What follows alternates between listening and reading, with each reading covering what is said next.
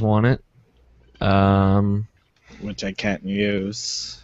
If you'd like to see me and at Gregory, not Greg Miller. Actually, you want to know what's funny? Thinking about it, the person who watched Snapsifer probably didn't like that me and Alex were talking about beer, because that was like in the first 5 minutes. Probably. I like beer.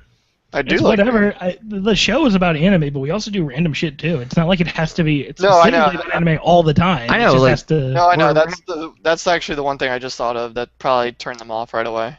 Because we did Yeah, talk that's about the them for a thing. Like while. this is all about first impressions, and we screwed Well, up I mean- twice that I know of. Well, like, who cares? Mm-hmm. Why are We'll you go so listeners. worried about it? Because I care Like- about these people.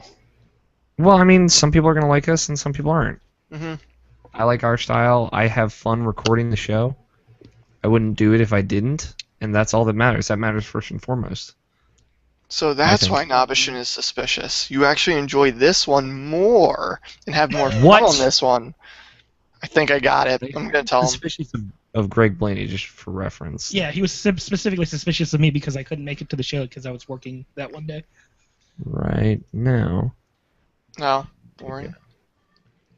Boring. uh.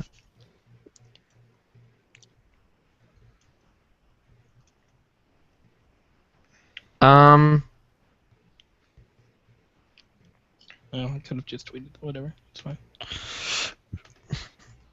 All right. I'm almost out already. I'm ready to go whenever you are. Host McHost Pants.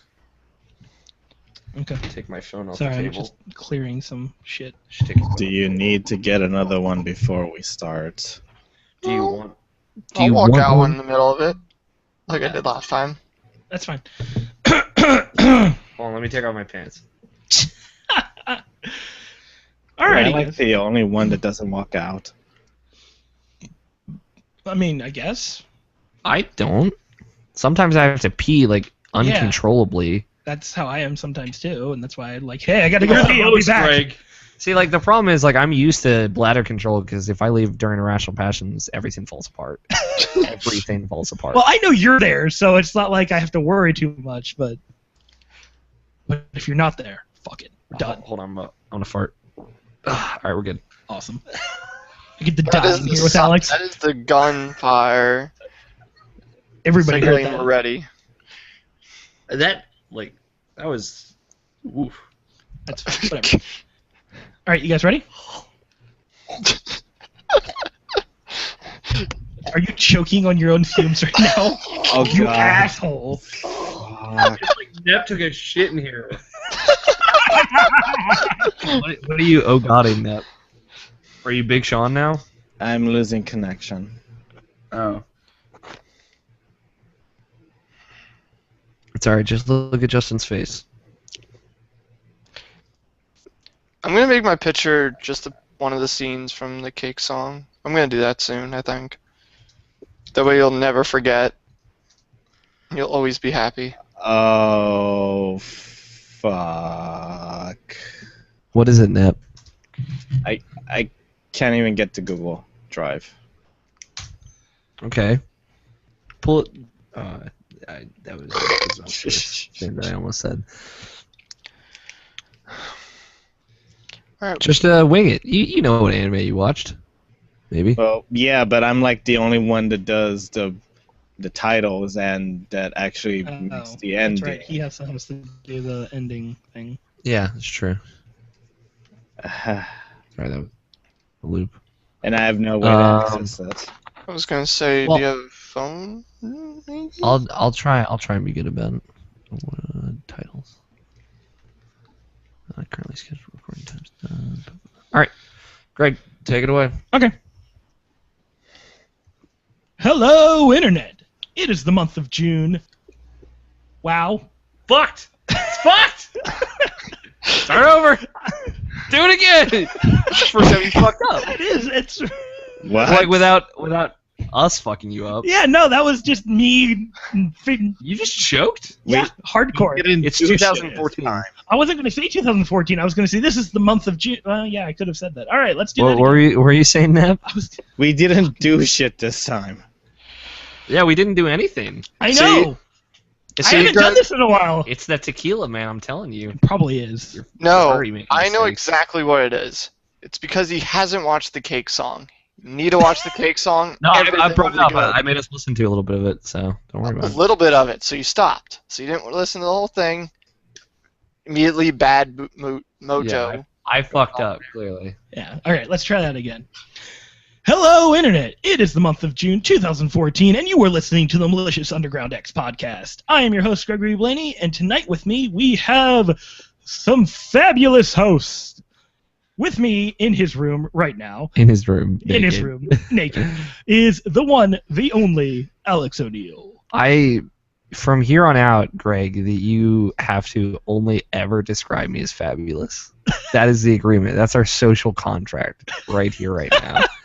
I am a fabulous host, and you will describe me as such for the rest of forever. Wow. All right, that's a hefty So toll right that there. contract is gonna cost his soul, right? Yeah, that's going to be one soul. Every episode. I don't have it right now. Can I just give you an IOU? But yeah, we have Alex here. How are you doing, Alex? Oh, good. I'm great. Sorry, I'm using your pocket knife to cut off this label off of Coke. I just realized that. I was really confused for a second. I'm good. How are you doing, Greg? I'm alright. Yeah, and with that over the internet, we have Justin Graffius, the king. Cakey. I swear to God. Come on, Justin. Just kill him. And as the king, I royally decree that everyone before listening to this podcast must listen to the Cake Song from Madoka Magica. Just saying. It'll cheer you up, I swear. And on the other side of the internet, which there's more than one side apparently. Literally, he's the Darknet embodied. The dark net. The dark nep. The Darknet. Oh, Mr. Nep. I'm fabulous. Fabulous! Fabulous is a great... You know what? We're all fabulous today. Thanks to Greg. We can all be fabulous. I gotta put this knife away before I fucking cut myself. Yeah, no, I was watching you mess with that. I'm like, you probably should put that I'm just down. gonna kill myself at this point, like by accident. I probably. Yeah. So. Yeah, guys, so we have a great show for you tonight. We're going to be talking about some anime in the first half of the podcast, and we'll get into Cowboy Bebop in the second half. So with that, let's talk about the anime that we've been watching for this month of June. What have you been watching, Greg? We're going to start with me? All right, that sounds great. I'm going to start from what I've been most recently watching all the way back to the last thing I watched from last month because I remember most of what I've been watching now. As of right now, I am watching Gundam Seed in my quest to watch all the Gundam, which is like a big task. Okay. I'm currently watching Seed, and Seed is turning out to be a great Gundam. I'm not gonna lie. I never actually watched Seed. I think I maybe have seen episodes as a kid, but never really understood them. But I really think that Gundam Seed is a really good show. The problem I have with it is that the dubbing isn't really great. And but I've kind of gotten over it a little bit because the action of the show kind of outweighs how badly dubbed it is in some parts. What year is it? 2002. Yeah.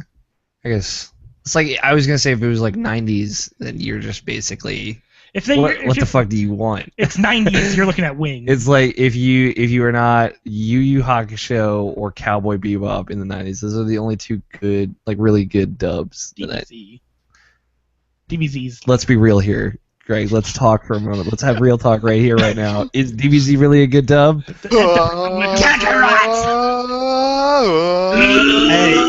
it takes effort to take a dump while recording. Thank you, Ocean Stub, for that. That takes Yeah, man. effort. He pushed out a fucking child out his asshole. Like, let's be real. He, like, you know, Vegeta, what's his power level? It's like, let's. blah, blah, blah, blah, That's blah, what blah. that's what Vegeta sounds like. What did Zoidberg and like Donald Duck fuse in that point? Yeah. I would love to someone find a picture of Donald Duck wearing a fucking scouter. Oh my god. I'm gonna Google search this right now. That would be amazing. Yeah, no, but like Gundam Seed, again, the art style is really nice. I really like it. It's very Sunrise, you know, Gundam. And what I've noticed a lot more now, since I've watched so many of these shows, is that it almost feels like every Gundam before the new one comes out, they've taken a little bit from the last one. So, I mean, if you're looking at it sequentially, you're talking about Mobile Suit Gundam as the original Gundam. Now, plot points and everything from the next Gundam over take some from the original, and so on and so forth, and they add on to it and add on to it and add on to it, and it gets to the point where, I've seen in this show, the Haru, Lacus is given a Haru by Atherin. These characters, you probably have no clue who they are. Yeah, because who watches Gundam Seed for the characters? I watched all of the first season. It's not. The characters aren't as good as Zoids, guys. Let's be real here. I'm sorry. I'll stop talking now. Yeah, shut up, Alex. But Take your lagger and park it. Yeah, exactly. yeah, but I'm just feeding out characters' names because I'd rather you guys watch the show than give away characters. But you see a Haru, and I Haru. watched it. Okay, Nep, I get it. Nep loves Gundam. All right. Okay, do you have something to say about it, Nep? Is that what you're trying to say, or? She's defending the dub of Gundam Seed. That's where this is going. No, I'm just kidding. Did think it was decent. Is it decent? Yeah, no, I didn't say it was horrible, Nep. I just said that it wasn't as good as some dubs can be. Yeah. I mean, that's a high bar, though. I mean, like, who is really as good as Frieza's voice actor in Dragon Ball Z? Like, Little Karibo in the Bridge series. Christ. But like there were some problems with the dub, and there's some problems with fast cuts. I've noticed as well. There's just certain things like from episode to episode. There's never, or some episodes, there's not really a continuity connection. It feels like there was one episode that I was watching specifically where two characters were on an island, and then that episode ended, but there was no transition to the next episode, where in the next episode they're all of a sudden in a battle, and it's not really explained until after the fact that like in the middle of the battle what's going on. But the payout of that episode, the next episode, was a little bit better, I think, than having a continuity at the beginning. So they do some things that kind of help it a little bit, and then there's some things that kind of hurt it. But like I like the Gundams in the show. I think the Gundams actually look really good. Striker Gundam is a really cool Gundam, and I think that the idea behind a lot of them are really cool in the show. And I can see why things maybe like Unicorn and even Gundam Wing, like where they pick and choose some items to put on these Gundams in Gundam Seed. Excuse me. But what was I gonna get to? Something about Donald Duck wearing a scarf. But yeah, so like the overall story as of now. And I'm like literally binge watching the entire series, all 50 episodes. I'm like episode 40 something at this point. Get that mic all up. Yeah, all sorry. In your business. I'm not using my mic. I'm using Alex's mic. So yeah, I totally lost my train of thought. I'm it's sorry. fine. I got a question for you. Where does Gundam Seed rank on the overall Gundam Greg love chart? As of right now, it's maybe like, I don't know. I haven't watched that many of them. I'm not gonna lie. I've watched G Gundam, Gundam Wing, Gundam 00, Gundam Build Fighter, and now Gundam Seed. So I've watched 5 total. Okay. And I don't really consider Gundam Seed, or not Gundam Seed, Gundam Build Fighter to be like an official Gundam. It's just kind of like a side thing. So what's the best Gundam in your opinion? As of right now, it's Gundam 00, then Gundam Wing, then Gundam Seed. That's his third So out of yeah, the 5 that you've watched. yeah. And then G That's not Gundam's bad. probably down there a little bit. I think G Gundam's good Okay. in it's like And the world that it's put in, but it's Nips. where would Yeah. you rank Lord SD Gundam? SD Gundam is number 1. Um, I'll say that for everybody. Why does anybody care about that show? Like, it made like there was a cameo Gundam set in Gundam Build Fighters for no good fucking reason. That's because Like, it's what the fuck? awesome. The show is the best. How is TV Everybody Gundam Fighter overlooks the it best? because Wing's awesome. I liked I didn't that. say G Gundam Fighter. I'm saying No good reason. What? See, Gundam SD. Yeah. I enjoyed Gundam SD for like the very minimal time I spent with it. And you know what? You can judge me. Whatever. I hate But yeah, that. like what I was gonna get to, like G Gundam. oh man, G Gundam I like in a very specific way. And that one, the reason that it's not higher is just because it's not like it's a good Gundam, but not like, I don't know. It's weird. G Gundam's just a weird like placement in the Gundam world, and like some people really like it and some people really hate it. And I mean, it's not my top favorite, but it is one of my favorites, so I'll say that much. I know why you guys don't like SD. It's because you're waiting for the HD version to come out. Oh my god. All right. I'm gonna kill Well, you. thanks for listening to Malicious Underground Podcast. That's episode 12. You got Yeah, that no. Episode episode 12. Whatever episode we're on. Episode 14, 14. I knew it was 14 somewhere in my head. but you said 12 anyways But I said 12 anyways. because of that clusterfuck. Anyways, Never forget. so yeah, Gundam Seed. It's pretty good, and I can't wait to watch Gundam Seed Destiny. But I think I'm going to take a break and watch something in between there just to break it up a little bit. All right, so moving back a little further, I watched Black Lagoon again. All right, I mentioned Creature from the Black Lagoon? yeah, fuck you. Someone had to make the joke. At least it I was going This to, is the so don't second worry. time. I think that has a comic. So it's all right. I know, but still. Um, It does. My roommate has it. Black Oh Lagoon shit, I comic. was Another fucking Creature from the Black kidding. Lagoon. Yeah, No, that's a real fucking thing. I don't doubt it. Continue. Anyways. Tell me about Black Lagoon. I mean, I mentioned it last episode. I mentioned that the characters were Rock, Revy, Dutch, and Benny. Anything to add? The second time I watched this, there's a lot of things that I realized about it. Like, this show, It's like really anti-Semitic. I was kidding, actually, but like, in a weird way, there are 2 episodes with Nazis in them. what? Yeah, That was there- my joke guess. there were neo-Nazis in this show. All right. So yeah, that was pretty on Did point. they come from the other side of the moon? Nobody. Nobody.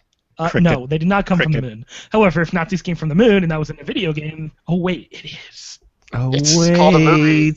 Wolfenstein. Iron Sky. Anyways, it is. a movie too. There's also a movie. I know with about that. it, and I want to watch it actually. I know it's I dumb. don't doubt that you want to watch it. Right. But Black Lagoon, like the psychology of the show is actually really fascinating.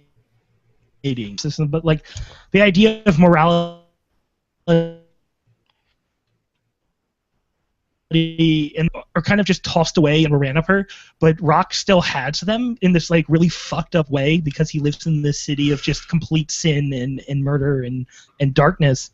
But like the city itself has kind of its own like unknown rules because the mafia kind of or there's several different mafias that control the area of the Italian mafia, the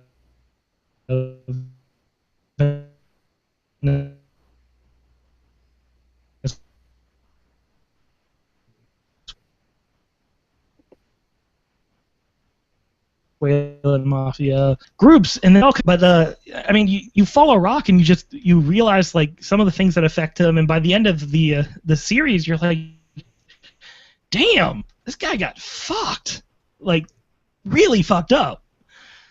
And it's just really interesting. So I highly recommend watching Black Lagoon if you're interested for like a show that's almost Quentin Tarantino-esque in a way. In fact, I think does he have involvement in the OVA? I don't know, but I just remember seeing his name on the back of an OVA. But it's very Quentin Tarantino like esque of not like Pulp Fiction, but like it's just really interesting and it fascinates me. Like kind of like absurd. In a way, yeah. There's a lot of swearing in this show. Over the like, top. That's kind of Tarantino style. Yeah, it's kind of really over the top for like an anime. It's really well done. Over the top for an anime. That's well, like cursing and violence-wise, just a little bit. I mean, like not fantasy violence, but like just violence in general, like guns, like real life violence, like murder. Like murder, exactly. There you go. Place that you probably don't want to go, but you're too fascinated to look away. So, yeah, I can understand that. Yeah, and watching it a second time really puts it in perspective for me. So I'm glad I watched it again. But yeah, with that, watch Cowboy Bebop. We'll talk about that later. I've been still watching Captain Earth. That show. So where are they at in that show? How many episodes? It's 25 or 26? I believe it's 25, and I got up to episode 11. Is that where they're at? Yeah, they might be at 12 now or 13, but I've only watched up to episode 11. Who gives a shit when Sailor Moon starts next week? It doesn't matter. Nothing matters anymore. Sailor Moon starts next week, guys. By the time this show's out, Sailor Moon will have started. But Captain Earth is becoming really interesting. Daiichi has finally been officially named Captain Earth. He's got that swag on, son. Yeah, he does. And he's now in charge of stopping the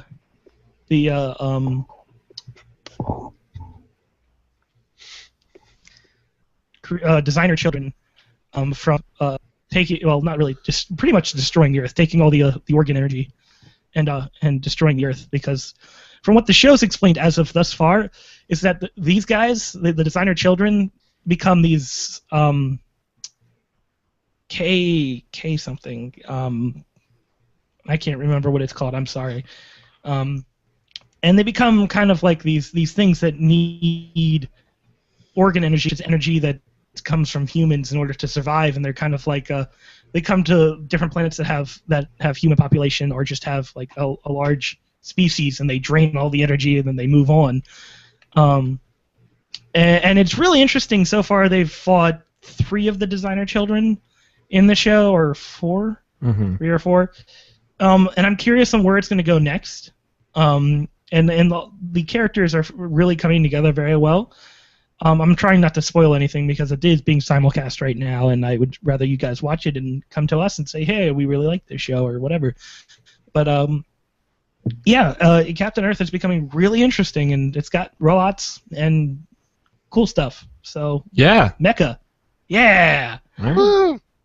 And then finally, the one that I talked about last month, Haganai. Good or bad I'm about to shit on this show. Be kind. Sorry, Neb. It's not very nice. Yeah, so this show was really funny and entertaining for like a while. And then the last like 2 episodes happened, and that just kind of fucking destroyed the show for me. Was it a bummer? Oh, it was really fucking stupid. That's what I can tell you. So, in your humble opinion. In my humble expert opinion. Can we put expert in quotes? Yes. Yeah, no, so like alright. Here's the setup. There's several characters here. There's Senna. There's Yozora. Girl. What? Senna? Yeah. S-girl. Something. S-girl? Yeah. Best girl. Best girl. Okay. I agree with you there to a degree now. Yozora, not, Kaito? Kaito? Alright, you know what? Remembering Japanese names. And then there's, Rika. So, like, the setup for the last 2 episodes was really, really dumb. Kaito gets in a fight with, or no, he doesn't even get in a fight. Senna ends up asking a question that really freaks him out, and then he ends up running kind of away from the club, the neighbors club. And once he runs away, he ends up kind of meeting the student council, and he starts not officially working for them, but kind of just like helping them out a little bit because he doesn't want to go back to the club after the argument that happened, or not even the argument, like Falling out. yeah. And so eventually it gets to the point where like Rika is kind of pissed that he hasn't shown back up, and he like kind of blackmails him to get onto the roof. And then out of nowhere, there's this like huge fight on the roof where apparently Rika has the power to, float objects and shoot them at things because she's some wacky scientist that can do whatever the fuck she wants. So, Occult Academy, but like you didn't like it. You're Yeah, in a talking way. about season 2. Yes. I am. Nope. I'm talking about the entire thing. Okay. So what's the divide here? Is season 2? So, Nothing. It's just a continuation of the show. Okay. Nothing really changed other than there's one thing that happens, but I'm not going to spoil it because I'm trying not to be that person. But floating powers. Yeah, apparently she can now shoot these like I don't even know what to call them. They're like metal balls. What would you call those? Like they would have a name. I forget what Pew they're pew called. beams. Kind of like bullets. Not really bullets, but they were like this size balls. I know that nobody can. They look really kind see of that. like Newton balls. Kind Yeah, in a way, Newton balls. But there's like dozens of them, and like he's trying to talk to her, and she's talking back, and she's chucking these things at him like at a high velocity, and he's being just pelted by these things, and I'm like, what the fuck is this? Sounds like he's gonna have a bad time. You Yeah, should no. have played more Blitzball. Yeah, clearly, like you get in the giant pool circle, and then you hit the ball through the net, right? Like that's. But like they're.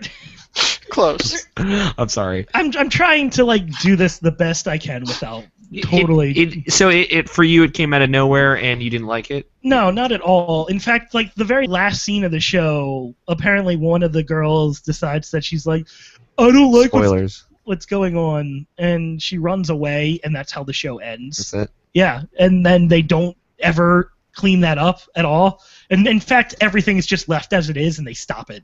And I'm like, fuck. That was really fucking stupid. Good job, show. So you thought there was more to it? Yeah, there could have been way more to it, but they just kind of stop it. I'm like, what?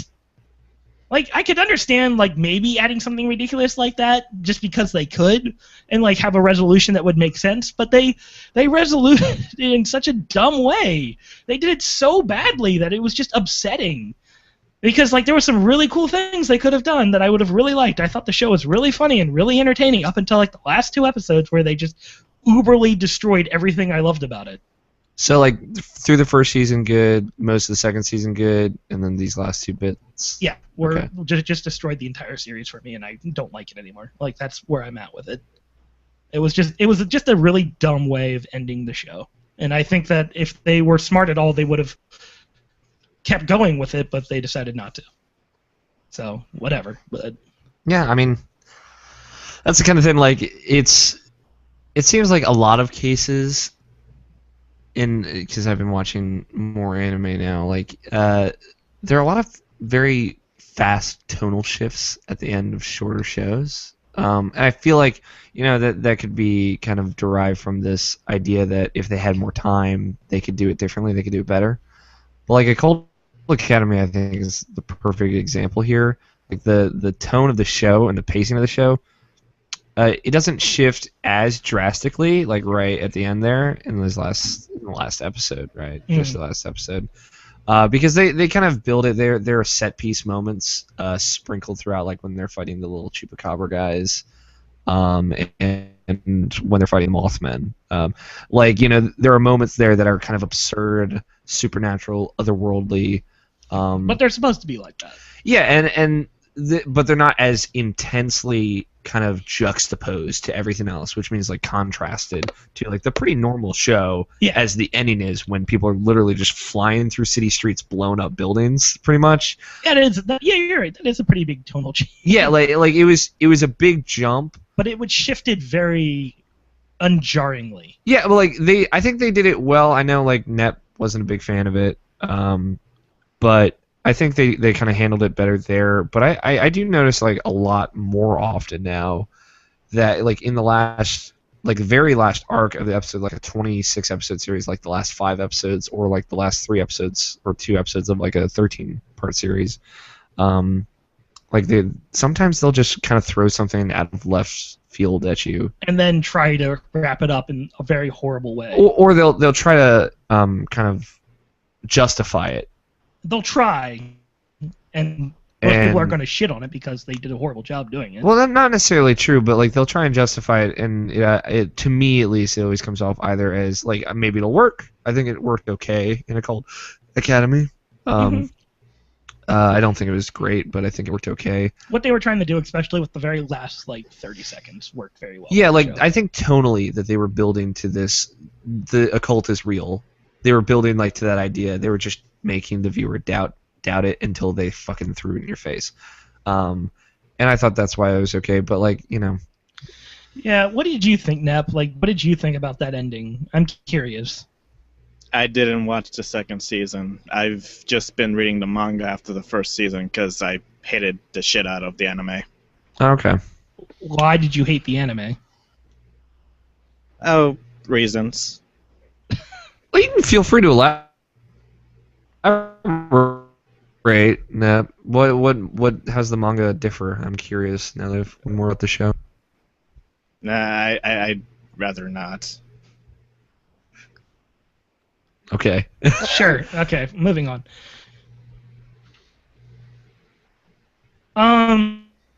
Yeah, so this episode, it's about a bunch of people that get together to join the Neighbors Club, and they kind of have this anxiety about actually making friends, but somehow they all become friends anyways. And it all leads down to several people that are friends end up kind of in this awkward situation, and then one friend asks the question, and the other person doesn't like that, and kind of avoids that person. And then the other person goes away, and then that's kind of how the show ends. But I mean, that's kind of spoiling it for you. But to get more context, you then have to go to the show. So there you go. Would you recommend the first season just kind of by itself? Yes. I thought the first season was really good. I really enjoyed it. I thought it was really funny and really entertaining, and it did a good job of portraying very, well, not very, but good emotion. It portrayed what it was trying to portray very well. And the second season did it for a good chunk of it, and then it just kind of went downhill for whatever reason.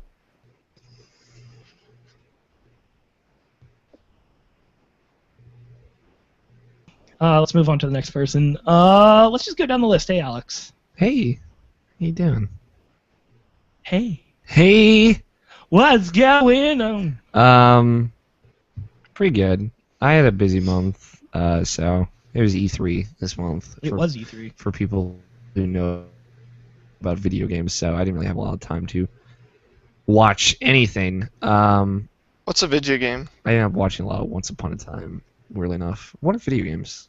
But I started a show last month, I think. I don't know if I talked about it last. No, I started right after we'd finished the last episode, called Lovely Complex, Lovecom. Have you guys heard of it? Oh shit. Okay, never mind. Well, I'll come back to me here in a second. I'm sorry. Okay. Did you have something? I did, but keep going. No, it's fine. I haven't even gotten my roll going. Oh. So what's the last anime you watched? Yeah, sorry. I didn't mean to cut off Alex. I'm gonna go cry myself to sleep. Thanks. Yeah. Go ahead. I watched Love Live School Idol Project. Love Live School Idol Project. You said it quickly. I'm trying to take it all in. Okay. Love Live School Idol Project. The second season, the girls are back. They're trying to do the Love Live again. Basically, it's just more of the first season, except without trying to get the to keep the school from closing. It's basically just them getting to the Love Live. If you really loved Love Live the first season, you'll love the second season equally as much. I thought I'd just throw that in there. I mean, I don't really have much to say about it other than that. So, sorry, Alex. No, that's fine. Have either Justin or Nep, have you guys heard of Lovely Complex? I think I've seen it somewhere, but I never watched it or don't even remember seeing it. Lovely Complex. I think I've watched it. Too many stuff. I don't know. Too many things. I understand. Start describing it. It's so the gist of it, the setup is it's a romance. I'll preface this. Surprise, surprise, still on my romance kick. Forever. I'm a helpless romantic, man. It's basically a taller than average girl and a shorter than average boy happen to be going to high school together, and because like of their they both have red hair, and they always end up clashing. Their personalities are very contradictory. They always end up getting their arguments, and so they can become like kind of like this pair that is always grouped up socially. And because they're so weird, they're out of the ordinary. You know, taller than average girl, shorter than average boy. Okay, yeah, I definitely haven't seen it. Yeah. Okay. Yeah, the one I saw was cosplay complex. Okay. So they end up always getting made fun of because of blah blah blah. You know, guys too short, girls too tall. And it's 24 episodes. I'm 20 episodes in. I haven't finished it quite yet. It's really enjoyable. I like it quite a bit. It's very, very funny, and like kind of profane in a really weird way that I haven't really seen before. Like the chemistry between like the two characters is just so immediately it resonates with me. I don't know why. It's just like they work really well together. It happens. Yeah, and like they're super funny together. Like whether they're yelling at each other, or hitting each other, or saying, or just being weirdly supportive in like a surprising way. And it's told from the female protagonist's perspective, which doesn't happen too often. Doesn't happen too often. So that's kind of one of the things that I was interested in to see how they did it. I think they do it well. It's portrayed like really well. And it's just like a lot of fun. They have a lot of fun with it. They have like this weird group of characters, and there's they make fun of kind of some anime tropes here and there, and yeah, like it's like these two people that end up falling for one another, and like there's just silly stuff. Like they both like adore this rapper guy, who they like go to concerts together to see him. And it's kind of like one of the things that they bond over originally. And these two people that are so different just end up, coming together because they have more in common than they would think. My problem with it comes like in the latter half of the show, when like basically the girl have a rough time of it. It's like there's a moment where it's like he doesn't feel the same way about her, blah blah blah.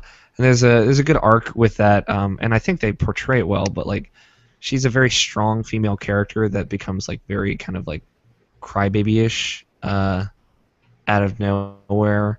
And like, I totally get it. Like, I get how she feels. A lot of the stuff that she goes through, I can totally relate to in a really deep and surprising way. But it is weird. It feels like there are some kind of like conclusions jumped to here and there where she just seems like weirdly artificially weak, and then she's like fine the next moment. But I don't know. It happens in a lot of anime. Yeah, like it's something that I think they could have, like, I get what they were going for, or I think they could have done it better. It's like it's some minor issue, honestly. I got most of the way through and then had time because then I watched Cowboy Bebop.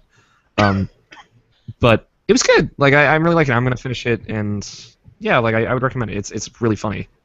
It's really weird actually. You're talking about like those artificial set pieces that a lot of anime actually do. Is that they'll be like, I don't know where like the directing or just maybe the screenwriting for the show like where that comes from when it comes down to like the Japanese aspect of the show. Like I know when it comes to America and we do the dubbing, we look at what they've already produced and then we say, okay, so how can we turn this into a dub that would make sense? Well, this is sub only, so I know, but just put it out there. I'm just comparing the two for reference sake.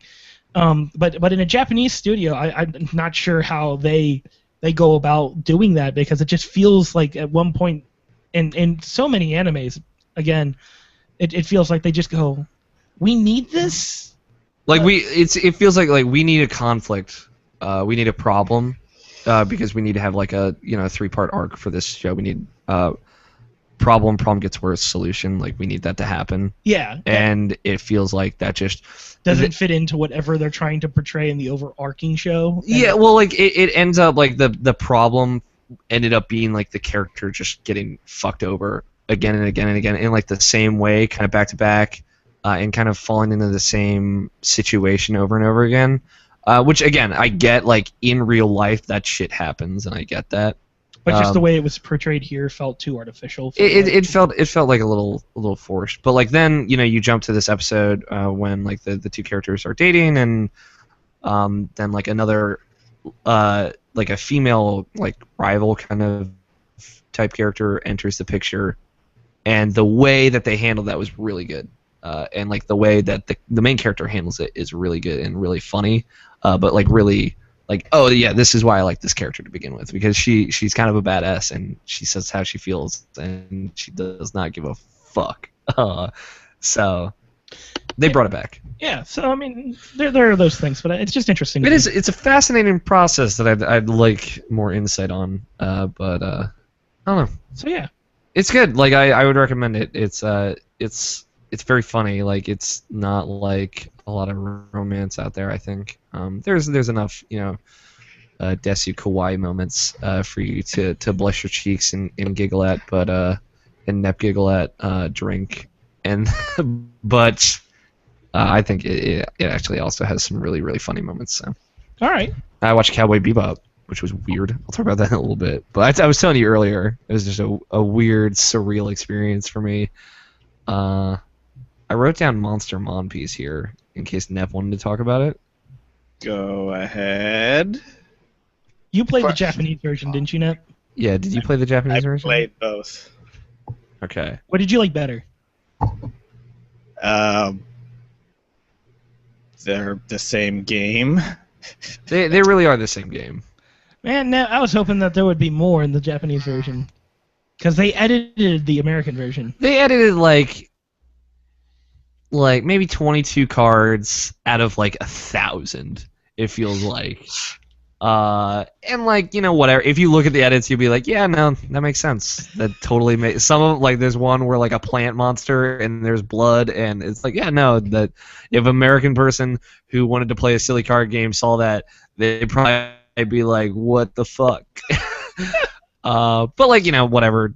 You can talk about your censorship. Like that's a problem that I don't really have an opinion on. Either way. Just me. Yeah. I thought it was a fun game. I was gonna say, so this is literally a card game. Is that? Oh, Nep got dropped. That's fine. Just keep talking. It's a card game. It's basically. Oh, there he goes. He's back in. There's like a 2 3x3 grids. Your territory's on the left, their territory's on the right, and there's like a 1x3 column in the middle that kind of separates you. And you just put your monster girls down in anywhere in your territory, and like you just have to hit the enemy base such and such a number of times. Cool. It's really easy to pick up. Like the AI isn't very hard, and no. Yeah. You reviewed this game, Alex. I did. What did you give this game? I gave it a 6 out of 10. Gave it a 6. That's not too bad. No, that's a good score, I would say. I liked it. I liked my time with it a lot. I debated giving it a higher score, but there were some. I thought there were some balance problems personally, but that's my review, so take it with a grain of salt. But I thought it was fun. Like I had fun playing it. I would be fun to play online match against Nep. That'd be weird. We should try that, Mr. Nep. I have no idea if you can play with Japanese versions. Well, you have the American version. Yeah, but I'm not very far in it. Like my cards are crap. Yeah, true. Like Maybe that's a good question. Probably I not. actually beat it with the Japanese one, where the English one, I'm like not even a third of the way of the game because it's long. It's pretty long, yeah. I put a lot of time into it. I don't know. I enjoyed my time with it. I think the story is actually one of the best parts about it. It's really silly and. Wait, seriously? Yeah, I thought it was funny. Okay. I enjoyed the characters because they're all I'm interested in what Nif has to say. they're all really dumb. Yeah, I wouldn't say positive things about the story at all. I enjoyed it. Wait, you didn't like it at all, Nip? It's dumb.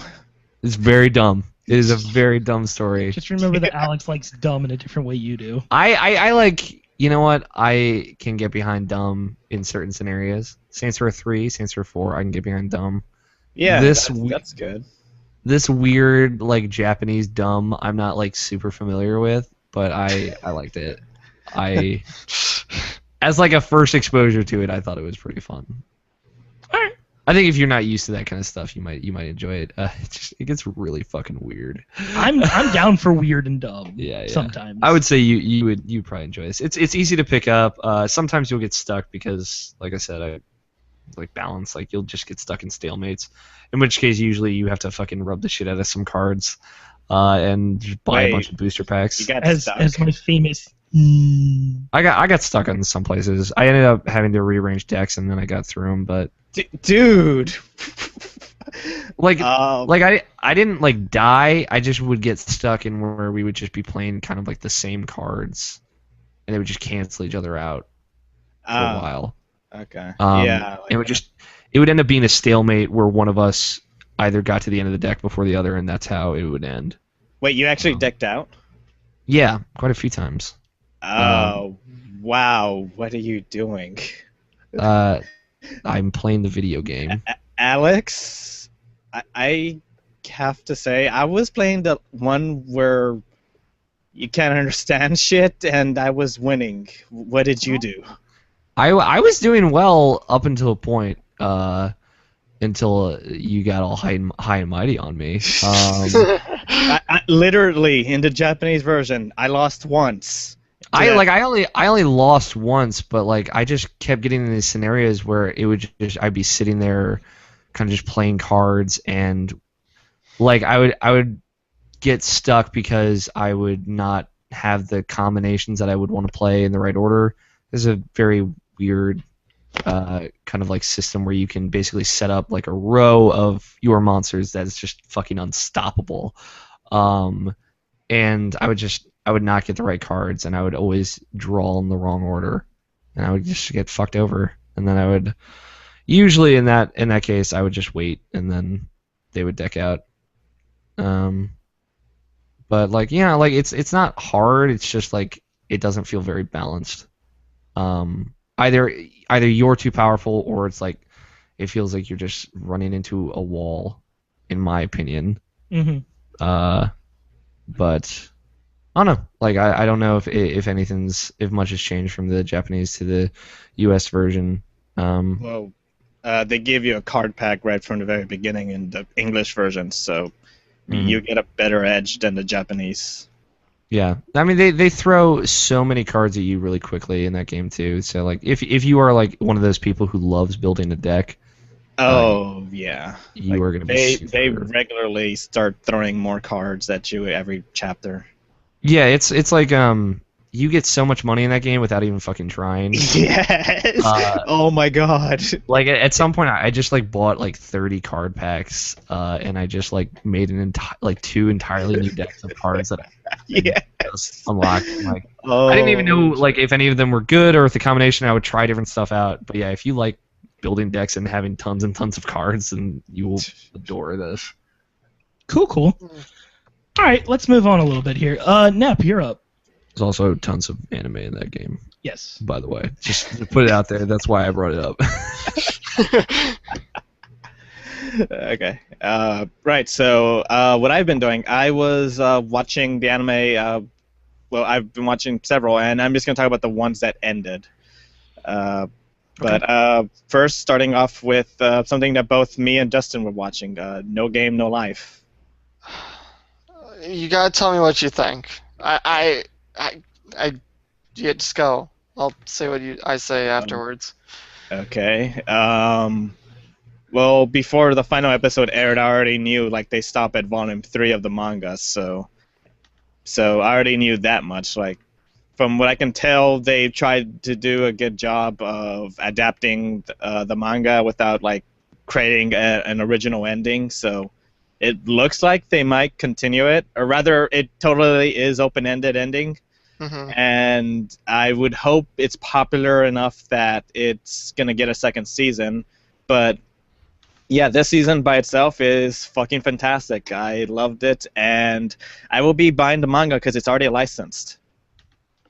So yeah, I'll be getting more No Game No Life. So and it's good shit. Okay, so then you're reading the manga, and it's Not pretty much not yet. identical. Not No, yet. but Like do it's. you I know if think it's identical? from what I've been told, it's the exact same, Okay, and that it ends in volume 3. all So, right. yeah. Okay, because my biggest beef, and now I can just say it's the manga too. I get the whole point. Is Sora and Shiro are for some reason gods and know every little itty bitty thing, even though they never leave the room. I get that. But when they're doing something physical, like really physical, like they did in those last 2 episodes, that's when I was like, what the hell? This shouldn't. They should be out of breath Are after you running. dissing Galgun? What? Galgun? What? Oh, you didn't get the reference at all, did you? No, I just heard you say something about say Galgun, and I'm like, what? Never mind. Go on. And I get it's an anime manga, so obviously everything is blown out of proportions anyways. And just them knowing everything just kind of ruined it for me. I don't expect them to lose ever. Like, that is my problem with it. There's no... They're I don't not. need to watch it. I don't need to. The only thing I would be watching it for is just to see what games they play. And then it's just like, all right, episode's over. They won, right? Yep, they won. All right, cool. On the next episode. But like, you're going up against someone like the word game when they're facing off against the that elf flying person, whatever her name is, and she knows like every language except for English, and knows every word pretty much possible, and still ends up losing. There's something wrong. Like, I don't care if you never left your room and play games all your life. There's no way that's even possible. Like, someone going up against a librarian who knows their shit and words, they'll lose in a word game. Like, clearly. That is my only problem with it. I do like it a lot. But You're it's just, pulling a Yu-Gi-Oh. it's just yeah. That is what the show is. Yugi never loses. Sora and Shiro never lose. Why do I even need to watch this? Except that episode where they lose. Except for that part where Yugi loses in Wait, the which first episode did they lose in? And then Like, loses all his god I cards. just want to say, and then he loses all his god cards, and then Yeah, Joey's like, man. really fucking upset about it, and I Oh, had I an thought you were just emotional talking moment. about No Game No Life when they lose, which they never lost. That's what I thought you were saying. I'm talking about Yugi episode 1. Oh Alright. yeah. But that's the reason why I don't like it. I literally do not need to watch that anime. Just, oh, they're playing this game? Okay, next episode. Oh, this is what game they're playing. Alright, next episode. There's no suspense to it. Even in the final episodes when they thought they were making it out to be this big deal, and it was actually sort of getting intense, I actually was hoping they were going to lose. But that would... Dick, you wanted everyone to die? Well, I was just about to get to that. But then I remembered, oh, every human would die. Okay, so they're not going to lose. All right.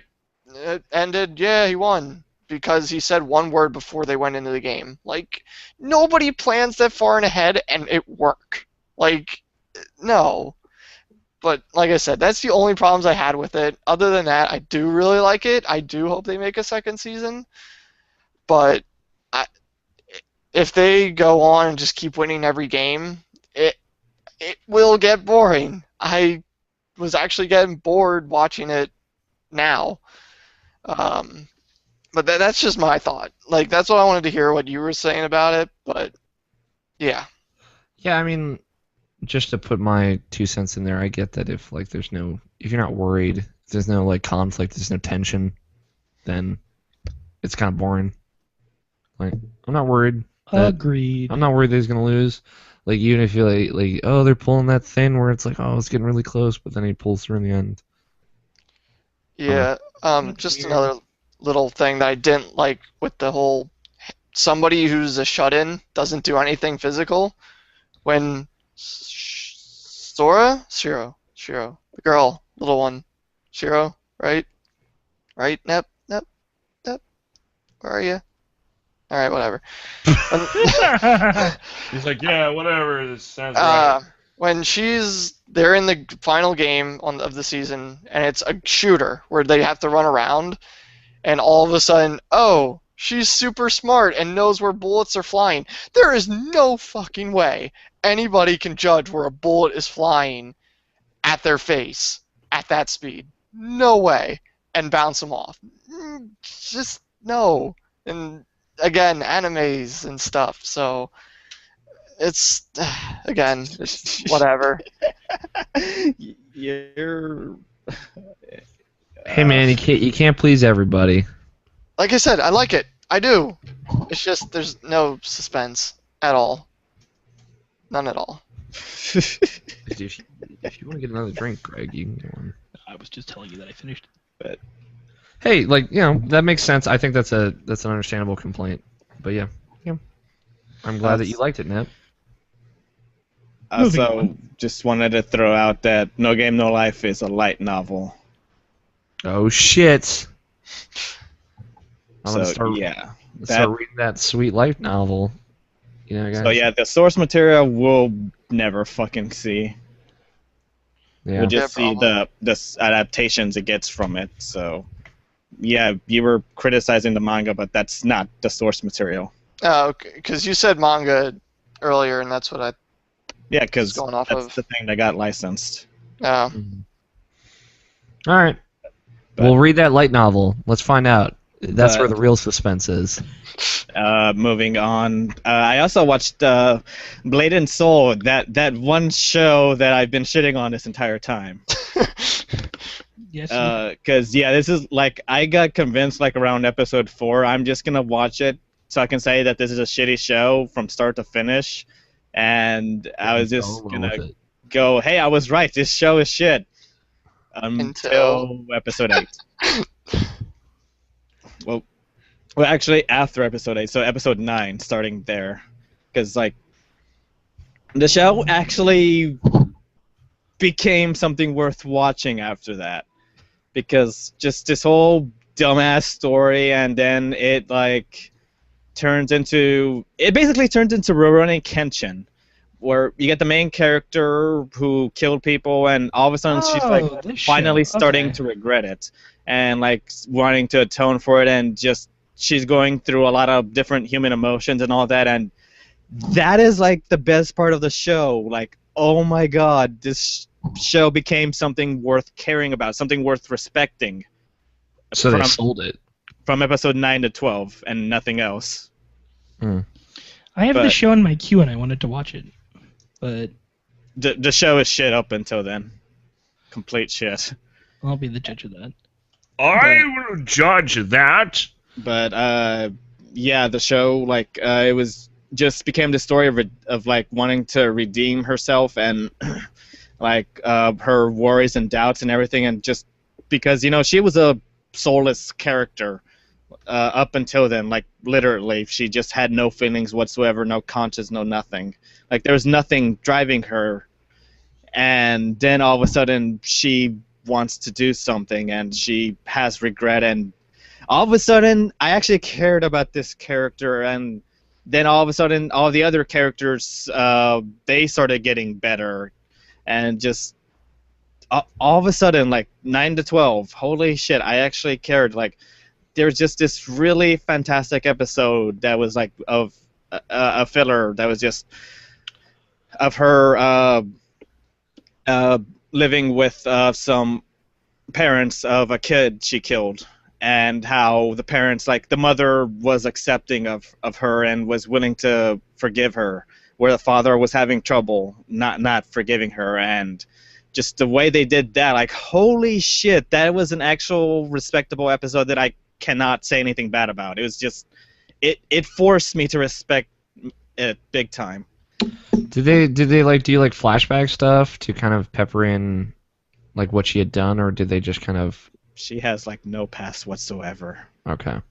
Again, she's a shit character up until then. Okay.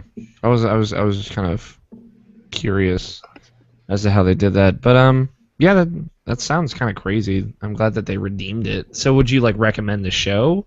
Hell no. Okay. I'm not gonna tell somebody to sit through 8 episodes until it finally gets good. Yeah. I'm not gonna tell them that. No. So I'm guessing she's just kind of like stone face. Yeah, she has no emotions, no thoughts, nothing really. She just does stuff until Just kind of wanders through the world. until she accomplishes what she wanted to do the entire time, and then an actual story forms after that. And the worst part is it's at the very end, like just. Yeah, that is a pity. Yeah. So yeah, surprise, surprise. I will probably rewatch those episodes. Nothing else though. Okay. But yeah. Okay. Next up would be Inugami-san to Nakayama-san. This show, holy fuck! I'm surprised it exists. Like writing off of Sakura Trick, we got another show that's acting very similar to it, except it's 3 minutes long an episode. And yeah, it's just a random, silly, fun. Oh man. It's all right. He'll come back in a second. Did he just get dropped? Well, let's not talk because he's probably still going. He's probably sitting there like, Inugami-san is like the best shit you've ever watched, but because there wasn't any Yuri, it sucked. And There's Yuri. I can just Google it. I just did. And It's totally a Yuri anime. something about offensive sexist remarks that Alex said. No, he's not. I have it up here. You wouldn't know. Well, I Silver saw PR was watching for a little bit, by the way. Blade and Soul is actually on my queue, and it looks really interesting. I don't know. It looks. I totally get what Nep's talking about with that though. That would like fucking bum me out if like character was super boring until they were like, hey, I'm gonna grow a personality now. Well, then I guess I look should for- recommend an anime. I was gonna say, look at Claymore for example. That's what I was gonna say. I was like, Claymore is awesome. What the Claire fuck? is the best. She's one And of my so, favorite if characters Nep of all thinks that Blade time. and Soul sucks, then he would hate Claymore. He might already hate Claymore. So therefore, I'm going to watch it, and I'm going to prove him wrong that the show is actually fucking good. Hey, let me introduce a concept to all of you since none of you seem to understand it. Subjectivity, individuality. Wait, what are these? No. Yeah, no, I got it. I was just, when you said that, the first character that popped into my mind, who I like a lot, was Claire from Claymore, who has no personality whatsoever. Until like the after last like 15 episodes. Yeah, but even then, after the first episode, she became one of my favorite female characters in an anime. She is fantastic. She's pretty great, I will admit. But she has no emotions. Like, nothing. Not Like, until after she fights that one Yamoto, or not Yamoto. Fuck, Yoma. See, we have to be nice later though, because I don't think Nep likes Cowboy Bebop, but we have to be understanding and open-minded, Well, if he didn't Greg. watch it, then like he probably didn't. I think it's what was it? Full Metal. Yeah. Yeah, I think it's funny. They just messaged like, I didn't watch it. I just did. Summary. I remember what happened. Yeah. I've never done that, by the way. If I didn't watch a show, I don't come on the episode. Yeah. the only I think one I that's didn't fair. watch was Outlaw It's true, Star. except but for me. wasn't I alive have for to it do it. anyways. You're a rock. I just have to. But that's all right. I got caught up. I'll watch Phantom. Then I'll have watched everything. So That's fine. Don't worry about it, dude. Just take your no, time. like I watched the first 11 episodes of that show. I want to know what happens, but It's good. I might like it. I wasn't like digging it, but it was starting to grow on me. So I like it a lot. I don't know. But yeah, no. Nep's not coming back. So do we want to? Oh, there he is. We're good. Wow. Speak of the devil, man. Devil appears. Well, he is Nepsifer. Nep said F5 should be in text message. Are you good now, Nep? That's fucking brilliant. He lives! Just continue where you left off, man. Inugami-san. Am I here? Is what he just said. Probably. Maybe. Bees. I knew that was coming. Yeah. Got to build to it. I love that card. That's pretty. It's So dumb in the best way, especially if you play it just right. We Ethan and I thought of When I am president, I will create the department of bees. Ethan got a label. His mom wanted him a label maker, so we're gonna make white Cards Against Humanity cards, and we thought of one that's brilliant that you'll like. Oh God. Those are roommates topics. Spending the entirety of your 11th birthday sobbing into your pillow because you didn't get into Hogwarts.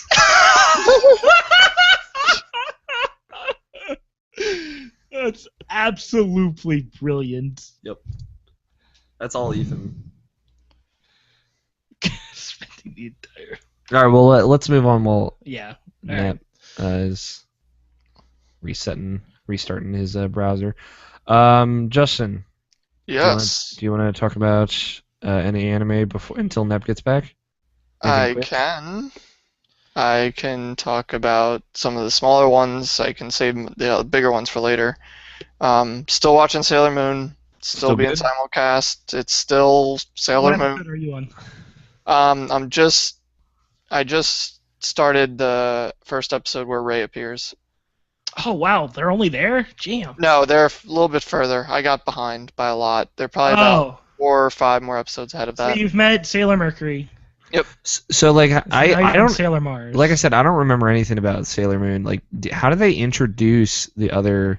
Sailor Mercury, Magical which I girls. forget what her name is. Completely.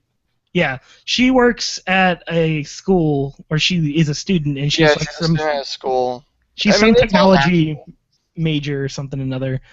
And then she meets Sabrina somewhere along the lines. I forget how. And then Ray is a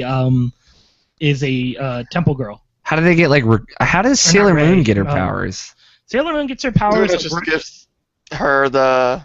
Yeah, like a cat who shows up and like, hey, guess what? I'm giving you powers now. Does the You gotta cat go fight shit. Does the cat like use it to like make evil demons from her soul? No. Okay, good. I forget what the cat's name is, but Luna? it's just Luna. Yeah, she's from the moon, basically.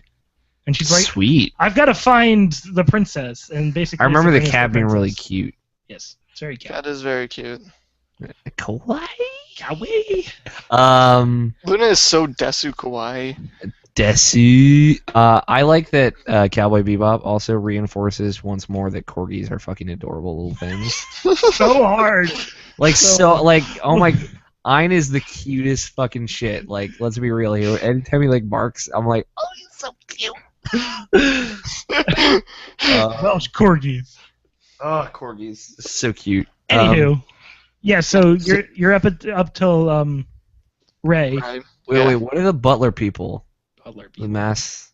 Oh, Tuxedo you or mean what- Tuxedo Mask? Yeah, tuxedo. He's actually like a college student I don't know why I said butler. That was just me being dumb. I'm very tired right now. who's kind of into Sabrina, who's a high school student. So it's like this. It's weird Usagi.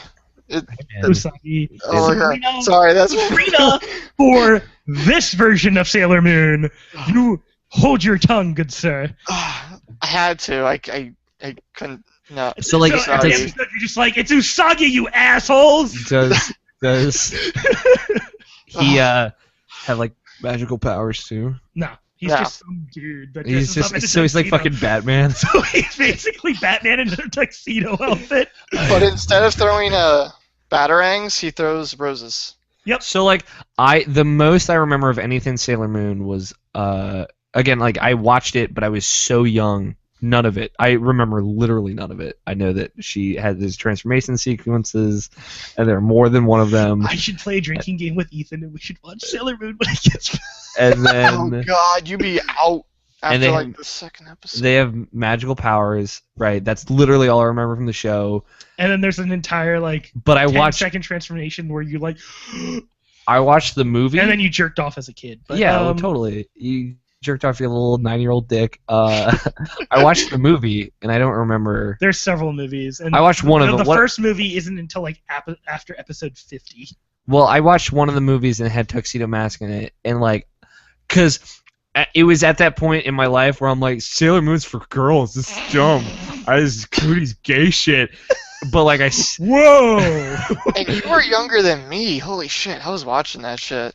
But I still watched it and I fucking loved all of it. But I lied to myself Of course so we hard did. because like I fucking watched the shit out of Totally Spies and that shit was awesome. Like, Oh my fuck, god, I watched hated that it. too. Yeah. That show is awesome. I watched the shit out of Powerpuff Girls. Clover is the shit. That Well, that's show is different. awesome. I consider Powerpuff Girls Clover different, is the shit. but nobody else agrees. But like Powerpuff Girls is different. But Everybody knows how like homosexual we are, right? but like, hey man, hey, I'm just saying. I watched the Sailor Moon movie, and even though I was like, I don't want to watch this. This is for girls. I watched all of it, and I fucking loved every second of it. And all I remember is like a scene towards the end where Tuxedo Mask is talking to Sailor Moon, and that's literally all I remember about it. I don't remember So- the movie. My entire memory of Sailor Moon is based one on a lie to myself, and two is about Sailor Moon talking to Tuxedo Mask, and that is it. That is literally all I know about Sailor Moon.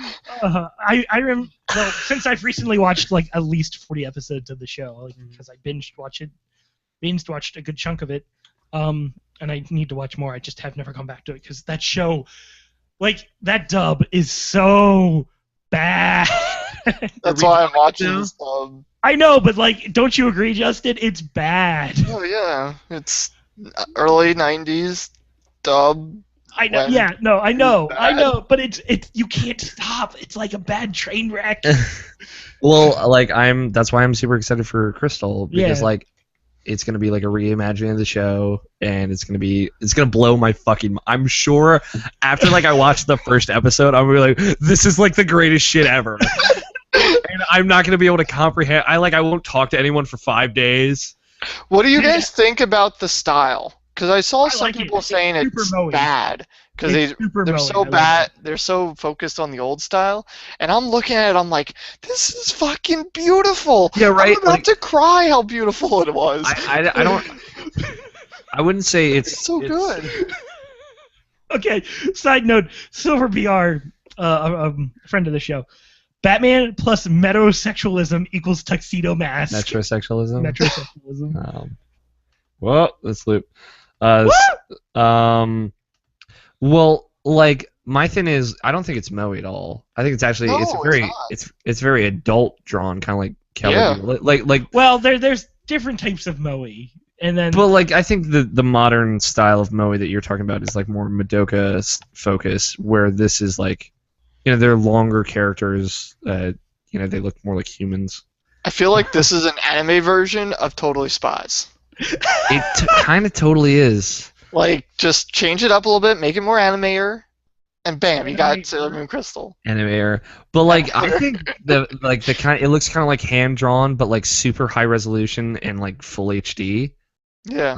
And it looks fucking gorgeous. Yeah, it looks awesome. And I'm the one thing I'm mad about this whole thing about Sailor Moon Crystal is that it's gonna be you have to wait 2 weeks. You have to wait an extra week. It's bi-weekly, and that's gonna kill me. It's killing. Like, it's Luckily, gonna I have so much shit I can watch. When does Persona 4 Golden start? I don't know. Actually, I was gonna bring that up eventually, but I'll say it now. Crunchyroll all of a sudden did like a quick sneak of saying, "Hey, we're streaming it," while saying, slip it right under it. Yeah. "Yeah, they didn't even." Crunchyroll always does that shit though. Like, come on. Because it's gonna be streamed everywhere. Like it's on Hulu. It's gonna be on Hulu, and then all of a sudden they're like, "Yeah, it's gonna be on Crunchyroll." Crystal. Like that came out of nowhere, and they're just like, "Yo, we got this too. What up?" Nev has to restart his computer, so we're gonna push forward. Okay. Alright, so that it for Sailor Moon? Because we're gonna probably binge about it next episode. Yeah, we need to stop next because we have episode. just gone on a large tangent Well, about next episode we'll know. What if like Taylor Moon? Taylor Moon, That's like the male version of Sailor Moon, but like his name is Taylor, and, and he it's gets just made fun of Channing it. Tatum. It's just Channing Tatum. How fucking great would it be? Like, imagine like an anime version of Channing Tatum with anime Channing Tatum buff abs. And instead of a cat, it's gonna be a fat dog voiced by Jonah Hill. It's gonna be a bulldog. It's a pug. No, it's a pug. Yeah, It's pug. I was adorable. thinking pug. If Sailor Moon Crystal sucks, we'll know by next week. Yes. Yeah. It's Saturday. It's gonna be exciting. All right, Justin, what else have you been watching? This is just quick. Ace of Diamonds, Baby Steps, Rowdy Sumo Wrestler Matsutaro, and the regular at Magic High School, all ones I talked about already and are watching currently. Any of them Are also- gotten any better? They've all been good. I'm actually liking Ace of Diamond more now, because I was kind of like, it's really good, alright, it's kind of getting boring, and now it's moved back up again. It's getting really interesting with the new pitcher the new team they're facing. They're actually giving them a run for their money. Baby Steps has been good the whole time, and Rowdy Sumo Wrestler Matsutaro, I think that is my favorite anime from the last lineup. I really like it. It's different. It's unique. Like, how many sumo wrestler animes have there been? Like I don't think none. there isn't any. So Yeah. it's really cool to see this, especially when the main character is not the typical nice guy. He literally doesn't care. Like, he'll push people away if he doesn't get his own way and stuff like that. So that's also a nice, refreshing take on a character. So yeah, I think that's my favorite anime from this past lineup. It's really good. Cool. But all those are continuing on to the next lineup. They're again more episodes, which is great. I already talked about No Game No Life. One Piece. I didn't watch a single episode Mister, Because- I'm gonna catch up. because Crunchyroll decided, hey, we're gonna stop bringing out older episodes. So I have not watched anything yet. Like, Uh, they're probably just gonna skip it and go to the new stuff because they're so fucking far behind. they're 300 some episodes now away. And I'm like, come on, So much. really? You can keep going. It's not hard. It's So I think I'm actually gonna skip all of it, and where they have up to right now, I might just watch up to that. Like, I know sort of what happens. I know Ace dies, and some of the other stuff that happens in there. talked about that last month. Yeah. Yeah. So I might just skip it all, and if it shows up, I'll go back to it. But I might just start watching the newer episodes and get a little bit of the info from episodes I haven't seen in those, hopefully. So I might do that. I might not. I don't know yet. I'm still debating. Okay. Um, Can anybody update me? This is kind of a tangent. I apologize. What's the deal with Naruto manga? What's going on? Are they wrapping it up still? manga, I do not know. I won't haven't be seen my controlled. friends in a while that read it. Mm. But the anime, oh my god. Oh my god. Like, I was waiting for this point to happen in the show. And do you Holy mind if I shit! spoil it? I just read where they are in the anime, and like they're like what the they're like Yeah. right there. Yeah, do you want me to spoil it? Because what are we it's talking about? Naruto. Naruto. Yeah, they're almost done. Well, like the anime, like last time I read the manga because I was reading kind of like where they are now. The anime is like where I was reading in the manga. Yeah, they're Which was, further like, in the manga. a few months ago, so Yeah, they've done a good job of pretty much catching up at this point, from what I know. And from what people have been starting to say is that they've finally stopped the filler arc. yeah, they did. Yeah, the filler They're- arc's done for like maybe 3-4 episodes now. Yeah. So now they're gonna probably go, because they said like a few months ago that hey, we're gonna do this Kakashi filler arc, and then we're gonna continue going. Yeah, Yep, and they and they finished the have. Kakashi filler arc, and they're fucking in it again. So it won't take them long to catch back up, and then they'll have to do another filler. Yeah, I talked to Nabishin like a month or so ago about it, but yeah, he says the manga is like it's pretty much almost done. it's done. Like they're coming to the last chapter. But yeah, I'm looking where I they are. swear to God, if anybody spoils anything for me, I will. murder you. I just looked up where they Okay, are. you want in me to spoil it then? No. No. Okay. No. I just I was looked just gonna say what happened in this newest episode. I'm trying It to was catch crazy. up. I'm waiting for the seasons of dubs to come out so I can watch them. I just read where they are in You're the gonna be anime. behind for a while. I'm aware I'm going to be behind for a while. I'm right there with you though. Like I'm only on like season 12 or something like that. But well, they're on season 12 and Yeah, season 12's been going on since. whatever the fuck season they say. I think they're on. they're in season 9, if I'm correct. Yeah, But you guys, yeah. I just read where they are in the anime, Justin. So It's so I know. crazy. Like, Yeah. oh my god, I knew it was coming, but when it happened, I was just like, oh Yeah. my god, this is crazy. Yeah, it's getting. I want to catch up. They're fucking in it, man. Yeah, they are all In 9. in. No, they're in season. Where's the dub? Yeah, I'm looking. Oh, you're checking that. Yeah, to be announced. They're in season 12. As of right now, the last episode that was dubbed was August 30th to 2014. Well, I think Crunchyroll sections its seasons a bit differently. What episode number is it?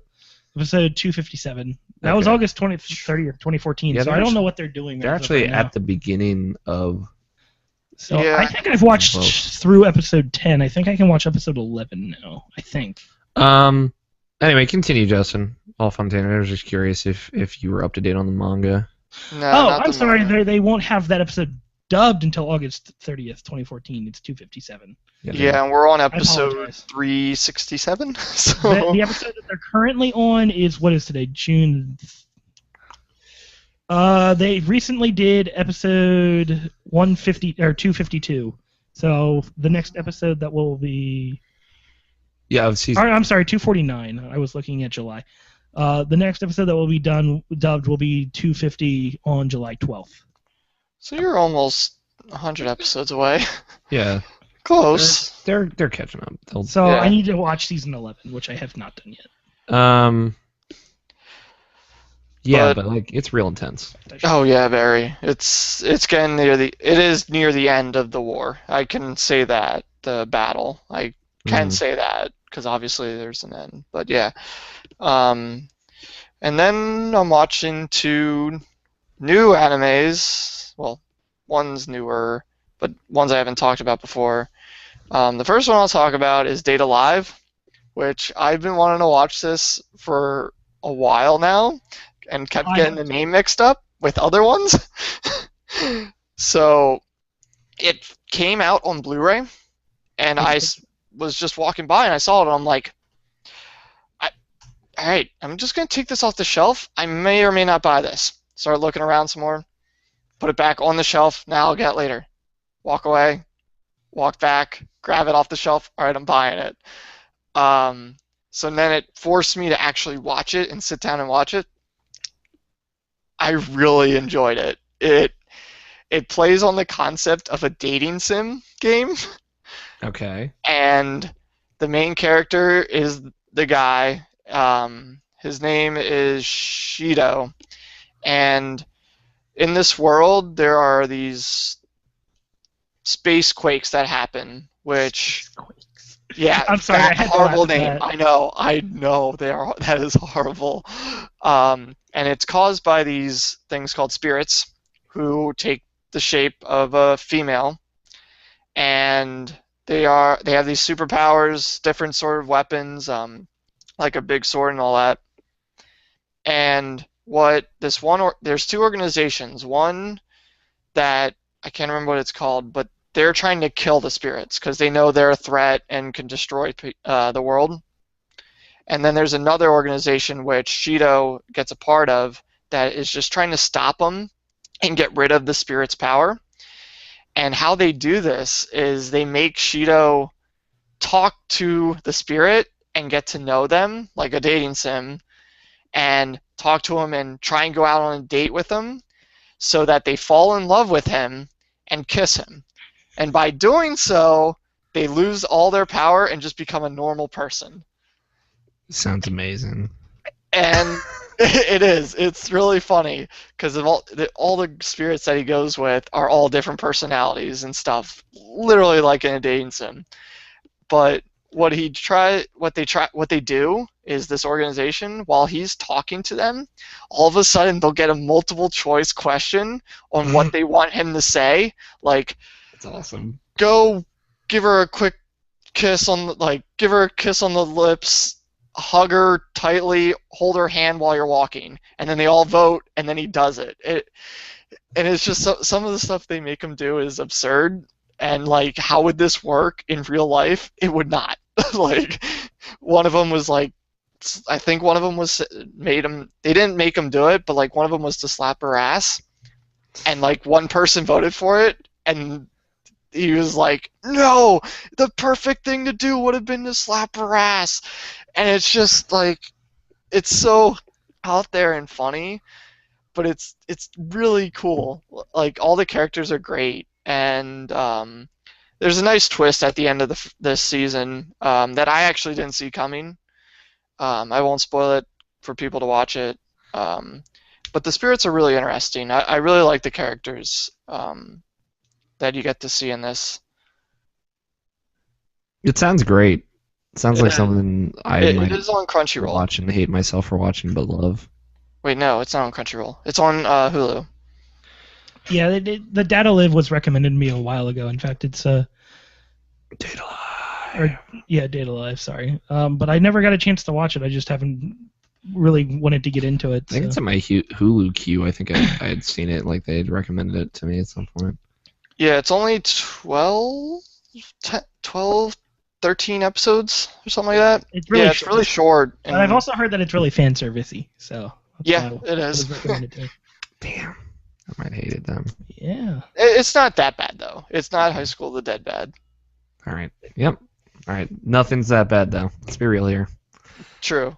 Greg when he wanted me to watch that anime. Do you remember what you said to me? You're like, dude, it's like Panty Shots the anime. It And I is. said, that sounds awful. And you said, dude, it's great. It's like word for word what you said. That sounds about something I would say. What about you, Justin? What else? Anything else? One more thing, and this I remember seeing on that website that we were looking at for the animes that are coming out in the lineups, and I totally forgot about it. And then all of a sudden I look on Hulu, and there it is. This. And it's Soul Eater Not. What is this? I don't understand. Soul Eater is a show that was really popular a few years ago and kind of still is. I'm aware of it. It's in my This Netflix takes queue. place. This takes place before everything that happens in Soul Eater.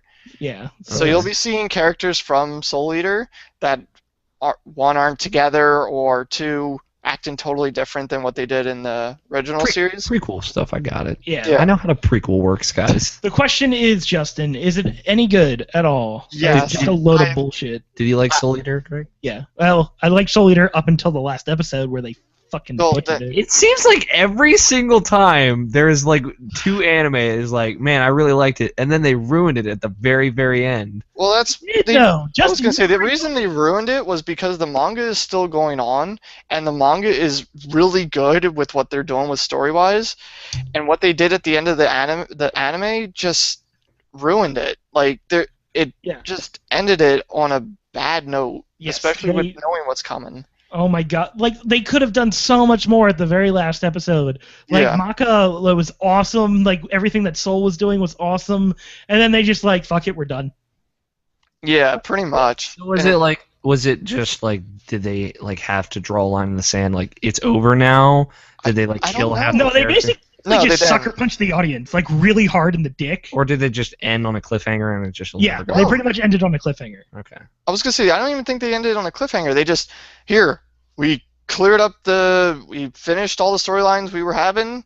There might be still more going on in the manga, but we're not gonna do it anymore. We're Dude, done. remember like after Maka and Soul did the Witchblade or the what is it Yeah. called? I They remember. killed it, and then they like backed off a little bit, and they kind of just never spoke of it again, and they kind of went back to like everyday things, but they like mentioned that there was other stuff they needed to do, but then they just kind of said, we're done. Yeah. I forgot. I mean, I kind of tried to ignore it and be like, yeah, the manga's still going on. Cool I stories tried there. to too, but then people bring it up, and I immediately remember what the fuck happened in the very last episode for the reason that I don't like it. Okay. And it's just so dumb. So, Like, so how's this prequel? Oh, it's so good. Like, I don't know if I can watch it. It just no, left you sour taste in should. my mouth. You really should. There's no referencing. I mean, the only reference, not Medusa, Arachne, or whatever her name is, and pretty much say, It's Spider Witch person. Yeah. Yeah, and they reference her being like, yeah, we don't know where she is. She's kind of been missing for all these years, and that's like the most reference you get. Mm-hmm. And I was like, hey, that's a nice reference. But then just seeing all these characters again was great. What do you see? Do you see Soul at all, or no? You see Soul, you see Maka, you see Blackstar, you see Tsugumi, you see. But they're not all together. Some of them are, some of them are not. Who are the ones that are together? Is it Soul and Maka? Soul and Maka are together. Yeah, that would make sense. Blackstar and Tsugumi are together. That would make sense. But Death the Kid and Liz and Patty are not together. Yeah, that would make sense though, because Death the Kid doesn't mention that he had them beforehand. They just kind of were entered into the show randomly. But so it's great because what this show is doing a little bit differently is it's more slice of life like. It's more about the people. There's not much action. It's more about what's going on in the world right there at this time. Sorry to interrupt you again. I'm curious if they're going to prelude into the very first episode of Soul Eater. I would expect so.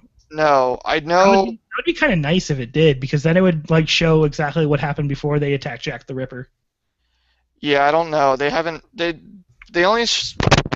You see the characters a lot, like Maka and all them, a lot, but they don't really tell you what's going on with them, like what they're doing. You just see them training and doing some stuff. So it's not actually. They're not actually like the main characters. No, that's what I was gonna say. Oh, okay. This takes place with new main characters, and she is so fucking adorable. Like I had a smile on my face every time I watch the opening or I see her on the screen. I always have a smile on my face because she's adorable.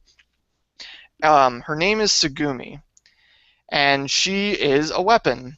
You find out in the first episode that her weapon is a halberd, which is awesome. I was not expecting that at all. But she is going to DWMA to school, and she's trying to find a Meister, which she befriends two of them. One is Mimi, and one is Anya. And what do they turn into? They don't. They're Meisters. They're the Meisters. Sorry, I thought you were looking for. Okay. Tsugumi is the one that's the weapon that turns into an halberd. A halberd. Mm-hmm. That is kind of like a reaper, isn't it? Halberd is the pike. Okay, gotcha. Yeah. The pike with the axes on the end. And these three students are not in the EAT. There's two classes. There's EAT and NOT. And EAT is where like Maka and them are, like the ones that fight a lot, all that. The NOT is not really sorry. And they're kind of like the lower end. They don't really get into too many fights. They kind of help out here and there. So that's what class they join in, hence why it's called Soul Eater Not. But Tsugumi is so damn adorable. Like, if you could look a picture up of her, oh my god. Like, so adorable. And just those three characters, their chemistry is so great. Like, obviously, Anya and Meme, the Meisters, are fighting, sorta, kinda, while being friends to be the actual Meister for Tsugumi, but they're all friends, and it's just interesting to see how this world is like from a different perspective that's not all fighting. I'm sorry. Oh, this is fucking hilarious. I gotta share this with you. Hold up 1 second. Keep talking. Are you gonna ruin why I like Tsugumi so much? I'm posting this in the Google Doc. You gotta. But she's so adorable. Oh, God. Wherever that went. Again, not gonna show up at all. No, I see it. If it's the Soul Eater Not one. Yeah. Picture. Yeah. Again, they're totally two different things. And that's why it's not because it's called Soul Eater Not, but the Not actually means something. That's the class they're in. Silvercare says it's being simulcast on Funimation. Yeah, I'm watching it on Hulu, which is also being done by Funimation. Yeah. So if you want to watch it, you should. It introduces a new witch that we didn't know about in the original series, and she is already badass. This new witch is awesome, and the animal that she takes after is a scorpion. So you can already kind of picture what she does, I guess, maybe. But yeah, it's really cool. I actually think you would like it, Alex. You don't need any really knowledge of Soul Eater to get into this. It seems like it, and it disappoints me a little bit. You just need to know that, yes, there's this academy, and there's people that change into weapons and people that control weapons. And just enjoy. It's really, really fun. And if you like it, then you can move on to Soul Eater if you want. But you won't get the character... Is it as dark as Soul Eater yet, or no? No. If you watch the opening, that is about how it is. It is a light tone, really lifting, happy, bright anime. Come back to me when it turns into what Soul Eater is. Well, I think like go ahead, Alex. I was just gonna say, I bet the goal is to kind of introduce that tone. It actually started to. The witch slowly gets introduced. Like, you don't see the witch until like a couple episodes in, and just this last episode or two, her plan actually started to show up, and people are actually dying, and actions actually happening. So, like Medusa style death, or like off-screen type of stuff. Oh shoot. There's a lot of people. It's like a big massacre, I guess. There's a lot of people fighting. She's controlling people from the scenes, but the witch herself actually does kill one person. But she's real subtle. She's not like crazy. She has like. So it's not Medusa style. She has a poison sting. She'll stab you and done. You're done. You're dead. Or control you. One of the two. I mean, you really should check it out. Like, I mean, you have to just realize that yes, it is not dark, gritty. This is a lighter tone, slice of life version of it, but you're also still getting a little bit of the backstory of what happened before, while getting some of the action, and it's more about the characters. At least I feel it's more about the characters. Maybe not necessarily up your alley, Greg, but yeah, it doesn't sound like Soul Eater to me. It just sounds like money to me. Like, you want to know what it is? You want to know what it is? It's cynical, like not Greg. Soul Eater. Yeah, I'm aware of that. Get it? Yeah. Get it? Because it's called Soul Eater, not because. It's so funny. You know, it's such a bad joke. Such a bad joke. But yeah, I really like it, and I actually do think you would like it, Alex. Because it could get you to maybe watch Soul Eater. So It sounds like it's got all the makings of something I really enjoy. So Sukumi's so cute. She's so adorable. it's all about that adorable. And she says her own word, which I actually laughed at. Like when she gets like there's something weird that happens or something big, she like yells "Gigantus" out of nowhere, and I'm just like, what? Wait, what did you just say? It's adorable. She's adorable, and actually, she's probably the main reason why I do keep watching. So I talked way more than I wanted to actually about that. All right, we had a good discussion about it, so. Because I know a lot about Soul Eater from the very beginning. You don't. Yeah, that also helps. I got to talk about it a little bit more. It's been interesting to hear about. Like, I mean, maybe this will be my branching point into the Soul Eater world until obviously I'm pretty sure it will be. I mean, like I said, I don't know if it's going to keep going on more. I don't know if it's going to be 13 episodes or whatever, but the action is happening. Sorry, I'm trying to talk over you. I apologize. That's fine. Justin, but I just finished, so yeah. Yeah. Like a lot of people are saying maybe they'll do another season of normal Soul Eater, like they'll do like a whole Brotherhood. I guess you can't really say season 2 of Soul Eater because it was already divided to be like 5 seasons to begin with. The show is really long.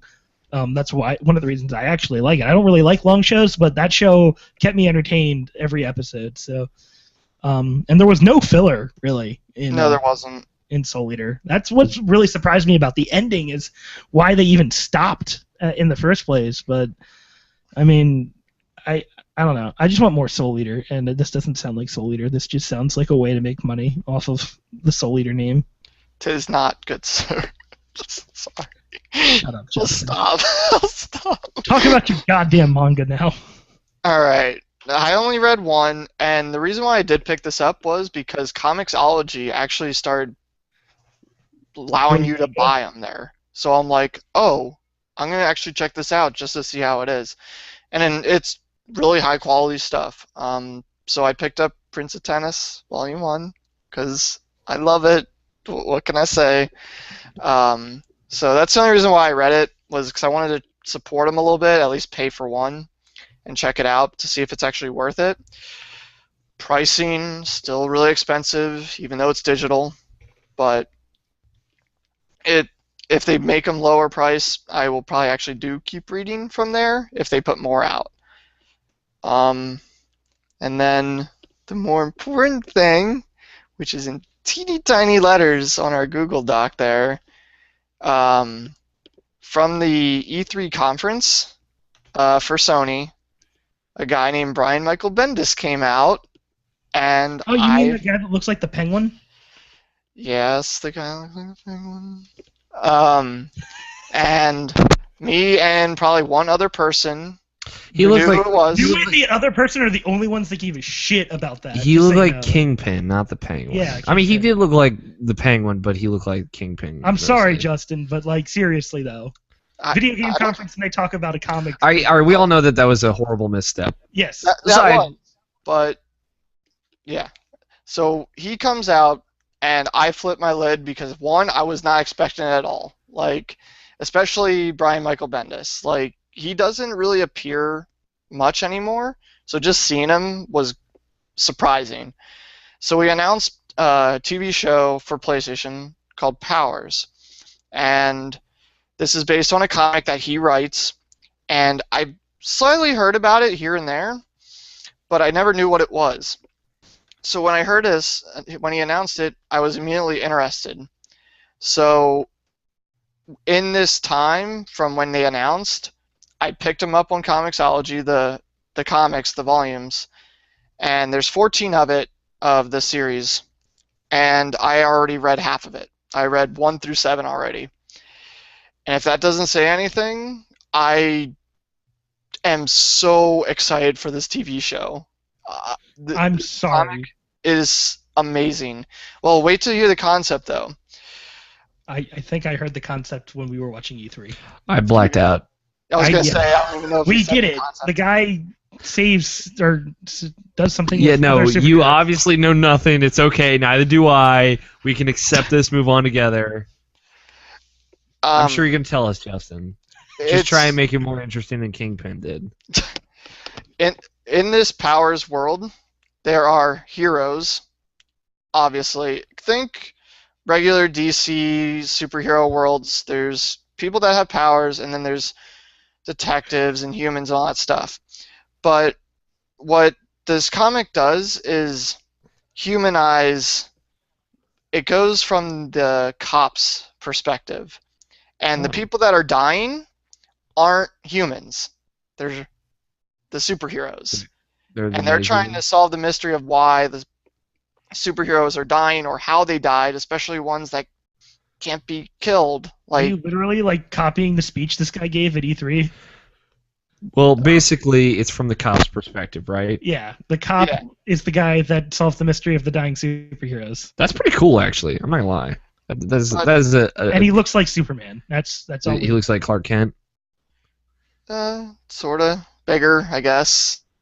Bigger I mean, dick. It's hard to explain besides saying that, because each volume, the stories are all different and unique, and how they play out, I can't really describe to you without literally talking about the whole thing that happened.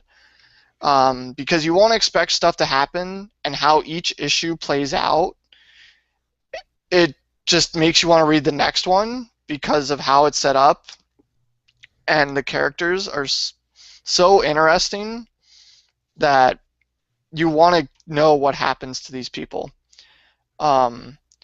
So what's going to be interesting about the TV show is how they're going to put the superheroes in there and all these powers, and working how they do the stories in the comics into the TV show.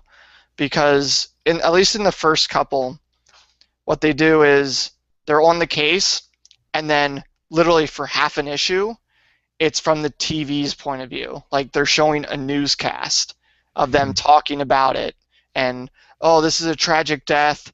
We'll never forget this hero for what she's done. So they're kind of trying to approach it from like the public perspective.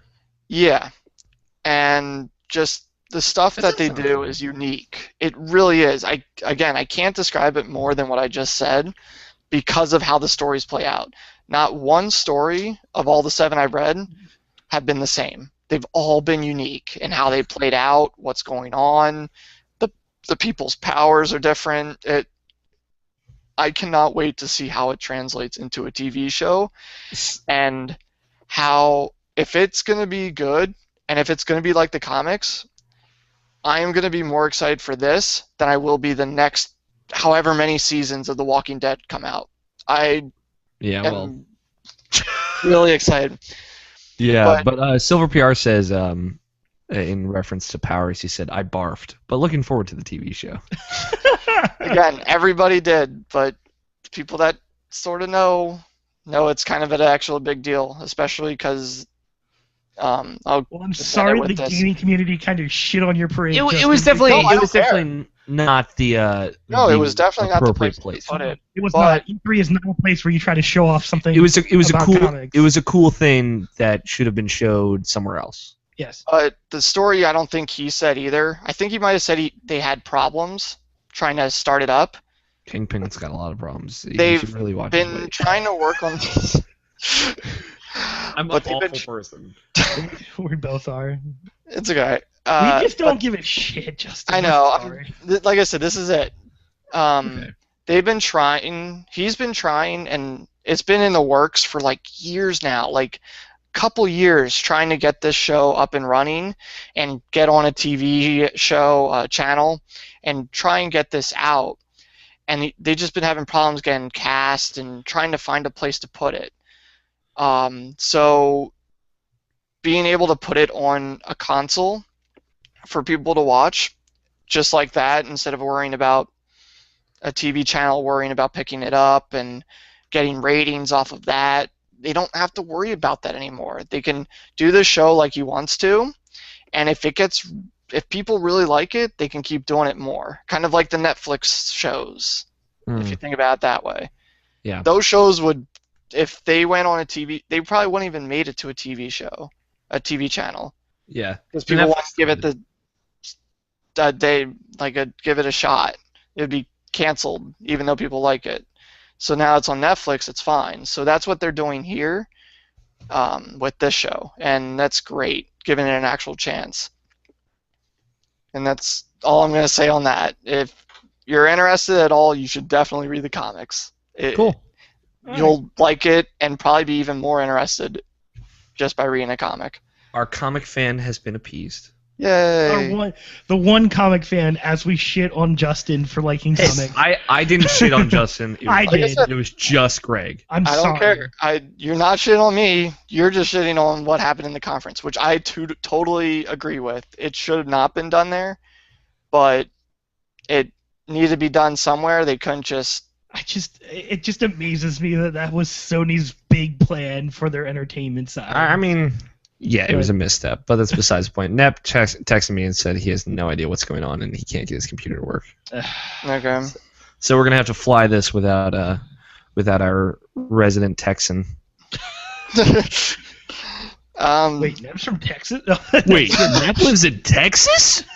I'm pretty sure he's lying to us. Nep isn't a robot. It's not something we created just so we didn't feel lonely anymore? Wait, Nep lives? Yeah, guys, but all right, so let's move on. You have Journey to the West, Conquering the Demons, and you got a new car. Yes, Justin's gonna be here in a couple weeks, in a week. Yes, party hard. We should record a stupid video and then put it up on. We should. We don't have a Malicious Pod YouTube account. That's okay. We'll just put it on this Rational Passions feed or something. I don't know. We should find some dumb anime video game that isn't Monster Monpiece because it's on Vita. And All right, I got it. I'll bring it. I think I have one already, so we'll be good. Okay. Sounds good. We should make a Twitch Malicious channel. You have one. I do, but I fucking messed up the name, and I can use a different email for it because it was Malicious Underground, right? Yeah, but it was Malicious Underground TV, so if it broadcasted out, it'd be TV, which is dumb. TV? Yeah, I put TV there. You're starting to sound like a Microsoft representative now. TV? Sports TV. Sports. Yeah. All right. Last thing. Let him have his It'll be moment. quick, unless you guys all of a sudden get really interested, because I'll say one name. Journey to the West, Conquering the Demons. I don't know what this is. This movie is the newest movie that is directed and written by Stephen Chow. If you don't know who that is, he's the one who made Kung Fu Hustle. Nope. Oh my god! All right. I've heard of Kung Fu Hustle. I know what I'm bringing this weekend. All right, we'll do a Malicious Pod commentary. What he is known for is comedy, like Asian martial arts comedy, mixed with seriousness. Like, put all that into one, and you got a Stephen Chow movie. He is phenomenal. I'm actually surprised you guys have not heard of Kung Fu Hustle. I don't watch. Is it a foreign movie? It is, but it came over here and was super popular when it came out. Like, I remember everyone in my grade talking about it when it came out. I know this is really weird, but I don't watch a lot of foreign movies. Have you seen Inglourious Bastards? Yes. I would qualify that as a foreign film. Like, yeah, I've watched that, and I've watched the Death Note movies, which are watched different foreign kung fu movies as well, but I don't watch them generally like because I want to. It's mostly because like, hey, watch this movie, and I will. All right, well, I will. Just tie me down. No, it's not that. Like, I've watched Jackie Chan movies, like old like foreign Jackie Chan films, like Yeah. traditional Chinese films. Yeah. Yeah, and But, like- foreign film is a very. But it's not like I actively become Tony and go and see Korean dramas All for right, like well, 5 years listen. straight. No one is asking you to do that. Yeah, no, but like, you know, when I say foreign films, like there's certain foreign films that will intrigue me. Like, oh, the Rurouni Kenshin film's coming out. I might watch that. Nabashin's watched it already, and he said that it's really good. I'm like, I will watch the that. Loop once- on the Third movie, the Loop on the Third movie. live action movie. I haven't seen that. but- It just came out. Apparently, it's really good. and the Captain Hardlock movie. That's something that I really wanted to see. Not too many Japanese films make it over to America. Not very often, at least. Well, I mean, you can usually find a subtitled version. You can, but I was like, gonna say, these are all subtitles, and if you want to hear them in that English garbage Dub. stuff. Oh my god! It's Like so straight up Bruce Lee classic. but that's Yeah. that's one of the reasons I only I'll watch a foreign film is specifically so I can hear it out of context of what it is. Yeah, no, it's So- garbage. So yeah, next weekend I am bringing that Kung Fu Hustle and Shaolin Soccer, and we were watching them all. And we'll probably watch none of them. But we'll have No, a we good are time watching regardless. Kung Fu Hustle at least. All right, we'll see. I won't watch it, but I'll make Greg watch it. It's fine. Love it. Love it. It's so good. All right, then let's go to our first break. Yep. All right, guys. So we'll go to our first break. Unfortunately, Mr. Nepp is currently having some He's problems. dead. He's dead. We took out the batteries. So if he comes back, he'll come back. If not, we'll just move on without him. I'm sorry for everybody that specifically listens to this podcast for Mr. Nepp. It's basically our entire audience. Yeah, pretty much. Because we don't know anything. They're like, well, Mr. Nepp is he's so classy. Like, you know, if someone asks him a question about what the difference is between an anime and a manga are, he'll totally answer and not completely avoid the question and say you'd rather not. Like, he's. Like he does with 95%. He of did that this episode. Do you remember? That was like Yes. 40 minutes ago. Yes, I did. Right. All right. Well, we're not Anyway. shitting on Mr. Nepp. I love you, Mr. Nepp. We all love him so much. Kind of. What is it, Tuesday? It's It's now Tuesday. No, it's not yet. not yet. But all right, guys. So we'll take a break. We'll be back with Cowboy Bebop. The best anime intro ever. Oh, that's the start, and then the Richie Branson song is right after this. So All right, do we need a break? Get some drinks. I think I might get a glass of water. I'm probably with you. on that one. Uh, So we'll be right back, Justin. Tell us if Neff gets here, all right? Dude, like, I've seen his computer. He just needs to delete shit. Like, seriously, every game that he ever has is installed on his computer. I don't understand. Like, and 95% of them he doesn't even play. He just has them. I could totally just fix his computer for him. Won't. Won't. I've seen his hard drive. It's in red. He's got 2 terabytes.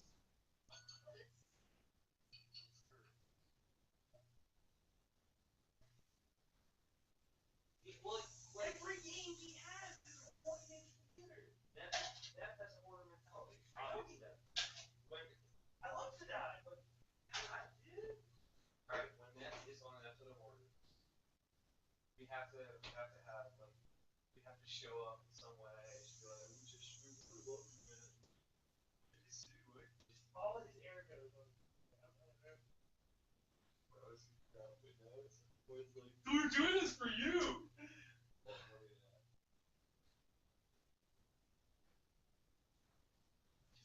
So, I could totally fix his computer for him. I totally could. It would take me 5 minutes at the most. Careful of this Ethernet cord because it kind of plugged. That's probably why the connection was Oh, my bad. I'm sorry. not super hot. I got it. I'm gonna fix it. I apologize. The cord is beneath the bit. So. That is right. I apologize. No, what you mean to do? I like how you're just fucking with your pocket knife over there too. You're just like. I don't know. I have this thing like if I have a TV remote in my hand, I take off. Do that Over and over again. Yeah, it's like you know how some people like jiggle their leg. Yeah, like me, because I have ADD. It's so badly. Silver PR says I need to watch Shaolin Soccer. Yeah, that's his first movie. By the way, did you guys see which I will bring that I did of Silver VR and the Transformer Gundam crossover? Dear God, that was No. fucking hilarious. We talked about that too. Where the fact that he found those were amazing. I want them to be a thing. here's I don't remember this scene too much, but wait, whoa, that's spoiler stuff. Never mind. Hold on. Spoiler stuff. No, that's more spoiler stuff. Come on.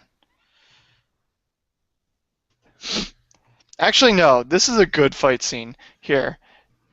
I know it's 11 minutes, so you could skip through some of it.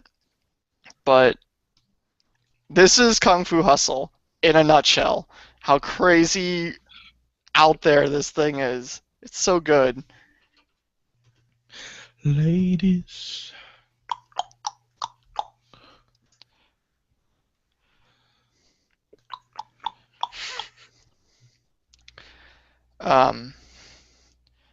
So here's that raspberry one I was talking about that I needed to drink because Kiki. Commonwealth ciders. Raspberry tart. I went down a really horrible rabbit hole while you guys were talking about Soul Eater. Oh God. What Oh did God. you do? Oh God.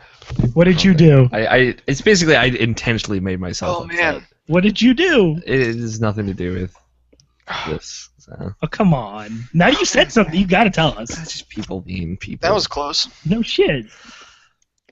What did you do? Who did you attack? I didn't do anything. What did you I just do? started reading people's tweets about things and So you read the IGN page? no, it was nothing to do with IGN actually. It was everything to do with Giant Bomb. Of Park. No, I have not. Okay. No, I have not. Silver PR. I'm just gonna jump to the middle of Is that this Stephen Cow? this video. Oh, that's really good. So is this water? What? Is this like are everyone here like Liu Kang from fucking Again, everybody is. It's Everybody is the Jet Li of their job. yeah. Everybody is like Super Saiyan, like Dragon You Ball know what's Z a really Fighters. good movie that is actually made in America but looks like a foreign film is Glorious Bastard. oh, That is one. it is. But that one's an all-right film. That's a very good film. I thoroughly enjoyed that film. What's the one with Jet Li and Oh, Monkey King? Is that what you're no, saying? no, no, no, it's That's a great movie. It's the Kingdom of something. King of the Crystal Skull. No, I don't know. IMDb Jet Li. I've seen a couple of his, but I can't remember what it's called. Not Hero. Okay. Fearless. The was Forbidden good. Kingdom. Oh no, I haven't Yes. seen that one. The Forbidden Kingdom Yes. is such a good movie. I might have seen a bit of Is it. that the Jet Li Jackie Chan one? Yes, Jet Li, Jackie Chan. With the Monkey King, yeah. That's a good one. Yes. And it looks like a foreign film, but it was made in America. Yeah, it's good. Yeah. That has who's the white guy in that movie? Actors: Jet Li, Michael Angreno, Jackie Chan, Colin, Z. Migration. I saw that. Didn't I see that with you? I feel like I did. Me? Yeah. Maybe? I don't know. Michael Angarano. Yeah. What have I seen him Sounds in? familiar. Oh, he's in Red State. Oh shit, he was the guy from Sky High. Fuck. Yeah, he gets murdered in Red State just like everybody else that isn't John Goodman. Have you seen Red State, Justin? I know you said you like Kevin Smith. I do, and it's been on my Netflix instant queue for like ever. I need to watch it. I really feel so fucking- bad for not. It's a depressing I just click on movie. Jackie Chan's name to see what movies, the top movies were Jackie Chan, the Jackie Chan Adventures, Rush Hour, and then Shanghai Nights. Jackie Chan is so great. Rush Yeah, Hour. all that matters is Rush Hour and Yep. the fucking outtake scene. Or Jackie Chan Adventures. That's also And Jackie Chan Adventures. Here's a story that you guys will appreciate. I haven't actually told you yet, Greg, but Justin, you'll think it's hilarious because I'm sure you love Rush Hour because you're a sensible human being. I've probably watched the first two movies like 10 times. Me too. When when Damien and I were we were at a Wendy's in like deep in Colombia, like Deep in Colombia? How deeper do you need to be in Colombia?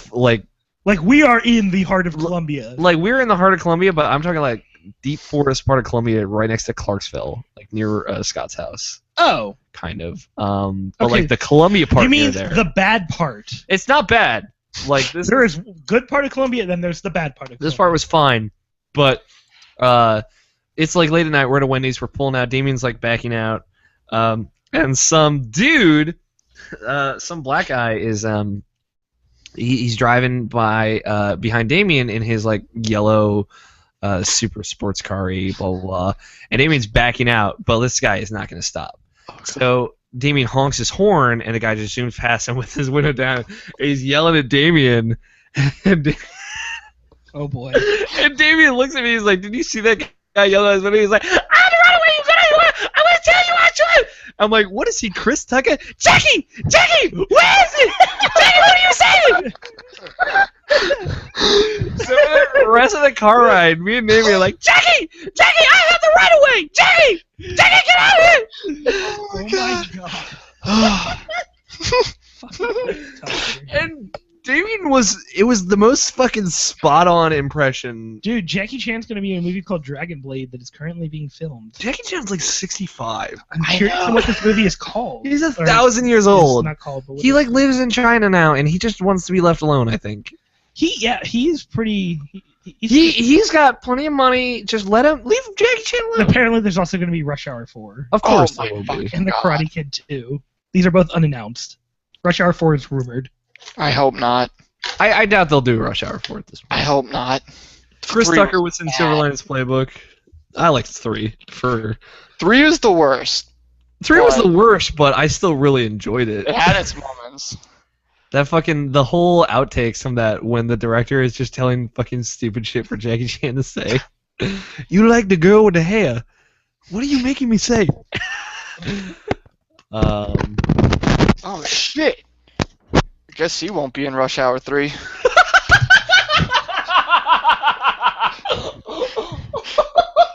is the funniest fucking thing ever. That was. Damn!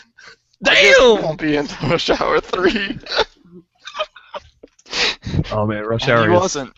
He wasn't. He was not. All right, He was dead. Greg. Yeah. Take it away. All right. You're the host of this shit. Sorry.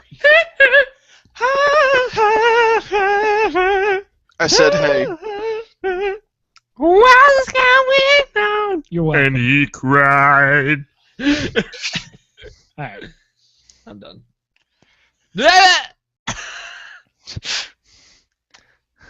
Alrighty, guys, we're back. Time to talk about some Cowboy Bebop. So this was my anime. Ba-da-ba-da-ba-da-ba-da. Anyways, yes, this is Alex's anime. This anime is licensed by Bandai. We think. We hope. As of right now, We until told otherwise. Greg can just cut in his voice and put in the right name there that you just heard. I'm sure you heard the right name, regardless of what happened. You'll hear some, Anyway. like, Funimation or Funimation. Bandai. Yeah, we think it's Bandai. For the most part, you can pretty much watch it all on Adult Swim. That show is pretty much owned by Adult Swim at this point, regardless of whatever. Yeah, they have like the televised and streaming rights. I have no clue how that happened, but it did. You can buy it on Amazon and whatnot. I think like Steve Bloom like gave Adult Swim some under the table money and be like, "Yo, bro, as long as I can still be Tom, you get all of this." No, just kidding. I have no clue. Yeah, that's totally how it worked. Yeah, but Steve Bloom is Spike, so that's a thing. And you can buy it on Amazon. Pretty much anywhere you can buy anime, you can buy it. Yeah, pretty much. Except for now, I think it's like $1 billion. The Cowboy Bebop Remix Complete Collection DVD is $51 on Amazon. Oh, that's not too bad. Which is not bad at all. No, I'm surprised, especially since it's Bandai. But that's pretty good for 26 episodes, and then you can buy each half for the Blu-ray's about $50 as well. So. Yep.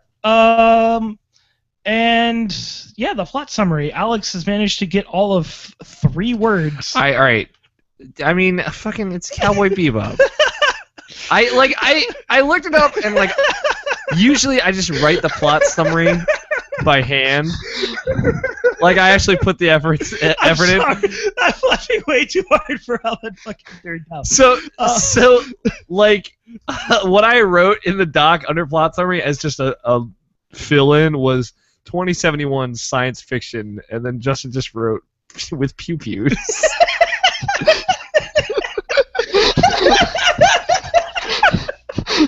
There is a lot of pew-pewing. Here is the summary of Cowboy Bebop from my perspective. It's about the crew of the Bebop, which is a spaceship. They're bounty hunters. I got this. Yeah. Bitch. Whoa.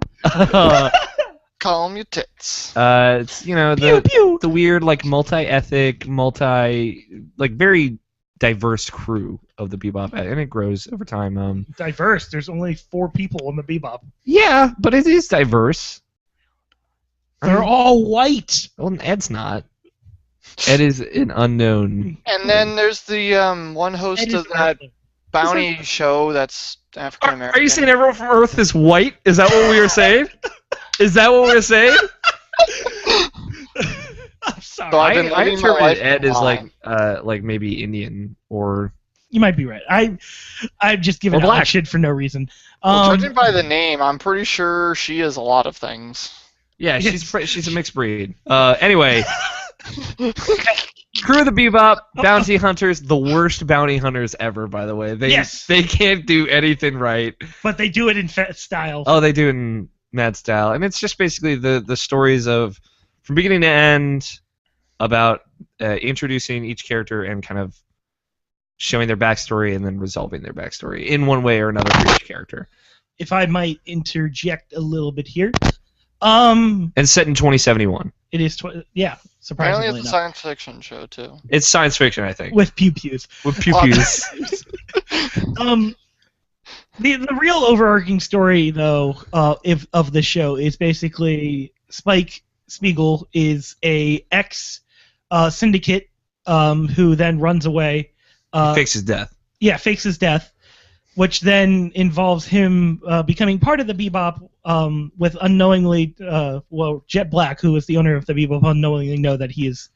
No, actually, he does know. They know. Yeah, but it follows the story of Spike Spiegel kind of dealing with the syndicate problem and meeting his apprentice / enemy, Vicious, who also loved the same woman as Spike did, and the story of Spike figuring out where the woman Julia went to and is looking for. Well, I mean, like we were talking earlier. We can kind of interpret this in different ways. Yeah, actually, that's the beauty of Bebop. It's very, very much open to interpretation. That's the. Well, we'll get there when we talk about the last episode. We can talk about that. But like you say, it's like the story is Spike's story, but I honestly took this show as like Spike is one of the stories, and it is the story that is in the beginning and the end.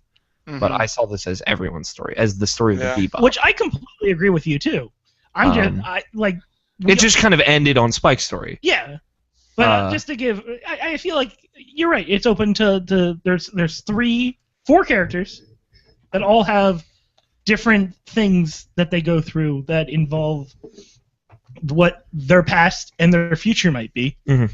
and the show kind of throws these things at them, and it's kind of like a test of.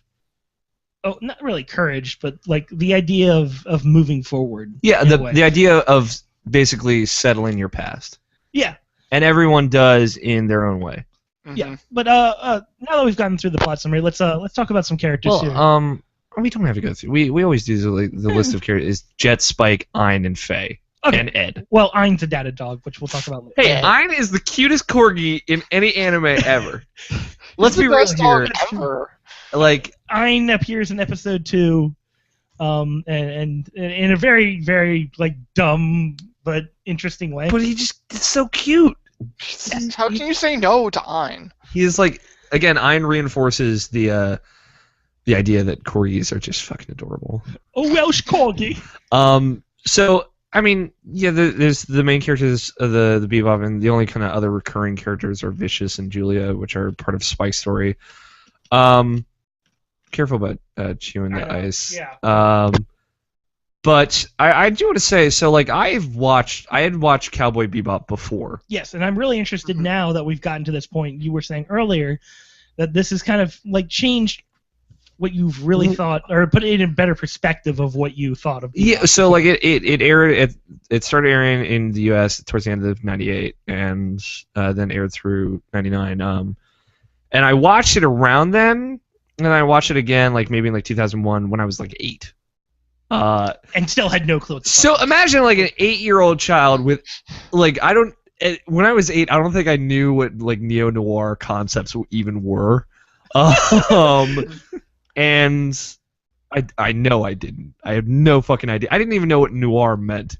And watching this, like I have watched every single episode of Cowboy Bebop before I watched it through as an adult. Watching this as an adult and seeing every episode and I remember this episode and remember exactly what I thought was happening during it, and this is way fucking different and everything makes so much more sense. And it was mind blowing. It was a wonderful experience. Like I'm glad that I had those two kind of really juxtaposed opinions about it. Yeah, like fucking much. When I watched Cowboy Bebop as a kid, I would just watch Toonami and Adult Swim and just to consume it because like it was TV and I didn't have many options, so I was just watching it, and I thought it was so boring and stupid. And watching it, I thoroughly enjoyed it. Watching it now, and I just like being able to actually understand what nuance is. Yeah, was nice. I before we start talking about like different episodes, I kind of want to go kind of what we did at the end. But can we talk about like the art style and the music of the show for just a minute? I do want to touch on it. Oh, Justin, you can kick us off. What do you think of the art, the style, and the music? I thought it still stands up today. In my opinion. Right? It's fantastic. Not a single episode has the same song in it. Not a single episode has the exact same song. Except for the opening and closing. Yes, except for those. And it looks amazing. I don't know if it's just my PlayStation products up converting DVDs, making it look even better. Yeah. But it looks amazing. And the music that plays, like, I'm picky with music. I don't like certain musics. I don't like listening to them all the time. But there's not a single song that gets played in this whole show that I don't like. Everything is great, and I went on a quest to find all the soundtracks for this show, and I have them all, and they're all amazing. Yeah, it's fantastic. Like, each episode has a specific tone and type of music it plays, and it's just great. Just great. Yeah, no, I completely agree. And from a show that's from the 90s, I mean, 90s art style nowadays is starting to kind of look very odd.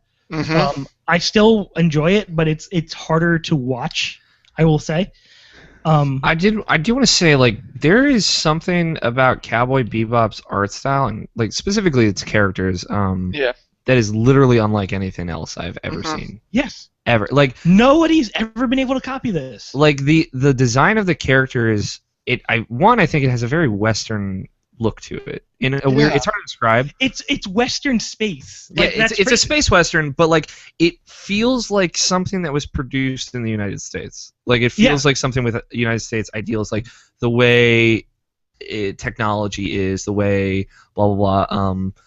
But like Faye, for example, let's just use Faye as an example. Like, she's a sexualized anime character, but I feel like she's sexualized in a very Western way. Mm-hmm. Like, she's like a powerful character. She's a badass. She takes no bullshit. But like the way she looks is like. But one thing I want to touch on is like the characters look older than most anime characters are. Like, I would believe Spike is maybe like 30.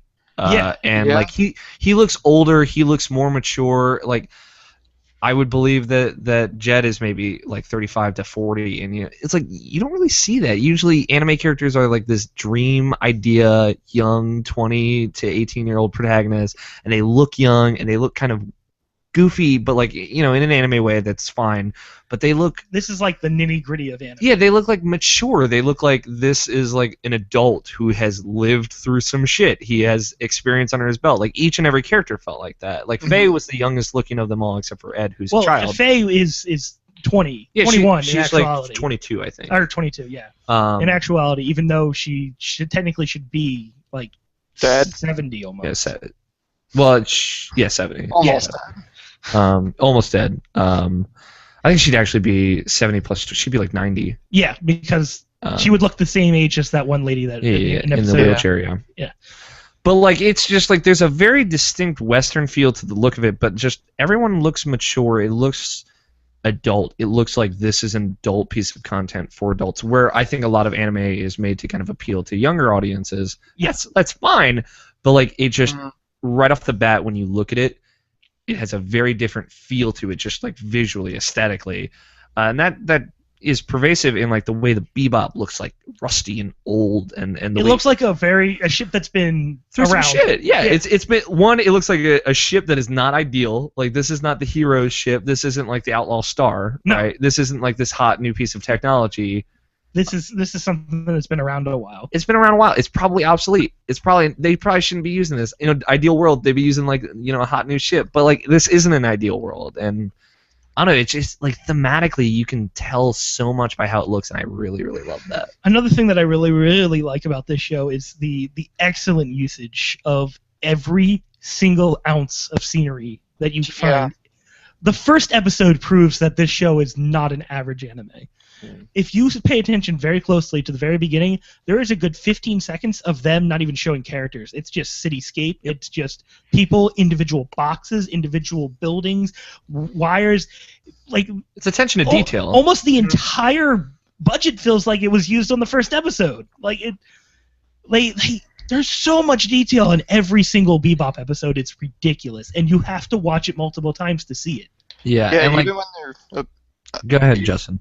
even when they're out in space and they're just flying around, and when they show the space, and all of a sudden you're just seeing neon signs that are floating out there, and some of the debris, and then once they get into the cities, it's amazing. Like I It's was not mind-blowing, expecting really. how great looking these, even just the signs out in space looked like. It looks great. But like, let's compare this to like average anime. Average anime does not do this. They put cityscapes and they'll put people and they'll put signs, but they won't put as much detail as Bebop will put into something. I mean, even look at the first chase scene in Asteroid Blues, which is episode 1. When they were flying around, you could see the colony in the full 360, up, down. There were buildings that you could see up. There was trees. There was water. Everything could be seen. It wasn't like a cop-out where they would kind of like blur it and just kind of show a little bit. It was the entire thing, and plus whatever was happening in front of you. I mean, it's almost like a sensory overload in a way, but like they do it in such a beautiful way that you see it.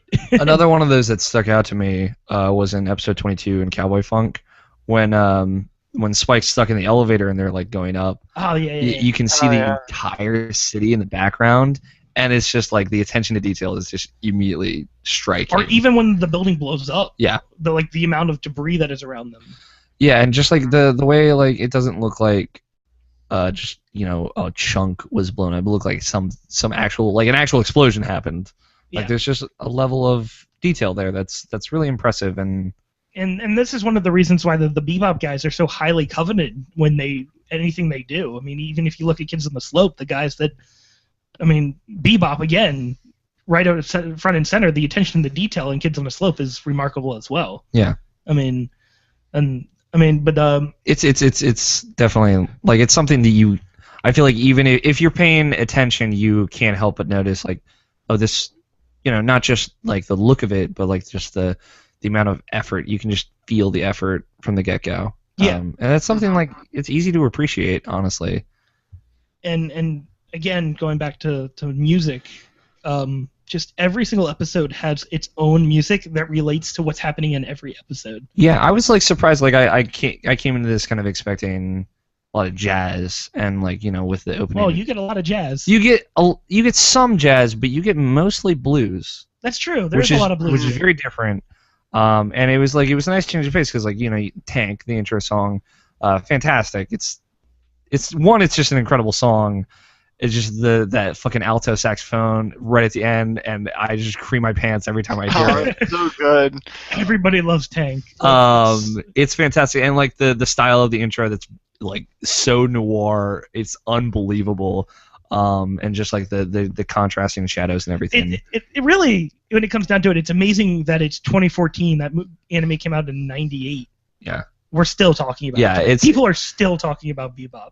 It's just like the music from episode. There's some like kind of just singing and a little bit of lounge singing, but mostly it's just like very slow, subtle blues, like that's not intrusive. It's very quiet in the background that just kind of sets the scene. And usually it's like some kind of voiceover from Jet, who has a wonderful voice that I could listen to him talk all day. So good. So good.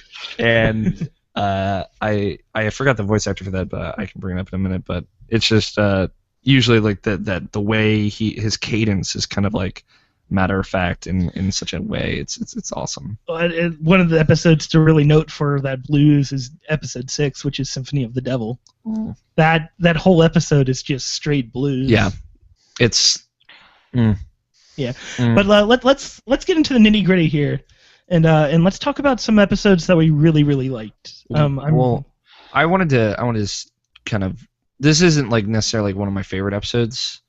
Or just episodes to mention, I guess. But yeah, I do want to bring up the first episode. Okay, yeah, that's what I was gonna. Because I like the first episode. It is like let's kind of really quickly introduce you to these characters, and they literally don't tell you anything about these characters. My favorite thing about the first episode is the bell peppers and beef moment. Without beef. Yeah, without beef. Bell peppers and beef with no beef. Anyways, in that moment that you realize that these guys have no money. Yeah, like they're broke. They're broke. Shit out of luck. And like it's really it really sets a tone. Like I think completely like just tonally from beginning to end, this episode really introduces you to everything. Because It also sets up the whole dropping the flower and this whole idea that Spike has something bigger going on behind the scenes. Yeah, you get like the shots of like Spike's eye, and then them building the mechanical eye, and like the shot of the flower, and then him walking through the church, and then him getting shot and him bleeding in the church, and you get this all happens like in the first 30 seconds maybe, and then they never address that. Not for a while. They address it like episode like 6 or 7 or something. It's like the first halfway part of through. yeah. Yeah. No, it's like episode 12 and 13 I think. Jupiter Jazz 1 and 2. Yeah, that's 12 and 13. So like they don't address that, but they show you that quickly, and then they show you Spike kind of like doing his taekwondo, kind of like practicing. And Okay, speaking of that after the whole Red Eye incident, and after he goes in and Spike like is going after the bounty, and he first fights him. The amount of fluidness that is in that one scene, that is that entire scene of him just backing up and tripping over stuff like very clumsily but still being a badass, yeah, like, is so expertly done. It's ridiculous. yeah, they spend a lot of time with the hand-to-hand combat, just very slowly, just showing you the movement, but it's all happening so fast. And also Spike's very sly kind of quick remarks that he has. He's are well executed too. He's the witty guy, but like they introduce you to the world. They kind of show you the sci-fi. One thing I do like is like the world is very science fiction. It's future 2071. But like it's weirdly like not very different. Like it's kind of like the future but throwback. Yeah, but like everyone kind of dresses the same, everyone kind of talks the same, everyone kind of acts the same. And there's no real like difference. Everybody's human. There's no aliens. Yeah, there's no aliens in the universe. It's just people have colonized from Earth and they've built things. Yeah, not by choice too. Like I like that concept that we'll kind of get into later. Yeah. But like everyone smokes cigarettes and everyone shoots regular ass fucking guns. Like those are two things that I really love, because like guess what? It's not very different.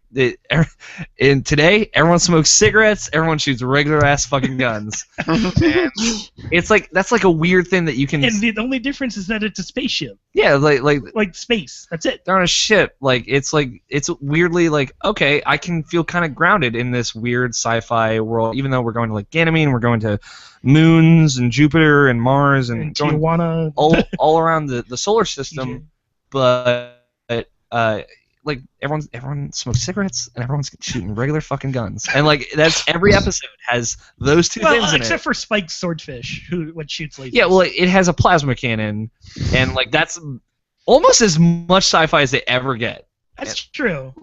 Past them like flying spaceships around and whatnot. Well, I mean, if we want to talk about sci-fi technology here, I mean, if you look at Mars, it's being controlled by like those atmospheric condensers that it's got. Like when you fly into it, you can see. Again, this is attention to detail, so lovely done. Is that Mars isn't just like it's everything. It's not super Yeah, it's been terraformed, but not the whole thing. Yeah. It's just in certain spots. Yeah. But every time they go to Mars, they always show like the fact that the planet or that area has like condensers that are spraying atmosphere around, and like you see that. It's not like it's just there to be there. It's like the detail is, here's Mars, you die out here, we live here. Yeah, and like I'll say, like just kind of continue. The sci-fi, the science fiction aspect of it is never intrusive. Like it never breaks that kind of wall of like, oh, this is very much, it feels like it's in the future. No, it's still. The only time they ever kind of do that is with the gates. The gates, but like that's as far as they ever go, and it always feels like, oh, this is kind of like, this is just our time. There's like a weird sense of that. Yeah. In like a good way. Like it's comforting. But like I do want to say, like the story arc of the first episode very much sets the tone for the entire show. Yes. Like you meet the villain, who is kind of desperate, and like most of the villains in this game, well, in the show are kind of like that. It's a show, and Spike is immediately kind of sympathetic to whatever they're doing, because that's just kind of who he is. He's like not a bad guy at heart, and he's just done bad things. He's done bad things, and I'll touch on that later.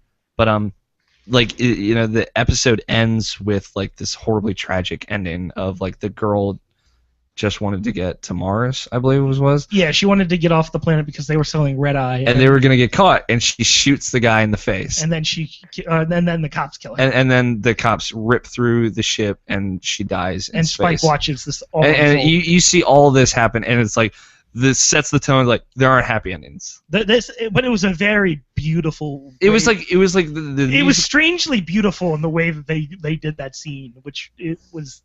Yeah, it was depressing, but like it sets this tone of like there are no happy endings in this universe. No. And it's like it is like criminals are criminals.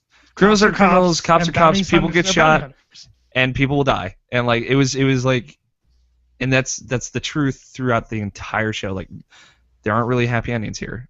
All the way to the very end. All the way to the very end, and there is like vindication. There is justification. Redemption. But there's redemption, but there are no happy endings in all of that. And I really like that. I really like that first episode because it is foreshadowing in the utmost degree. Yeah, no, I completely agree. And the way Spike just kind of walks away from it, and it is not affected at all, sets that idea of like this is he's seen this shit before. Yeah. Anything you want to say, Justin? I know we're talking so. No, you guys pretty much said everything. Just nodding away over here. Yeah, I can kind of hear you going, yep. Anything you want to talk about, Justin? You can take the next point. No, you guys got everything. I mean, if we're going to talk about favorite episodes and stuff, I mean, it's not my favorite, but it sort of is because Just go over the episodes that you like, Justin. Yeah, you don't have to do favorites. Well, again, it's kind of biased that way because it was the first. Well, I guess it was kind of the first episode I seen, which was episode 20, which was oh wow, Piero LeFaux.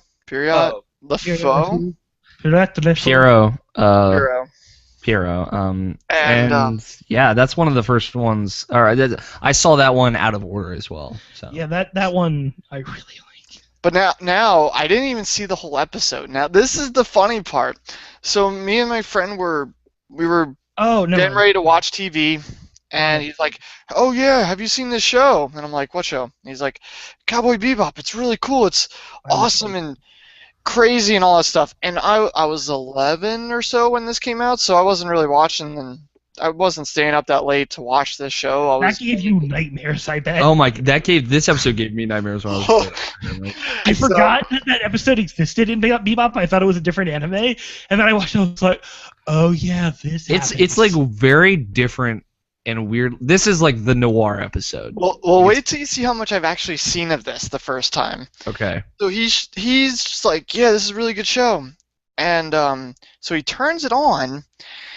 And we're watching it, and I'm like, I have no idea what's going on. That's because we just got to the part where they are standing out on the street, and I forget what happens, but Spike says something or does something. No, the cat. The cat comes out, and the bad guy gets crazy, and he's rolling on the floor. And I'm sitting there almost half asleep watching this like, what the heck is going on? What is going on? And I'm trying to say to my friend, what is this show about? And then I look back again, and then the parade comes. Yeah. Steps on him, and I'm just like, what am I watching? Right?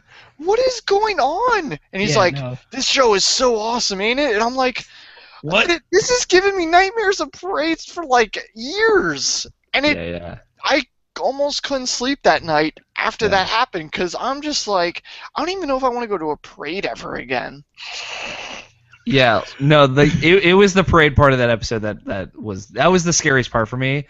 Was like because Spike throws the knife at him and cuts his leg, and then he's like rolling around on the ground. And then he's screaming. And he's screaming for his mother. And again, like this was actually the only episode that I kind of understood what was happening when I was a kid. Like because when Jet was talking about he's regressed, basically he's like a child because Jet puts it in pretty layman terms. Yeah. So it was like one of the few things where I'm like, oh, so they experimented on him, and now he's like a kid, but he like he's like superpowers. So Like, he's fucked. but like I see him like screaming for his mommy as a child.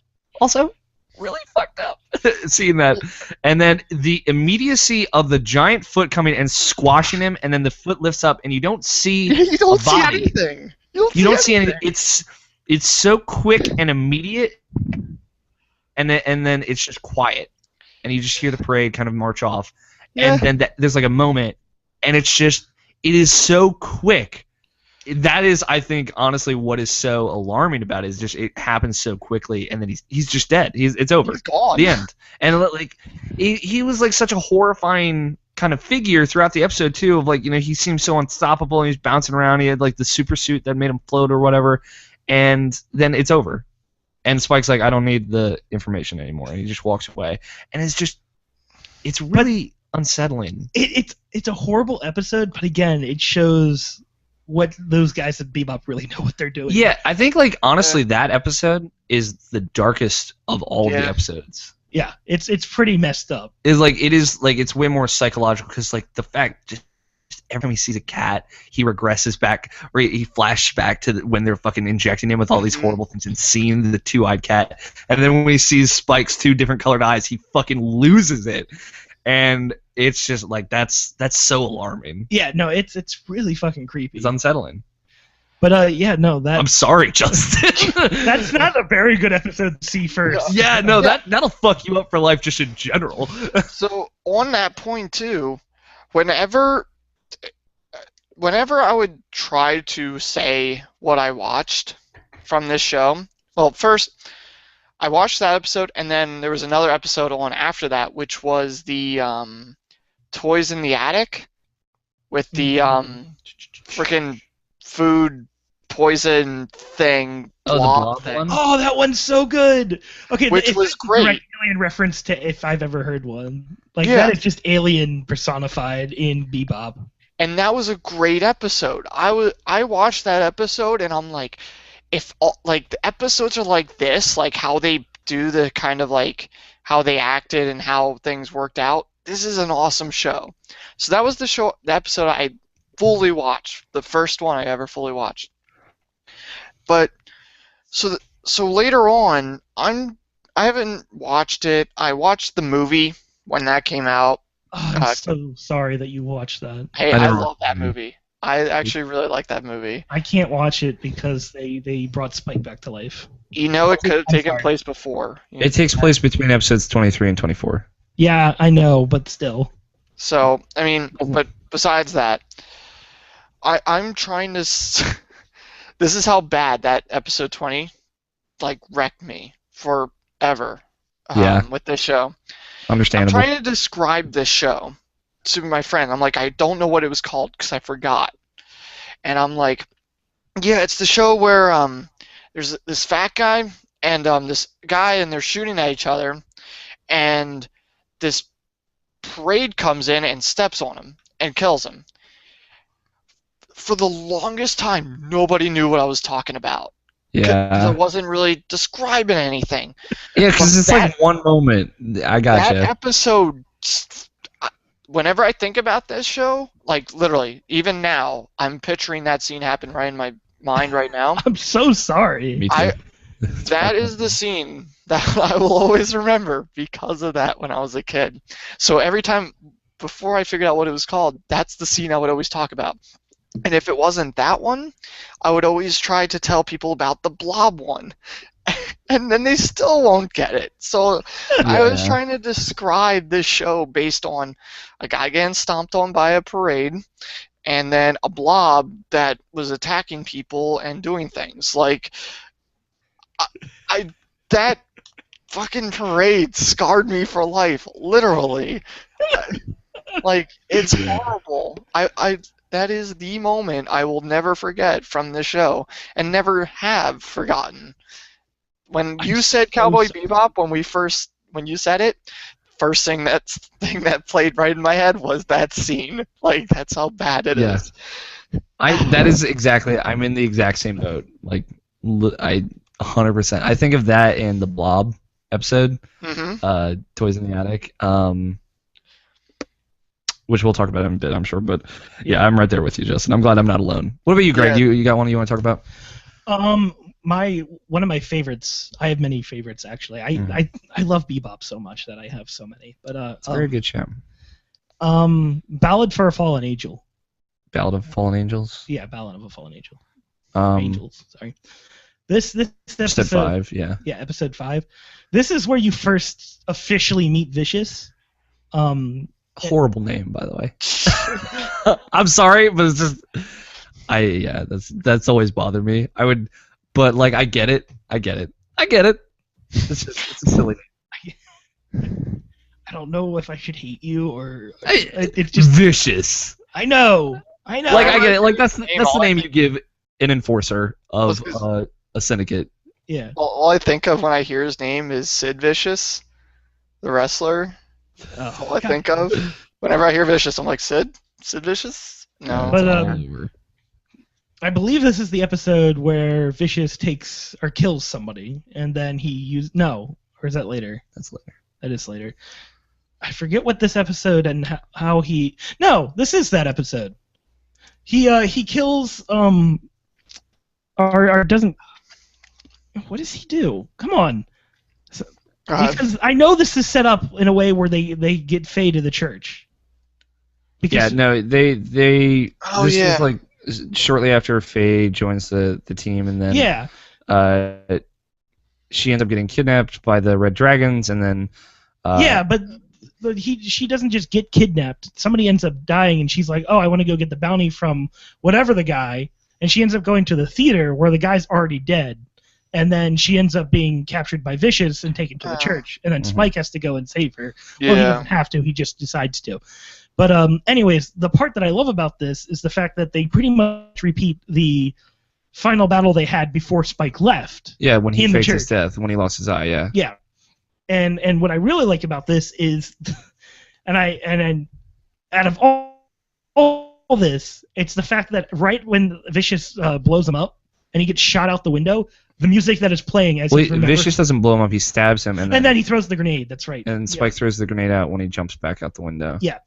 The music that is playing and basically fills you in all the gaps that you needed to know about that is the most beautiful thing I've ever watched. It's like this choir music that's happening. It's just like absurdly beautiful. It's like church choir music, and he's falling out of a church, and then everything happens so slowly. It reminds me of kind of the forgive me for this comparison, but the scene when the van is falling off the bridge in Inception, when it just feels like it's going so slow, but like the perfect amount of time spent on like in Inception, which take 12 years, but still like that movie. But like the moment, like there was a moment when I watched this, I forgot the Spike threw a grenade. And then the explosion happens, and there's a moment where I'm like, "Oh yeah, that happened!" Like he threw that, and it's because it's flashing and showing you all of Spike's kind of history. I'm glad you pointed this out because I actually wanted to point out this episode. This is the first time Spike actually kills someone on the show. Yes. Which is it happens so quickly too, and it's extremely jarring. Like up to this point, Spike's kind of like this playful, kind of like rough and tough. And he uses his hands to just combat. He punches people. But this is again going back to what you were saying before. The show sets up this tone. Oh yeah, totally. The show sets up this tone. This is the first time we see it. Like the guy is holding the gun to Faye's head, and she's like, "Just I'm sorry." And then there's silence, and then Spike shoots him in the face, and his forehead like explodes with blood. And then just shit goes down. And then shit goes down, but it's like so quick and immediate. Is like Spike has never done anything like this as far as we've seen. That we get the flashbacks of him like shooting, but we hadn't really seen anybody being killed in that. Like it was very quick and it wasn't clear. But this is like this is the kind of person he is. Yeah, and I find that scene to be one of the most beautiful scenes in Bebop, other than the final scene. And then the third to last episode, but we'll get to that as well. Another episode that I really liked is the first time you meet Faye in episode 3, I believe it is, where they go to the casino. I love that episode so much. Honk woman, yeah. Yeah, for just the reason of Faye is. Faye's great. She's such a. She's my favorite character. She is the best. You know what? I thought I would be the only one, but yeah, she is my favorite character as No, well. she's great. She's one, she's a badass. Two, she's super funny. And three, like she's kind of like the viewer basically in the position of this world because she's from our time. Basically the assumption is she was like that flashback when we see her kind of in high school is like I assume that is 1998. Yeah, she was involved in an accident where her ship exploded, and then they put her in cryo freeze until they could like actually save her. Yeah. And then they did, and then a bunch of shit happened. But I'm not a big fan of that episode at all. I like that episode. Oh, I love those episodes when they showed her past and. I love. I liked the episodes after that show her past. The one that didn't kind of focus on the hustlers. Yeah, I thought that was. Yeah. I'm sorry, but I like that. That was just me. I think the name Vicious is really dumb. It's okay. You cannot like things. Faye's great. They kind of introduce her in the perfect way. And I just love how witty Spike is that entire episode. Fucking swallows the poker chip. Oh, it was so great. Because he's a fucking asshole. Also, the fact, like, that moment where they're on the space station and then they, like, trade and he totally sees it coming. Oh, yeah, like, they knew exactly what was going to happen. And then they blow up a space station. Yep. And they blow up space. Who gives a shit? Exactly. That anyway. So they can pretty much justify anything they want. Yeah, and then Faye gets away, and then we find her later. And the way we find Faye later is so beautiful in another way. She's like, "Can you help me? I'm out of fuel." And then they're just like, "What do we have here?" Yeah. Well, they listen in. Yeah. They listen in, and she's like, "I know you're there. Come on, dance her." And then they're like, "All right, fine." Yeah. It's so great. Justin, do you have another one you want to put out? I'm probably alone in this one, but I think it's the funniest episode, and that's Mushroom Samba. Oh no! Oh my God! No, you're not alone. Okay, so here, imagine this: watching this episode as a kid, and not knowing what the fuck is happening or why it's happening, because what fucking comprehension of drugs do I have as a child, especially shrooms, and like a bad trip on shrooms. Can we just talk about how like totally 70s this is? Oh, totally. But like watching this again a few weeks ago, I was laughing hysterically from the beginning. I was remembering watching this as a child and being like, what? Why is this happening? And Ed just fucking with everybody, because Ed, unfortunately, is a pretty useless character and doesn't get much to do. But this is like one of the episodes where it's like all her and just her being awesome and just being the best she is. And she weirdly slips everybody a mushroom. And they're like, well, I guess it's not gonna hurt. And there's just all of them fucking tripping balls. Oh my God. Also, the fact that like the fat black guy is just totally high out of his mind. Oh, the whole time. And I love how the one guy that's like the one of the very slim black guy that's carrying the coffin around. The bounty hunter guy. He's like, I carry this coffin, and then it just because I'm gonna put you in it, and it just explodes. It's like it looks so broken. Go ahead. Say what you're gonna say, Justin. I was just gonna say, when I was a kid watching this episode, I sort of knew what was going on. But that's not why I was watching the episode. I was watching it just to see what the hell Ed was doing. Right. Ed was so out there. This was her episode, like, shining episode. Like, oh yeah, totally. That's debatable. There's another episode that I really like with her in it. What made her Ed? Like, what she does in this, like, besides smarts, this is like what I pictured Ed to be like with everything. If she would go out on a mission with Spike, this is exactly how I would picture her to. One of my favorite lines by Ed is the first time they meet her and they're flying away and Faye's like, hurry, get out of here, and then Ed's just standing there going, ooh la la, Bebop left without me, and then she just takes the ship and then drives it back. I like in that episode also when she crashes the police officer's ship, she's like, oops, pilot error. She fucking books it. She means that because she's way more aware of what she's doing than obviously she lets on, and it's fucking hysterical. That's why she's such and then a good she goes for the watermelon. And yes. she gets denied the watermelon, and then she sneaks in the trunk of the car. Like a fucking And then the speed cop raider comes. bullshit up in here. I like in that moment also in this episode when she steals the watermelon, like it's all these like really quick zoom in shots of the woman handing the merchant the money, him looking at the money, unfolding it, and like a couple quick shots of the trunk and the driver's side car, and you never see Ed, and then at some point you zoom out and Ed's gone and there's clearly a watermelon missing, and the guy's like, wait, what the fuck? And it all happens so quickly. It's like that was perfectly shot. But, And then like, just a little bit later, the cop finds her in the trunk, and she's just like, hi, and just walks off. She just walks She's just off. sleeping. that Yeah, was so great. yeah, Ed is a great comedy relief character. But like, all right. So another reason, again, because I like music and I like art a lot, is the music that is played, where it's almost like a kind of like 80s, 70s beat going on while Yeah, they're being yeah. all chased on the train. Kind of like the shucking and jiving beat. Is Yeah, and it's so good. Like that episode was so expertly well done and not racist at all. Yeah, like it's pretty racist. Let's be honest. Not as bad as some. No, it's definitely less horrible, but I like the Cowboy Bebop for the most part is just these weird individual stories kind of laced together, and then occasionally you'll get backstory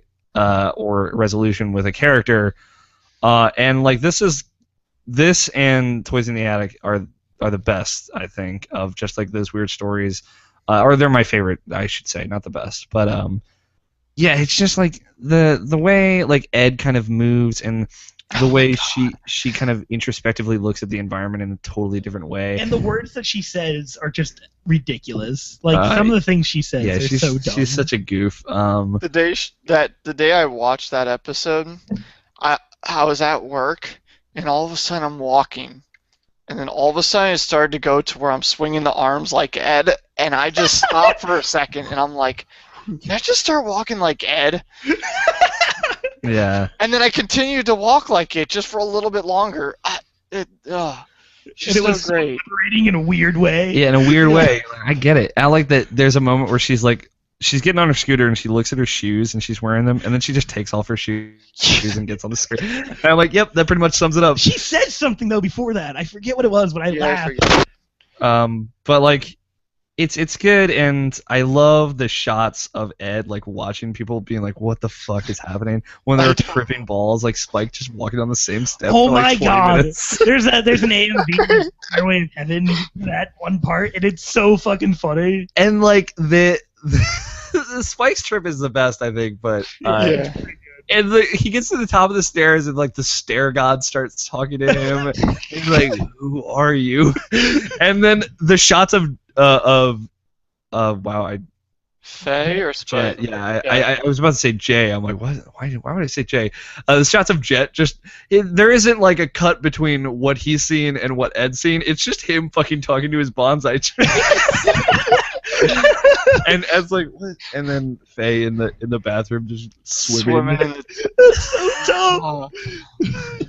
But yeah, that's a great. The resolution of that show is so good, where the cop just shows up and he's like, let me check these mushrooms. They're just like normal mushrooms. You guys must love shiitake mushrooms. Like, yeah, that's what we like. Because of course the drug dealer gives them the normal mushrooms and not the fucking drug mushrooms. Of course, like, it's great, and then they're just eating nothing. And let's be honest, Ein's best moment happens in this episode. Oh yeah, it was. Where the hiccups?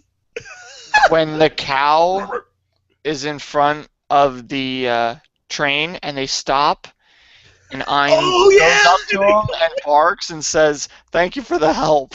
It's like, what the hell just happened there? Yeah, that was fucking so. The producers just wanted an acid trip this episode. It was so beautiful. It was great. It's all kind of from Ed's perspective too, which. It was just so much fun. It was like there's not like a lot of fun moments in the show. There are some. There are enough, I think. But this moments is probably the funnest. But they're just having fun on this one, and it's fun from beginning to end.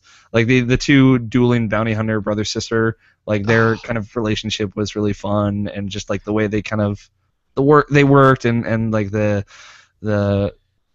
Biz Marquee drug dealer is. hilarious. It's so dumb. Yeah. It's good. That's a good one. One that I guess I want to talk about. We're gonna talk about Toys in the Attic. All right. Yeah. Let's talk about that This is more. totally like Alien, but dumber in a beautiful way. It's a little bit more like a Space Odyssey. And it's oh god, it's so good. Like I've seen this episode. This is the episode I've seen the most times. Yeah, same here. And even when I was a kid, this was one that you can kind of enjoy because it's just silly. Another one where they just kind of have fun with it. I like that, the kind of like where it goes is like Spike freaking out because he figured out what's going on, and it's like this fucking fungus has become a living organism from this lobster that he left in a fridge for a year. Which is the dumbest thing I've ever heard. Which is great. But like when he like turns on the zero grav, he's fucking gonna shoot the fridge out the airlock because this is clearly the best option. And there's a moment where the slime attacks him and he can't get the airlock open in time, and the fridge starts coming back at him and it starts opening up, and the look of pure fear on his face. And you never get to see what's inside. And you just start seeing it coming open, and you're like, "Oh god, no!" And like me as the viewer, I was also like, "I don't want to know But anymore." I really did. But And then like he fucking kicks it out the airlock. my favorite part of that episode is where the like pudding slime is just walking around and Ed's just sleeping, and it's like And he eats it. She and he eats just it. eats it. She eats it, and it's like, oh, it's fucking so good. And that's the resolution to the entire.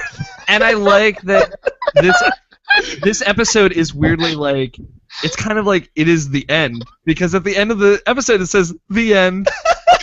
It doesn't say see you Space Cowboy. It's just the end. They all died. And it's great because at the end of the episode it has you question like, because it just goes on the next episode and nothing happened like most of the episodes. Like, did any of that actually happen? Well, Like, wait, did Well- any of this happen? well, like I said, I told you what my episodes were. I watched that one episode with Fat Guy getting squashed, ruining my whole life, and then this was the next episode, and then that was it. Like, that was it for the night. And it said the end. I literally thought that was the last episode.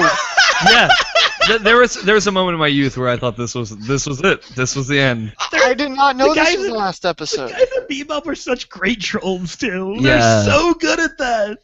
But what didn't help either is, I will admit, I didn't watch the final episode till forever later. Like, I did not even know. Like, literally, I thought this was the last episode for the longest time Yeah, because of the end. That was it. Like, right there.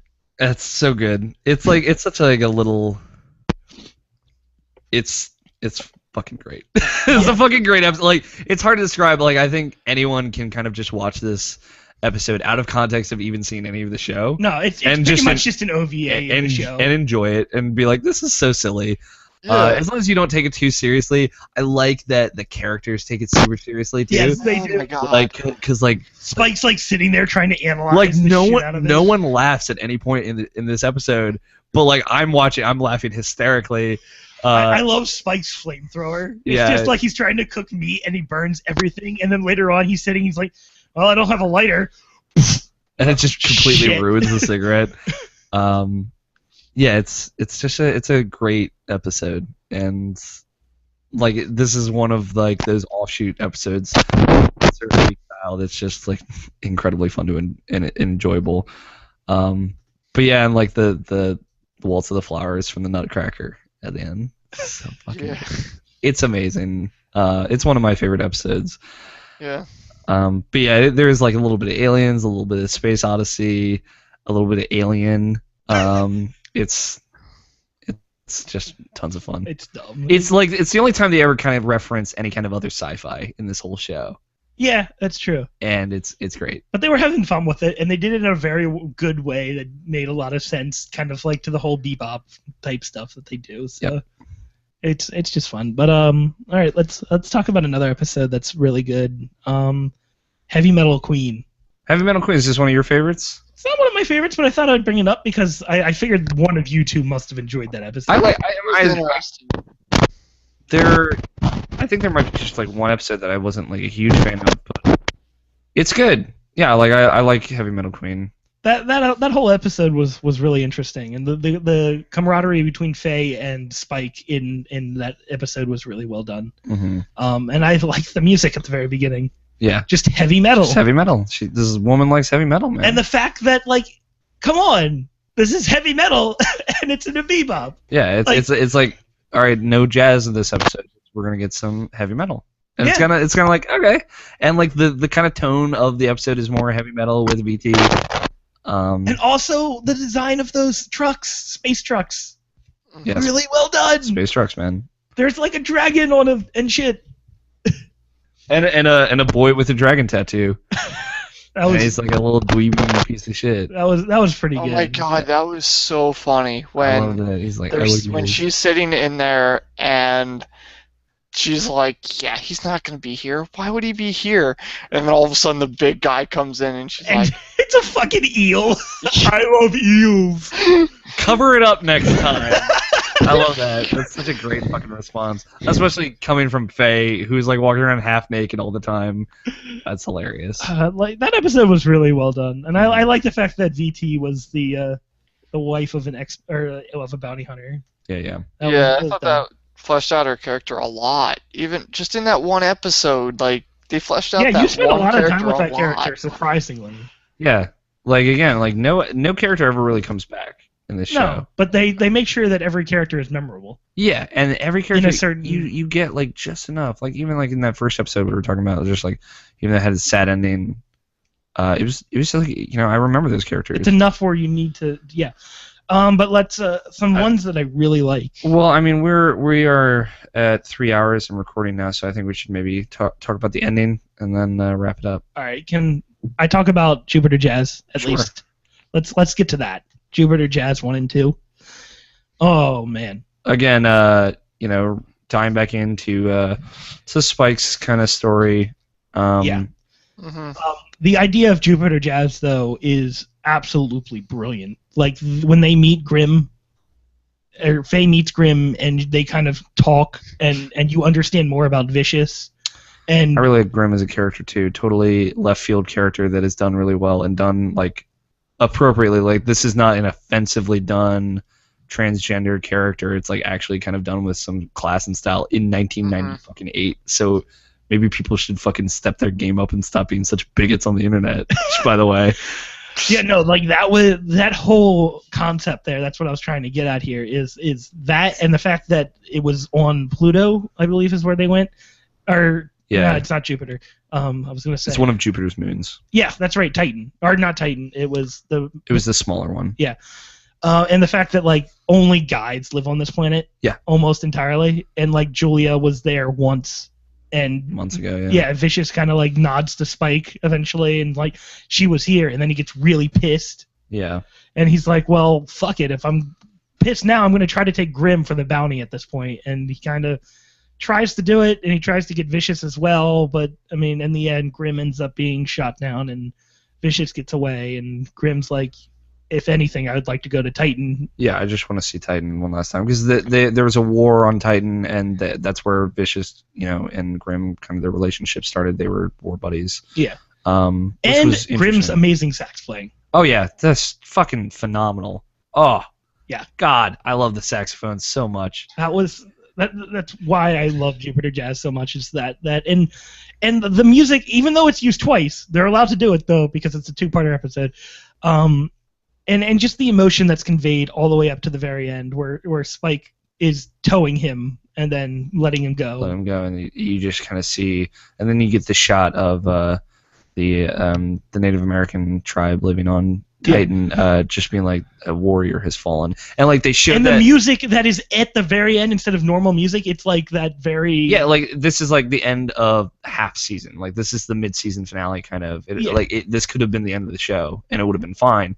But like I like that in the beginning of Jupiter Jazz Part 1, we kind of see the Native American boy talking to like the elder, and he talks about how, you know, shooting star means a warrior has fallen, and then we see that scene again at the end of Part 2. And that after Grimm dies. Very well placed music is there again. Yeah, and it's very well done. One thing I will say, Grimm. Grimm. It's I was disappointed with what they did with the end of part 1, because they made it just kind of anticlimactic. Yeah. They build to it like Spike gets shot, and like they make it seem like really final and like, oh shit, like what's gonna happen next? But Spike gets shot with a tranquilizer dart, and it's like, oh, they're insulting me. That was kind of dumb on purpose because it shows Vicious' character and it shows that Well, like Vicious didn't shoot him. Well, no, I know, but it was whatever the Shin. boy's Shin, who was friends with Spike. So Yeah. he didn't really want to kill him, but Vicious kills him anyways off screen because Yeah. he knew what he did. Yeah. And Well, no, Shin jumps in front of a bullet for Vicious. oh, that's right. I'm sorry. But yeah, and like it just that bit rubbed me the wrong way. Just the anticlimactic of it. But it was done in a way that was that Like, was I get it. Like I Yeah. said, I get it. I'm not like I am faulting the show for it, but it's not a big deal. Yeah. Did you have anything you want to say about Jupiter Jazz, Justin? Justin. Oh, you're muted, Justin. I can't hear you. What? He's talking. I can see him talking, but I can't hear him talking. There you Oh, go. there you go. You're back. I have no idea. You're gonna have I think your mic was like weirdly like messed up. Yeah, I Anyways, don't know. I don't Jupiter Jazz. didn't touch hear you anything. Uh, But Jupiter Jazz, I am probably in the minority about this, but this also is leading into the last episodes. Mm-hmm. My favorite episodes were every episode except for Spike's stories. So you weren't a fan of Spike's story? No, the two-parters. Everybody else is getting one-part stories on quickly getting to know them, what's going on, and then all of a sudden these stories are that's being not true. dragged out. Faye gets more than one part. I was gonna say except for kind of Faye. He gets like Well, three well, parts. that was more different episodes though, with different Yeah, they weren't multi-part episodes. stories No, they weren't, and but how they- they were telling or what happened with her in one part, and then Mhm. But the tell more resolution about was her nice. in another, which I didn't mind that.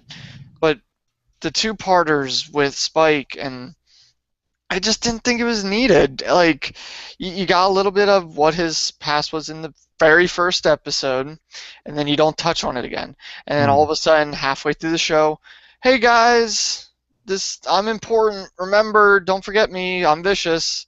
Yeah, I mean, like, I And agree then- with you to an extent. Like, I definitely see the point of like, I don't think they needed to do it in 2 parts. I think they could have saved time and done it in 1 part as well. They could have done it in 1 episode and shown who Vicious is, what he wants from Spike, and what their whole history is in 1 episode. Like, at Mhm. least the main points. And then the final episode, you could have those 2-parters. But even then, I didn't care about Spike's past at all. I mean, I wanted to know what Spike was now, which was what I was getting in every episode. And Matt, I think you do get that in the last episode, but I do understand what you're saying.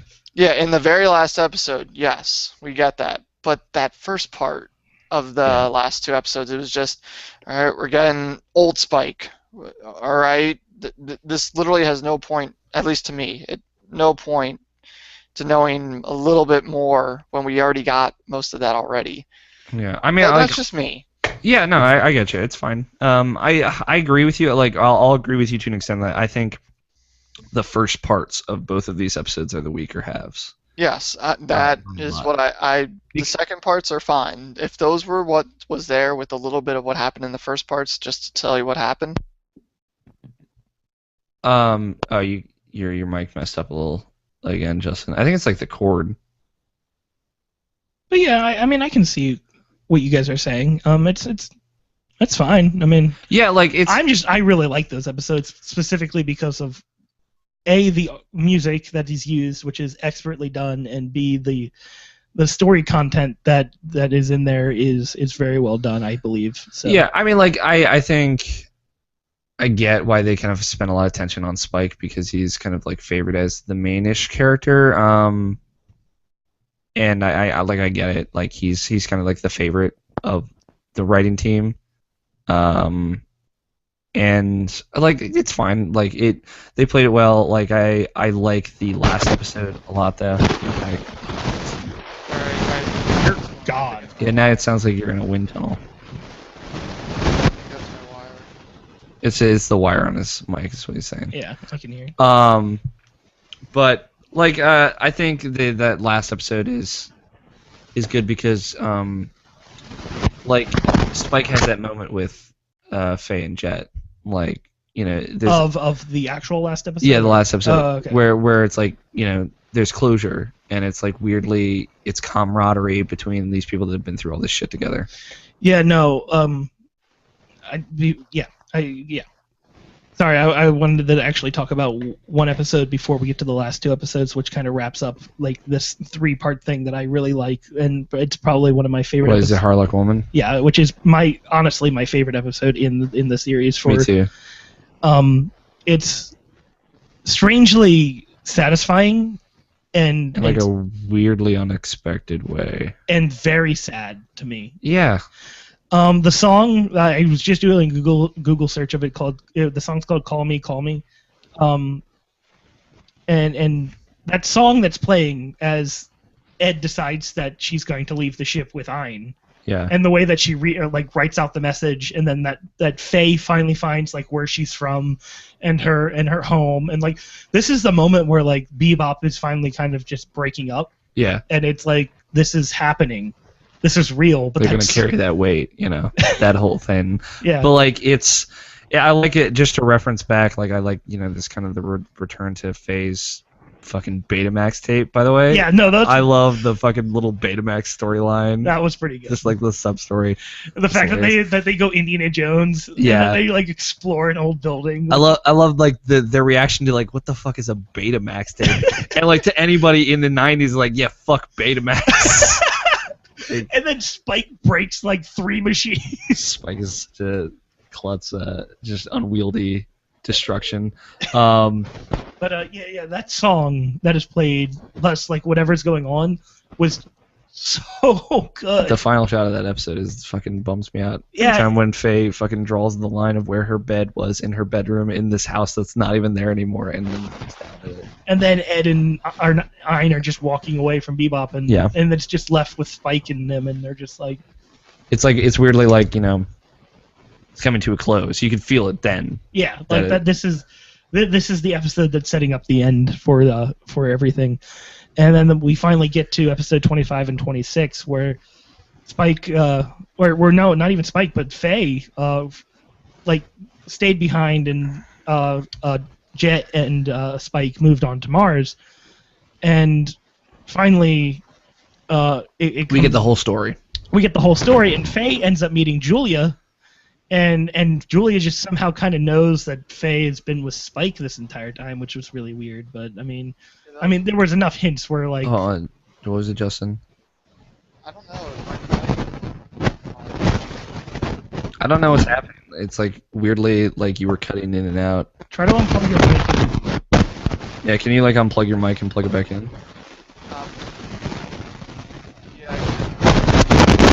He's gonna try. Yeah. But yeah, like. I think the implication there was that Julia was kind of watching from a distance. Yeah, that's how I interpreted it. I could see that, or that Faye gave enough hints of who she was with for Julia to figure it out. Yeah. But I like that, and the fact that like when Faye comes back and Spike kind of already feels it and knows what's going on. Yeah. And Spike goes off to meet Julia for the last time. And then it finally comes down to them being together and the Syndicate finally coming after them, and that. Yeah, I mean, like we get the story of like Julia was Vicious's girlfriend, and Spike fell in love with her, kind of like love at first sight style, and then they started like a affair, and Vicious was having none of it, and he was going to kill both of them if Julia didn't kill Spike, and say like that would be her way of telling him that she was done with him. Mm. And in the meantime, Vicious is planning a coup. To take over the Red Dragon Syndicate, and which he succeeds, and comes after Spike and Julia. And he's like, now that I have power, I'm going to kill both of them. And the way that they kind of kill Julia is brutal. Is brutal, but also another example of being absolutely beautiful. Just like the fucking white doves flying in the background. Yes. So good. And that slow-mo. Yeah. It's All that slow-mo, though. but like just Spike's reaction to everything as well was Yeah. it's just It's weird like, seeing him, like, be emotional. yeah, it's the first time that you actually see him actually cry out. Yeah. Like, it was voiceless, which again is also expertly well done. Mhm. But even though it was voiceless, the way that he like presented himself conveyed everything you needed to know about what was just happened. Yeah. And then, like, in that last episode, Justin's having technical difficulties right now. Just bear with us. In that last episode, where, like, he goes back to the ship, like I said, and, like, him and Jet just have this moment together. It's like They tell a story, and then Spike talks about this story of this cat that lived 1,000 lives and finally fell in love with someone, but then the person he loved died, and the sadness killed the cat. And immediately Jet knew what happened. Yeah. And he kind of just accepted the fact. And that, then, but like he asked Spike the best question, like as a friend would ask, like, "Are you doing this for her?" Instead of, but what he wanted to hear is, "I'm doing this for me." And like, as long as he knew that Spike was doing it for him, I think we can hear you, Justin. Justin? Oh, he can't hear us. We'll get there. Yeah. As long as Spike was doing it for him, it was good. And like then he talked to Faye, and they had like a That moment with Faye is again one of those amazing moments in Bebop. It just The like first time where like he says, "Look at my eyes. They're two different colors," and Faye's like, "Why are you telling me?" told me anything about you. Stop acting different. Like it was like this horrible. And then she fired a gun. Yeah, it's just like him kind of explaining that he lost his eye. I think we can realize. I mean, excuse me. I like him losing his eye and like just kind of like saying like I had my eye replaced, and that kind of like leads to the final moment where he is talking to Julia, or like he's remembering the moment he talked to Julia, and there's a moment where you realize, or like this is how I interpreted it, open to interpretation obviously, where I saw it as like somewhere in Spike's head he isn't sure if he actually died all those years ago when he faked his death to get out of the syndicate, and he doesn't know if he's awake or dead. Yeah. And like it's so fucked up. It's like the most depressing thought of like, and then what he says to Faye is like, "I'm not going to die. I'm going to find out if I've been awake this whole time." Yeah. And it's so fucked up. But It's weirdly beautiful, but it's so fucking depressing. I keep saying it over and over again that the show is one of the most beautiful things in anime history, and it's true. It's straight up true. When it comes down to it, and when Spike finally goes off, he's got all these guns on him, he's got everything on him, and he's heading off to the Red Dragon's syndicate house, and he walks in, he starts throwing grenades, he starts shooting up the place, and he starts fucking mean business. Yeah, he goes apeshit on everything, and then he finally gets to the top floor, and he sees Vicious. Yes. Yeah, we can hear you. You're a little quiet, but that's fine. He had to start a new recording. That's because now I'm using the internal. Internal mic, because the other one stopped working. Yeah, I'm gonna need to get a new headset. But did you start recording again already? no, I have to get a new Audacity quick.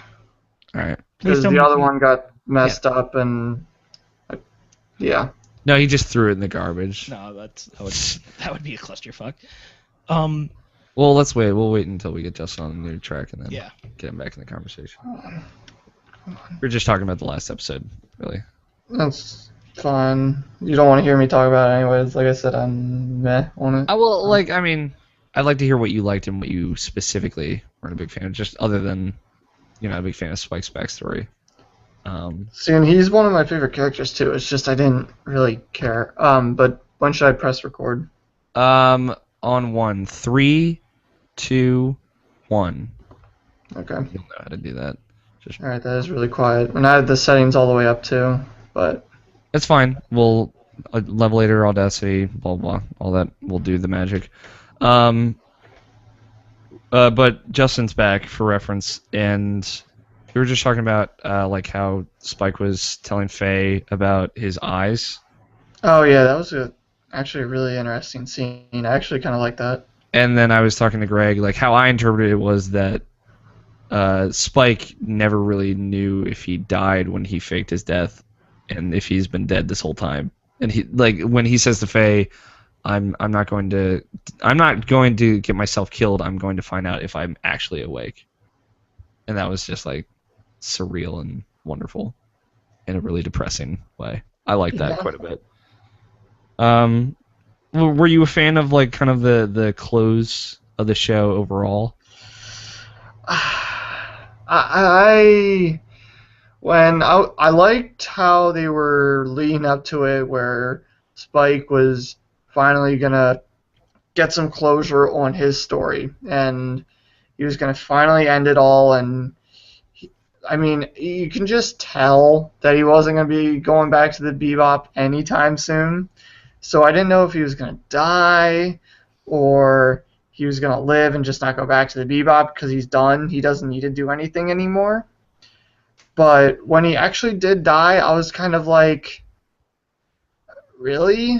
Yeah, I mean, okay, I wasn't expecting that, which I mean, like, makes it more interesting, but I didn't really think he needed to die, especially the way he did. I just thought it was meh on how he died. what do you mean by this, Greg? Greg's like, you think he did need to die? I think that the symbolism here is that he was going to die anyways, regardless of what was going to happen. If Vicious killed him, if somebody else killed him, Spike was going to die. He was on a collision course with death, Yes. so to speak. Yes. Once he lost Julia, it was all over for him. He had nothing to live for anymore. The entire quest of of Bebop was him trying to find the girl that he loved. It's true. He went on a bounty hunting. Once Julia died, it was all over for him. He could only face Vicious for the last time, and it was rather, I'm going to die, or you're going to die, or we're both going to die. And it ended up being this. Either way, it's going to end here. Yes, either way, it's going to end here, and we're going to die. You know, I never really thought of it that way. Of like after Julia died, like you're right. Like he got on a bounty hunter ship to go around the solar system to look for her. Like that's kind of, I'd never thought of that. And that's why when I said the plot summary is that. Yeah, I mean like. That's the plot summary, but like the actual plot of the show, I think, is actually, you know, it's all the little interconnected stories. But I mean, you're right, Greg. I agree with you that you know, he lost Julia, and there was this moment when it flashes back to the scene where Julia is dying in his arms, and she says it's just a bad dream. And he's like, yeah, it's all a bad dream. Like that is his acceptance. Like, I'm done after this. There's one thing I have left to do, and that's kill Vicious. Yeah, and I agree. And again, I agree with all that. Like I said, when he killed Vicious, and he's coming down, and I'm like, all right, he won, and then all of a sudden he passes out and dies, and I'm just like, do you remember what happened in the other episodes where you took more shit than just what you took? And you survived that? I'll say, like, the way I interpreted it, and clearly you guys don't agree with me, but I thought whether or not he died was kind of open to interpretation. Because, you know, they do the whole, you know, the Guardian Star fading and that kind of symbolism there. But, like, you know, I've read stuff online, which is always playing with fire. But, like, you know, it ends like there. It ends specifically there. Like you don't know what happens next. You don't know what happens on the Bebop or what happens with Spike or anything. And he's laying there. And you're right, Justin. I think that's a good point. Like he's been through a lot of shit and he's survived a lot of shit. And I get that, like, you know, there's like a symbolic kind of closure to, like, now that Vicious is dead, he doesn't have to keep fighting as hard. He can just kind of give up. But, like, you know, I think there is room to believe that I don't think Spike would give up so easily. Yeah, I mean, throughout the whole show, I'm sure you disagree, Greg. I'm sure, but like I'm saying, I interpreted it as he didn't necessarily die. I see.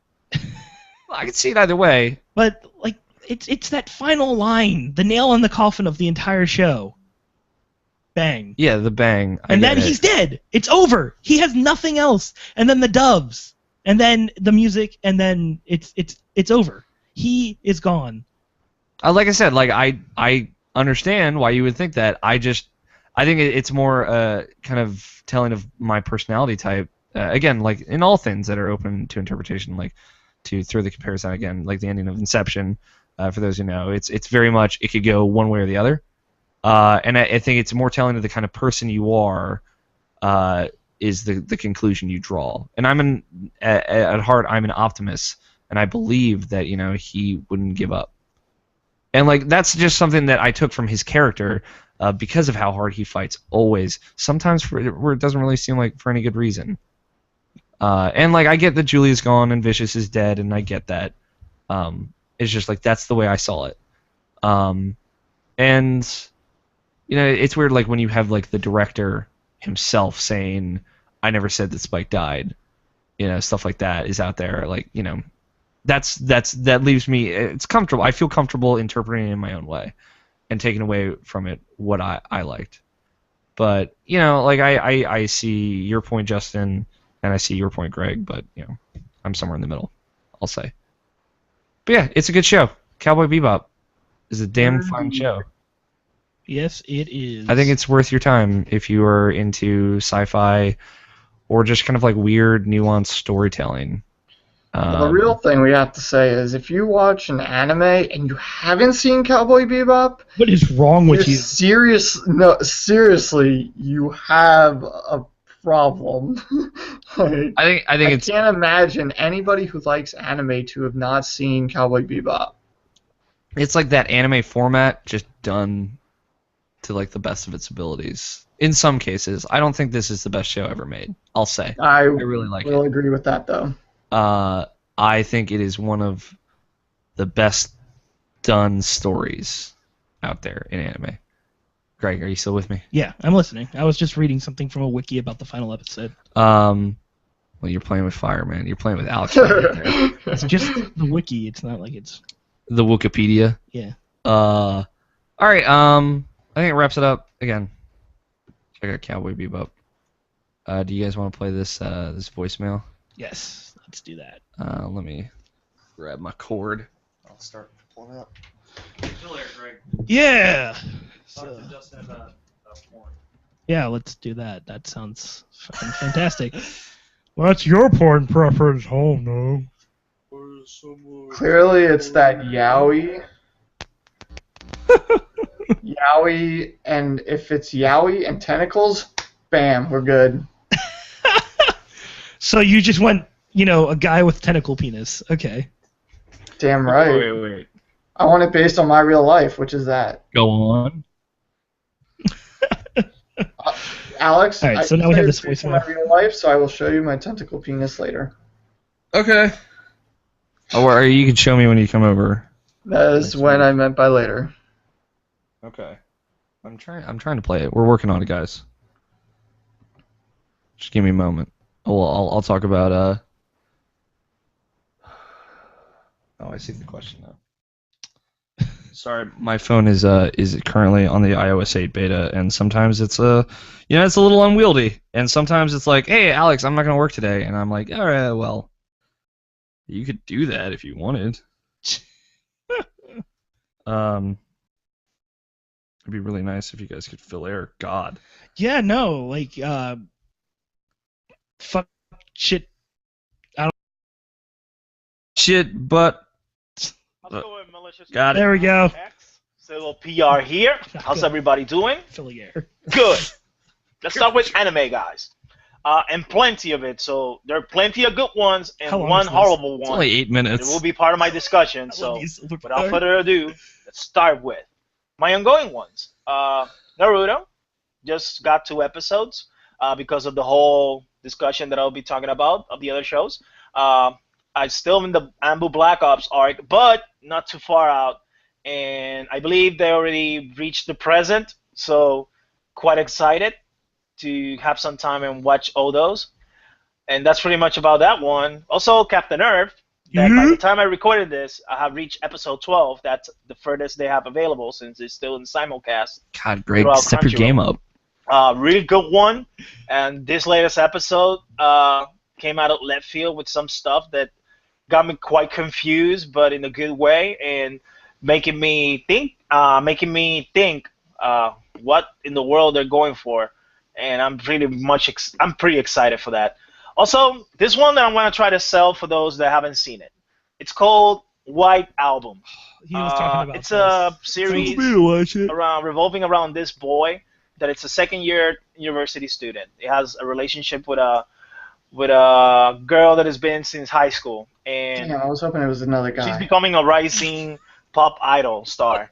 And the relationship it stumbles because they don't have time to be together, and he tries to make time to be together, but life, studying, trying to look for work, paying the mortgage, the rent of his apartment, and also the struggles of his relationship with his father and with some of his friends around him, makes it quite difficult. And it's not just about him, but also about her and characters that she revolves around her. And it's not just centric in one character, but in any other characters. And the only way that I can explain this one is like it's like a reverse Idolmaster in the sense that it's about the idol industry, but like in the nitty-gritty, darkest way.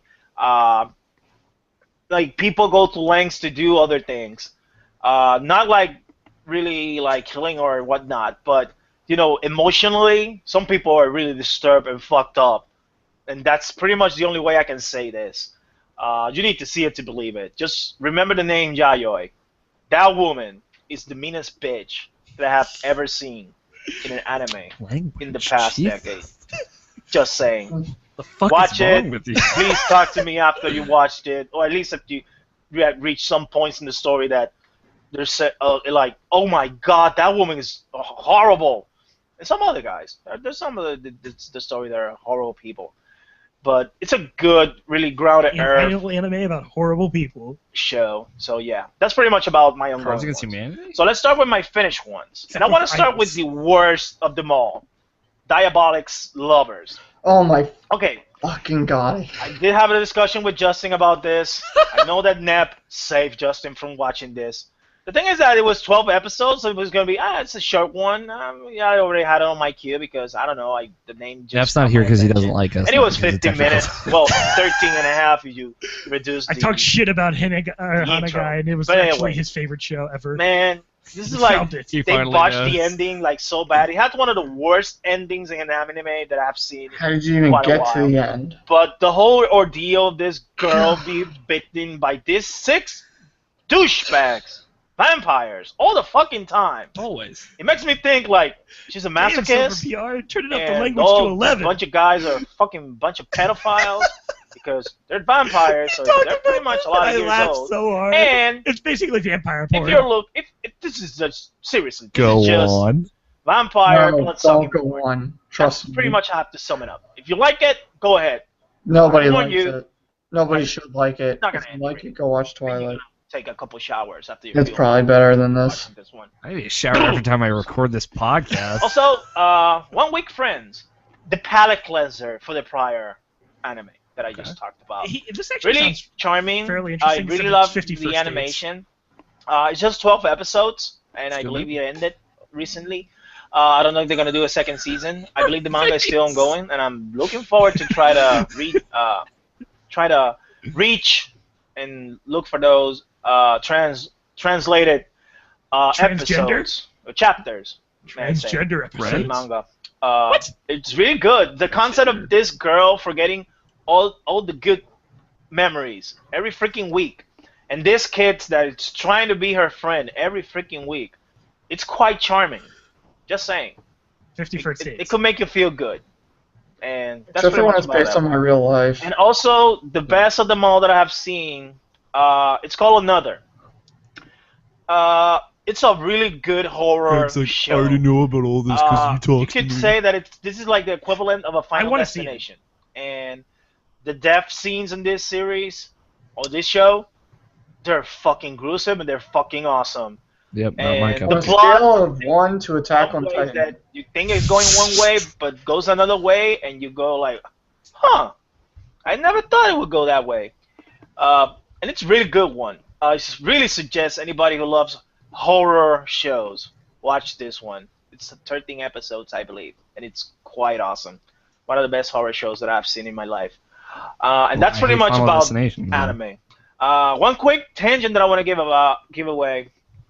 It's Legend of Korra is gonna start soon. By the time you guys post this, I believe at least 3 or 4 You missed episodes. it? I will be forgot to out. talk about it. They're premiering. Don't 3 talk about episodes. it. The first night will be incredible and awesome.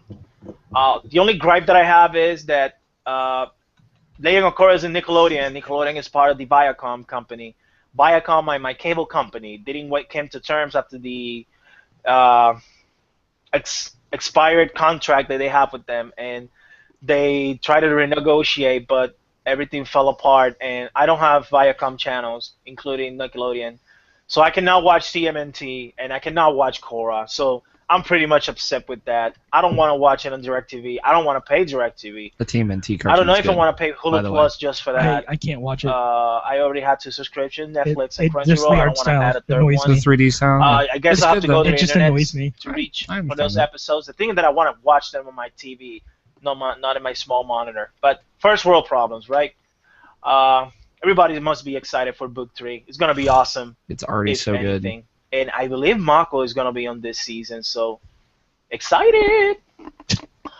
But before I leave you guys, and after this horrible long voicemail, Hey, I want to piece give of you a shit. question. What is Love your you. favorite studio of animation? Let's try to exclude Studio Ghibli. We know that we love Studio Ghibli and all Everybody the knows stuff that, that okay. they've done throughout the decades. So, what is your favorite animation studio? Me, Gainax. Gainax, because of Evangelion and other stuff they have done in the past. So yeah, that's pretty much all for you guys with this 8+ voicemail. A lot of love from Silver PR here, Oh yeah. signing out. All the love. Oops. Almost played it again. Oh, we have to Oh, listen to it man. all over again. So what's your favorite anime studio? Also, I'm guessing you haven't watched episodes 1, 2, and 3 of Korra yet, Justin? I have seen book 1. Book 2 comes out tomorrow. I will watch it then. Oh, yeah, you're getting when I Blu-ray, come right? Yeah, I'm gonna get on. Yeah, I'll get on Blu-ray. Yeah, come on. Come on. Good. But when I come down, I want to watch the book 3 episodes because I'll be done by then. Okay. Should have or whatever. But like book 3, I'll say because I didn't talk about it earlier. I fucked up by not talking about it. It was like totally. I had like no real expectations going into it. Totally different than what I expected in a very good way. Just I'm so on board with what they are setting up right now in these first 3 episodes alone, and they brought back some characters, and I'm excited, and some shit is going down. Cool. What is this book, anyways? Change. Okay. But so favorite studios of animation. Favorite studio? One. Studio. One. Well, that's hard. Mine is the guys that did Eureka 7. Not because of they did Eureka 7, but like I just think of them because that's like the most popular thing they've done. They did one show that I really fucking liked. I can't think of the name of. I think it's that Waiting in the Summer. I'm pretty sure that's what they did. Google it because Yeah, I don't. I'm It's working is on it Bondi? Bondi? It's not Omniplex. Funimation. Yeah, that's always creepy. Bones. Bones. Okay, yeah, Bones. Bones is great. I do like Bones a lot. But I also like Sunrise a lot. Sunrise did Code Geass, and they do all the Gundams. Okay. But I will say that you're right. Bones it's probably up there as well because of Eureka 7. But yeah, Sunrise is probably my second favorite. Bones. Yeah, is they probably my did first. stuff like Full Metal Brotherhood, Ongo. There's like one other. They did Soul Eater, Soul Eater Not, or on High School Host Club, Then yeah, I'd probably like Bones. Full Metal Alchemist Original. Yeah. So yeah. Yep, and then there's Sunrise, and then you've got Toya, I believe is another one, and hi. And they did Captain Earth. Yes. So there you go. Hi, Nep. I see that you've written hello here in the. Still recording. Hello. Nep has somehow made contact. He It only took him From the an afterlife. hour and a half. He's touch base. Well, he's not coming back in because we're at 3 hours and 41 minutes, and I said I was going to get a bit at 1 a.m. But that didn't happen. Anyways. We had yeah, it's close enough. What was yours, Justin? I was looking up, and I'm just gonna go with. I mean, it always changes just on what animes there are, but I mean, it's probably Aniplex right now. Mm. I mean, they just recently did Daybreak Illusion, which talked about that last year. It's amazing. They did Occult Academy. They did Persona 4. They're doing Persona 4 The Golden. Mm-hmm. They did Madoka Magica. Like, they did some good stuff. Sword Art Online. They're doing the irregular at Magic High School, which I'm watching now. Like, they do some good stuff. So I mean, right now that's probably my favorite. It always changes. I'll switch my answers so Greg can have bones. I'll say JC Staff. And what did they do? They did Waiting in the Summer. Okay. Done a lot of stuff. But, Well, guess what? Aniplex has Anohana, so all the movie at least. Sure. It's really weird. You don't really think about the animation studios until somebody asks you the question. They do the work, man. I know. It's just weird that I never really think about it. Like, I know Sunrise was an animation studio, and I knew Bones was an animation studio. I just always get them confused with Bandai because it's kind of like in video games. Like sometimes I'm past this because I'm so fucking in tune with it. Like sometimes you don't think of the developer. No. You kind of think of the publisher a lot. Like sometimes people don't think of GTA as Rockstar, even though they're pretty forward with their brand. Some people think of it as like, that's a 2K game. It's just 2K publishes it, and there's an aspect. Really, 2K published? What? Yeah, 2K owns Rockstar. I didn't know that. Well, you are clearly the opposite bandwagon. I thought Rockstar owned itself and made its own games.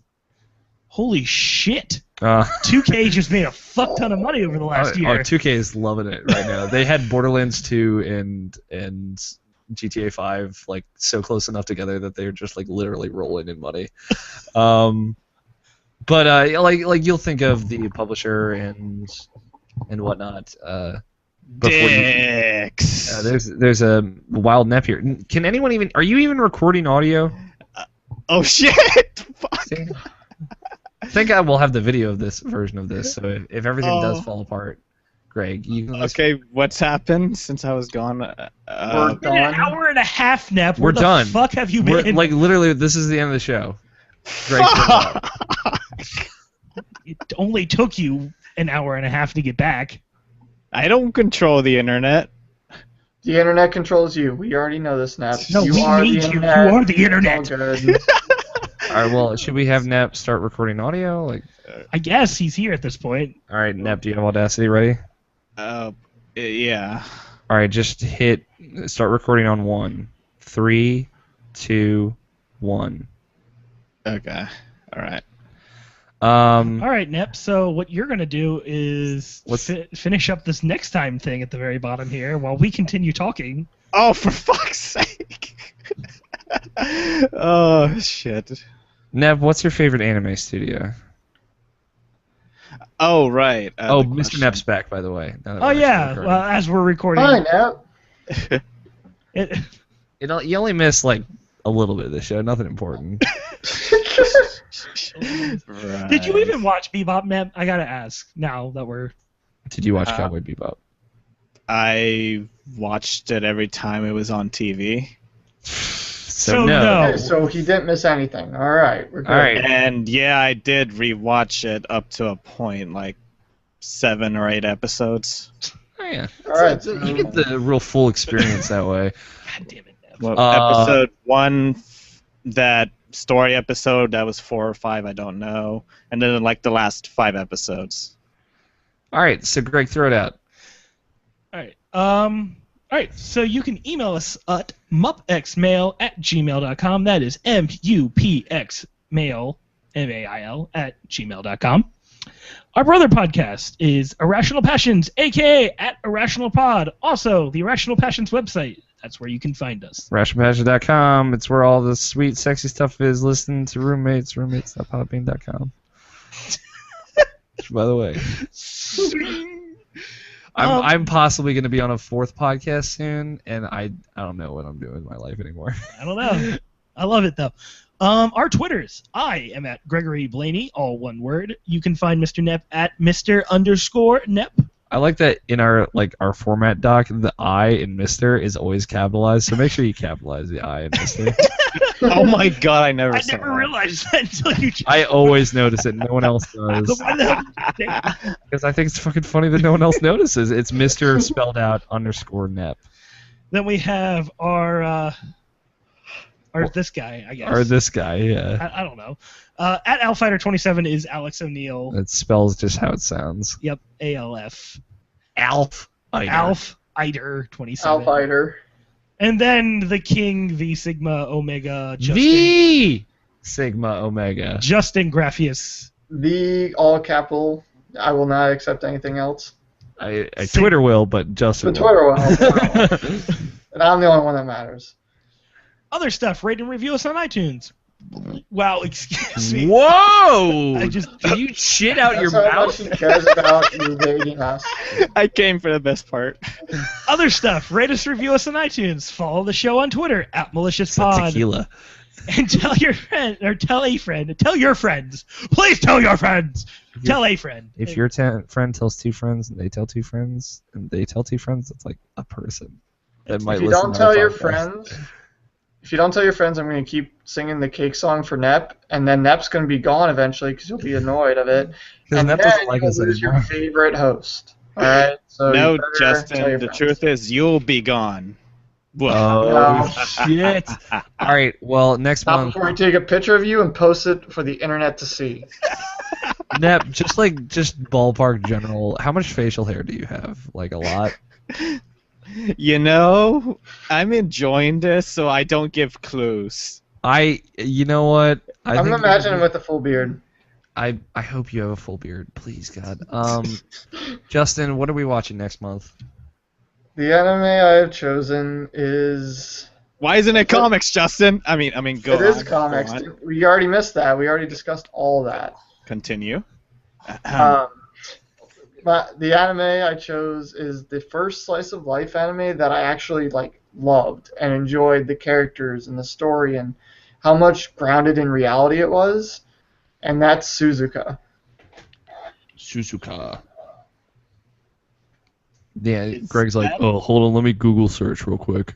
Is that the Funimation title that's always $8 or less? It's been out for a while. It's about a male student who has come home for the first time in forever, and on his way home he sees a female practicing track and field and immediately falls in love.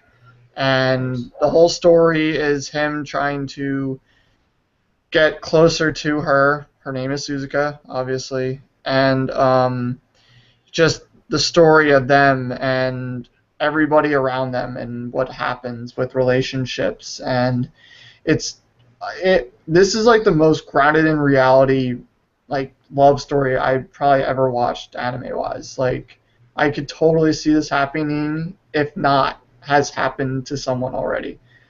Yes, it is. This is the title that's always less than $10 to buy. And Super cheap, always Dan. worth it. It's so worth it. I love this show so much. Anywhere Yeah, we can stream this, or Yeah, that's what I It was- is on, It's a Funimation Hulu. title, so it's probably on their site. and it's on Hulu. Yep. if anything, I can backdoor it. Yep. Well, don't backdoor me, Greg. It's on it's on Hulu, so don't worry about it, guys. Very creepy voice. All right, cool. I'm looking forward to it, Justin. You told me this last month. Yeah, I think you will love this. And I'm very much excited. All right, guys. So we'll be back with next time on Malicious Underground X. to pee. I know, I couldn't hold it.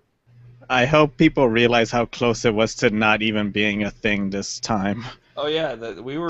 I was. that was- I was gonna be like, we're not doing it. That was so luck that I got internet back. What the fuck happened, Neff? Seriously, an hour and a half, dude. He took the don't batteries out of him, and that went away the internet.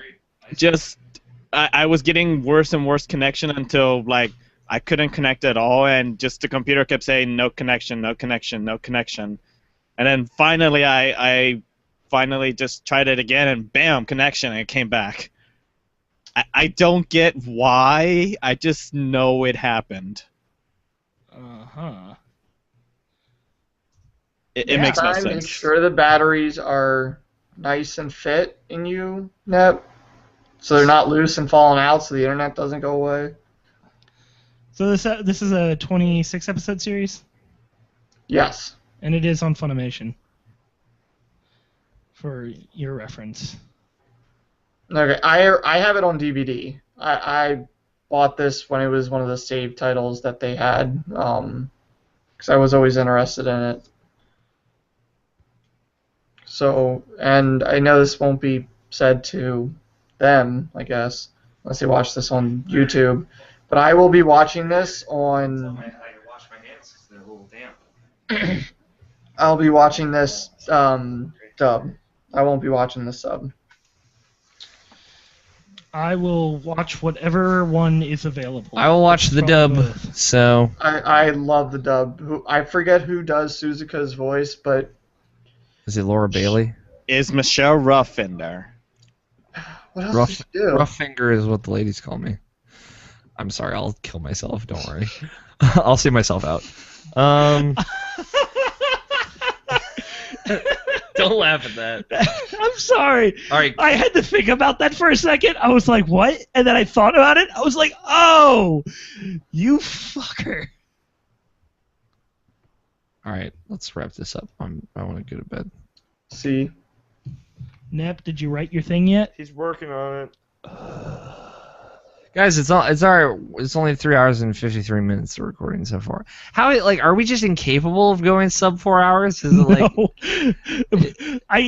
We do a 6-hour podcast most of I the time. fucking hate everyone. I hate all of you. I tried to be quick, I swear. I tried to be quick too. I'm glad I fucking moved things along, or Greg would have talked about Cowboy Bebop for another 45 minutes. You piece of shit. What? What happened, by the way? We did the show. Yeah, the show happened, Nep. We didn't Listen stop to for it, you. no. Well, we did for like 10 minutes, and then we started talking about Sailor Moon, and I had Oh an my god, epiphany we about how did much I talk know about about. that way too much. I had an epiphany about how much I know about Sailor Moon. Which is I wanted to be there. I didn't even want to talk Nep about it had that much. fucking, left the chat. Or His call. computer died. Sorry. I know. I'm giving him shit. Jesus. What happened? Did you discover what happened? What Nope, happened? I just know it happened. He took the batteries out of himself. God damn it! We told you not to do that. Suzuka. But yeah, I didn't even want to talk about Sailor Moon that much. I was just going to say, hey, I watched some more episodes of the that was our bullshit. it. That was our usually at the intro part, but that was our bullshit moment. That was fun. I Yeah, like I like Sailor it Moon. like that.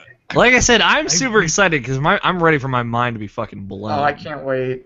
I weirdly like a lot of Sailor Moon. It's funny. I don't think that's weird at all. Like I said, I watched that whole fucking movie and I loved every fucking second of it. I love that story. I'm glad that I could share it with you guys for the first time here.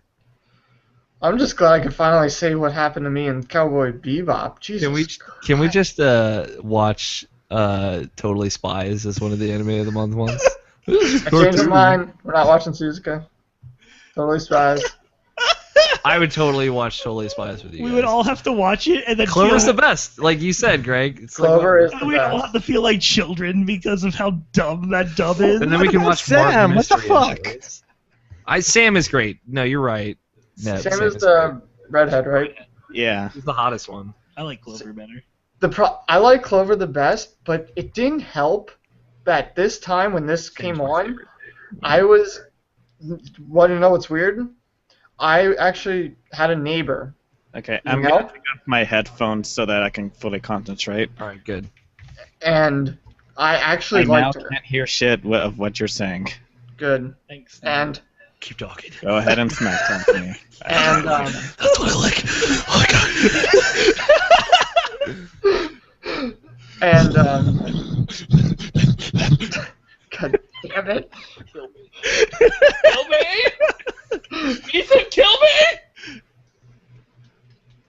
breath through the wall. Continue, Justin. I'm listening. We're assholes. We When know. Totally Spies came out, I actually liked a girl that was in my neighborhood. She had red hair, and for some reason I was watching that. I don't know why, but I liked Because it was on PBS on Saturday No, morning. it was on Cartoon Network. It was on Cartoon Network. Well, eventually it was. It might have been on PBS as Or well. not PBS. But Martin imagine how Mystery many- was- ABC's. ABC Family. That's what it was. Martin Mystery was what was on Nick. But now, how weird is this? So I liked this girl in near me, and we would always walk to the bus stop. We'd talk, all that stuff. And I like Clover the best, but it started to go away from her to Sam because of this girl. Because she sort of had red hair, and her name was Sam. Oh shit! Yeah, so I'm just like, this is weird. Like, I don't know. I didn't know what my mind was like racing at that time. I just remembered something that I forgot to say earlier. This is funny. So, if I'm correct, hold up 1 second. I'm trying to find out where we can watch Totally Spies. Did you ever watch Martin Mystery? It was basically it was the same production team. Martin It was the same Mystery. art style. If I'm correct about this. No, it looks familiar, but I don't think I watched it.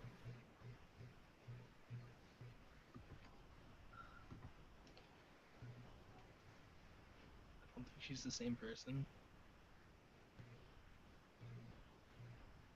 Oh, one of the Totally Spies is someone that voiced one of my favorite characters in like other stuff, which also weirded me out. Hold on. Oh, she was her. Okay, that would make sense. Which is Ghost. Oh! Going down the tunnel, starting out where I know I can start, and then just go from Luna. There we go. Okay.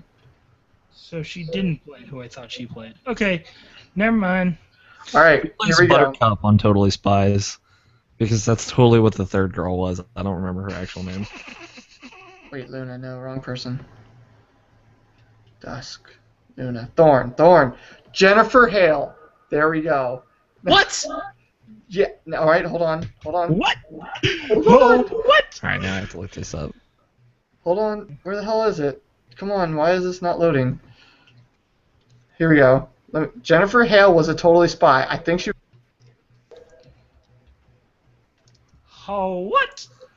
She was Sam. How did Totally Spies run from 2001 to 2012? I think it went on to like 2010, or it stopped. Hold on, let me see that. It had episode. 6 seasons. Yeah, I was looking at that. Sam and Mandy. Who's Mandy? Jennifer Hale was Sam. No wonder Sam was so hot. Oh, Yeah, Alex was that's- the third one. That's right. Katie Griffin. Alex was hot in like a really weird way. There we go. They stopped in 2007, around there, I think. Maybe a little bit before, in 2006. And then they did a couple episodes throughout those couple years. There was Gladys in Stevie in Totally Spies. There's a character named Gladys. Gladys. Not GLaDOS. GLaDOS. Oh, there's a second voice actress for Alex as well. Who did Clover? Andrea Baker. What else was she in? That's so That's the weird. real question. Why Weird. are we doing this? I don't know. Because Nep's fucking bullshitting right now. He's got to write this thing. Also, we're ridiculous. And 3. Oh my God, Dude, really? fuck you. Totally Spies was awesome. I know it is. You guys should watch Martin Mystery if you get the chance, because that show is also awesome. It's kind of like the male version, the directed towards male audience version of Totally Spies. But I love Totally Spies anyway. I'm just gonna put it out there. Well, it's chicks in jumpsuits. Like That is not why I love Totally What? Spies. I know. I same loved it here. because it was full of strong female protagonists. Okay. Yeah. Yeah, I fuck will you. agree with that. Well, I'm sorry that I'm better than you, Greg. I just There's no way you could change the channel and go. Wait. No, I Boobs. You- underestimate me. Yeah. right, Nep, are we going into a second fucking paragraph here? What the fuck? How much do you want me to read? What the hell? Next time on my penis, I fuck Mr. Nepp in the asshole, and then we giggle about it. Dee. Now, did you look at Andrea Baker?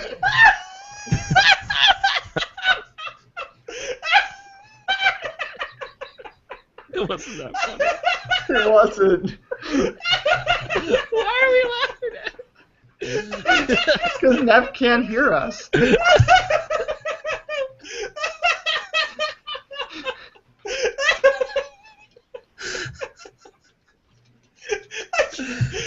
I know Ethan's gonna come in here like, what the fuck is happening? I'm laughing because of how you just improvised that whole thing That's- in the voice. That's my life, man.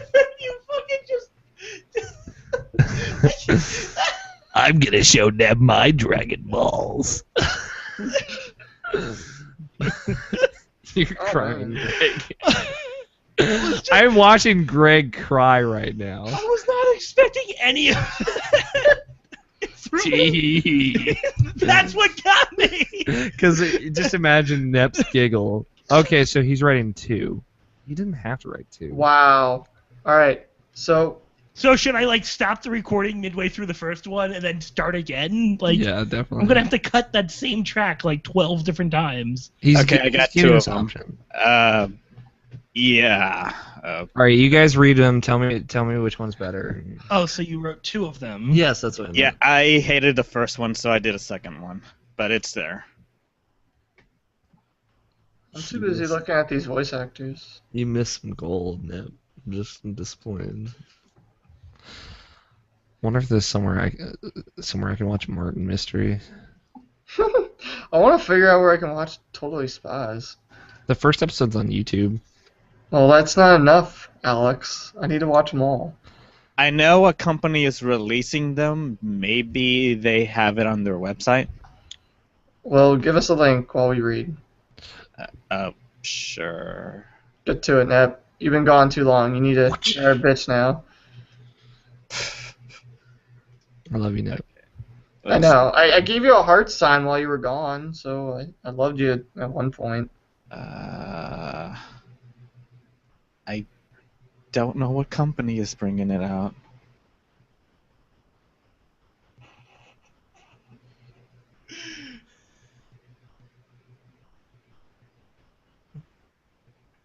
Oh my God! There's a crossover episode between Martin Mystery and Totally Spies. I can't handle this right now. I just Wait, had what? Really? I'm not gonna lie, I actually remember that now. I don't. I completely remember Yeah. that episode.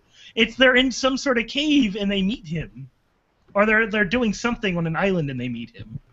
Although it's more of a Totally Spies episode. Diana and Java are absent in this episode. Scientists make an amazing discovery in Antarctic. A Yeti frozen in a block of Okay, ice. never mind, I was wrong. Jerry informs Sam, Clover, and Alex that there have been reports of a strange being terrorized the posh ski resort. When they arrive and investigate the luxurious place, they find that they aren't the only ones on the case. They meet Martin Mystery, and they start to elaborate together. In the B story, Clover is annoyed because geeks get a crush on her. Martin discovers Sam is similar to Diana, and Alex falls for Martin. This sounds like the greatest episode of TV anything ever. Cartoon TV history. Yeah, that's the best thing I've ever heard. Ever. I thought I remembered that. Maybe it was a different episode. I don't know. It's been, 15 years since I watched that shit? It's been 10 years since it was on the air. 9 years. Totally gonna Spies say- has fan fiction. Oh, shit. I know what I'm masturbating to tonight. Which one's better? I kind of like the second one a little bit better. I don't know, Justin. Yeah, same here. I kind of like the second one better. All right. The Malicious Crew is taking the NEPs for program and playing. I don't know why. It's so funny.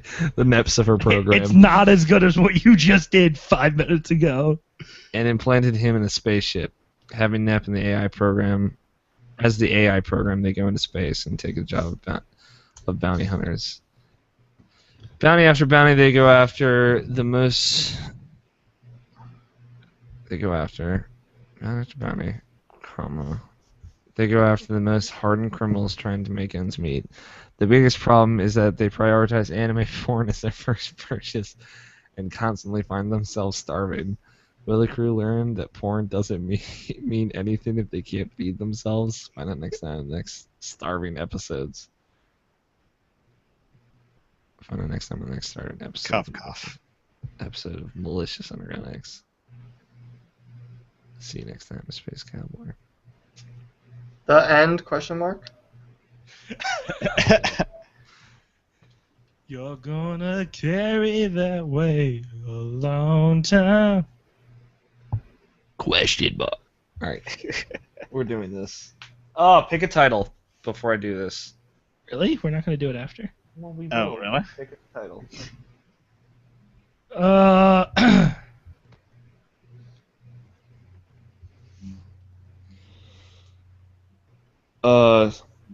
Donald Duck with a scatter. That's my vote. It's too good. 2071 science What the fiction hell with are pew these? pews. It's over 9. What the hell did you guys do? You were there for that. I was. Yes. Okay, what about 2071? referred to earlier. I wrote my plot summary for Cowboy Bebop. I just wrote 2071 science fiction, and then Justin added with pew pews afterwards. I actually like that one a lot. I think we should just write 2071 with pew pews. Agreed. Alright, I'm fine with that. Okay. 2071 with pew pews. Okay. Are you ready to die, Alex? No, I'm not. I'm not ready for this. I'm not ready for this. Do I start it with the next time? It's been too long. Yeah. Okay. Yes, you do. All right. Make sure Ethan doesn't like come barging in here. He can't know. No one can know. He hasn't heard you do this. Of course not. What, you think he listens to my anime podcast that I host? I'll make him Oh, listen you to it. That I host, that I own? Yeah, who pays the fucking $15 a month? I'll tell you that much. Out of pocket, out of the kindness of my own goddamn heart. Because I love you. I want to make you start paying it. I'm too poor for this. I have to fart really bad. Oh, God, it smells horrible. Would you say That you one let it sounded like go? you shit yourself a little Let bit. it go. Silent but deadly. I almost did. That was not silent, but it is definitely deadly. Like the other one? I just shit my pants. Oh my God, it smells awful. I'm over here. You know it's smells bad like when you can ass. smell it yourself. Oh my! I can taste it. It's like covering the roof of my mouth. That's just wrong. All right, everyone, shut up. I'm gonna mute all of you. Actually, I'll just mute my computer. There we go. Now we can't. Neither of us can hear them. Fuck! It's gonna fuck me up that you're in this room with me. Let's put this up.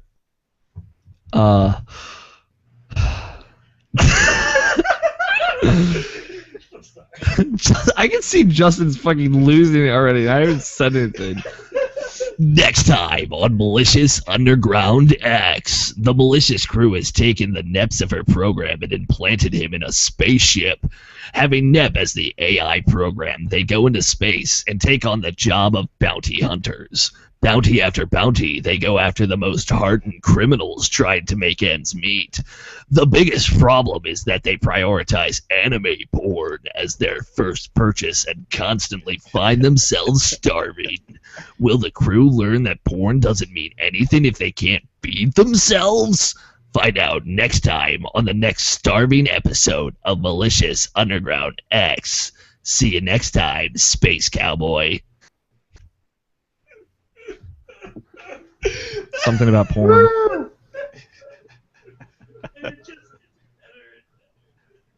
Every time. Okay. Oh yeah, I should unmute you. Oh no, your mic's off. Yeah, I'll do it. There we go. I'm back. All right. I can hear you guys now. What's up, again. bitches? We can hear you now. Okay, so how does the levelator thing work again? It's complicated. Can we just get this over with and Greg can explain it to you tomorrow? Because I gotta sleep. I want to sleep too. All right. Yeah, that's fine. We'll do that later. I'm over at Alex's house, Nep, so that's why. Oh, okay. Yeah, I was wondering which house were you in? He's in my apartment. My dungeon. My rape dungeon. Alex is gonna go to sleep, and I'm gonna hang out with Ethan. Yeah, they're gonna fuck. I think. I hope you guys are quiet. Wow. That took a second. That did take a second. There was a full half measure of wait. What? Are we supposed to stop recording? Yeah, you guys say the titles so we can. Oh, okay. I farted. It smells like salami. Oh my god, what the fuck? Does it smell like salami? I swear it does. No, it tastes like salami. All right, guys. So the titles are We already picked the title. Oh, I thought we were gonna. Remember? Well, you can read them. Yeah, I was gonna read them, and then we never did that. Alex is like, "Fuck you! I want to go to sleep." Go to bed. Anyways, the titles are We Are All Fabulous, Donald Duck with the Scouter, It's Over 9 Quacks on. Wow. I do that way too well. He's losing his shit right now. Oh, so much better than. Oh, thank you, Greg. 2071 with Pew Pews. Net disappears and reappears. Don't backdoor me, Greg. And Totally Spy. Your face when he said that was priceless. And I believe we went with 2071 with Pew Pews. Even though. Although Don't Backdoor Me, Greg, is a good runner-up right there. It's over 9 quacks on! What? 9 quacks on? I kind of want to do that now, though. I got an impression of Donald Duck saying it's over 9,000. Oh my god. Cannot be repeated. I can't do Donald Duck voice, so I can't either. you also can't do Bill Clinton voice. Not anymore. Not ever again. Everybody gets one. What's the title? So, do you guys want to do that one instead of 2071 with Pew Pews? No, please take your time, guys. I'll just probably delay them. I want to go to bed too, so I'm still sticking with 2071 with pew pew. Nep. If Greg does it. All right. What? You have to do the title. Your vote is. I like It's Over 9 Quacks, and I'm a big fan. Yeah, if as long Greg as does it, definitely. Greg does it, I'm My roommate fine. thinks we should do that. Fine. All right, that works. All right. So, who's going to do the title? Someone, you say the title, and then Nep can say the number, because Nep's dead. Okay. Well, Nep Well, has to say the number first, so. Okay, so. It's episode 14, Nep, for your information. Says the one who thought it was 12. Yeah, I was tired. All right. Okay, so. This is Malicious Underground X, episode 14. It's over 9 quacks on! What? 9 quacks on? Fuck. That was perfect. That was perfect. That was beautiful. I'm stopping recording this fucking file. Yeah, me too. All right, thank you guys, and good night.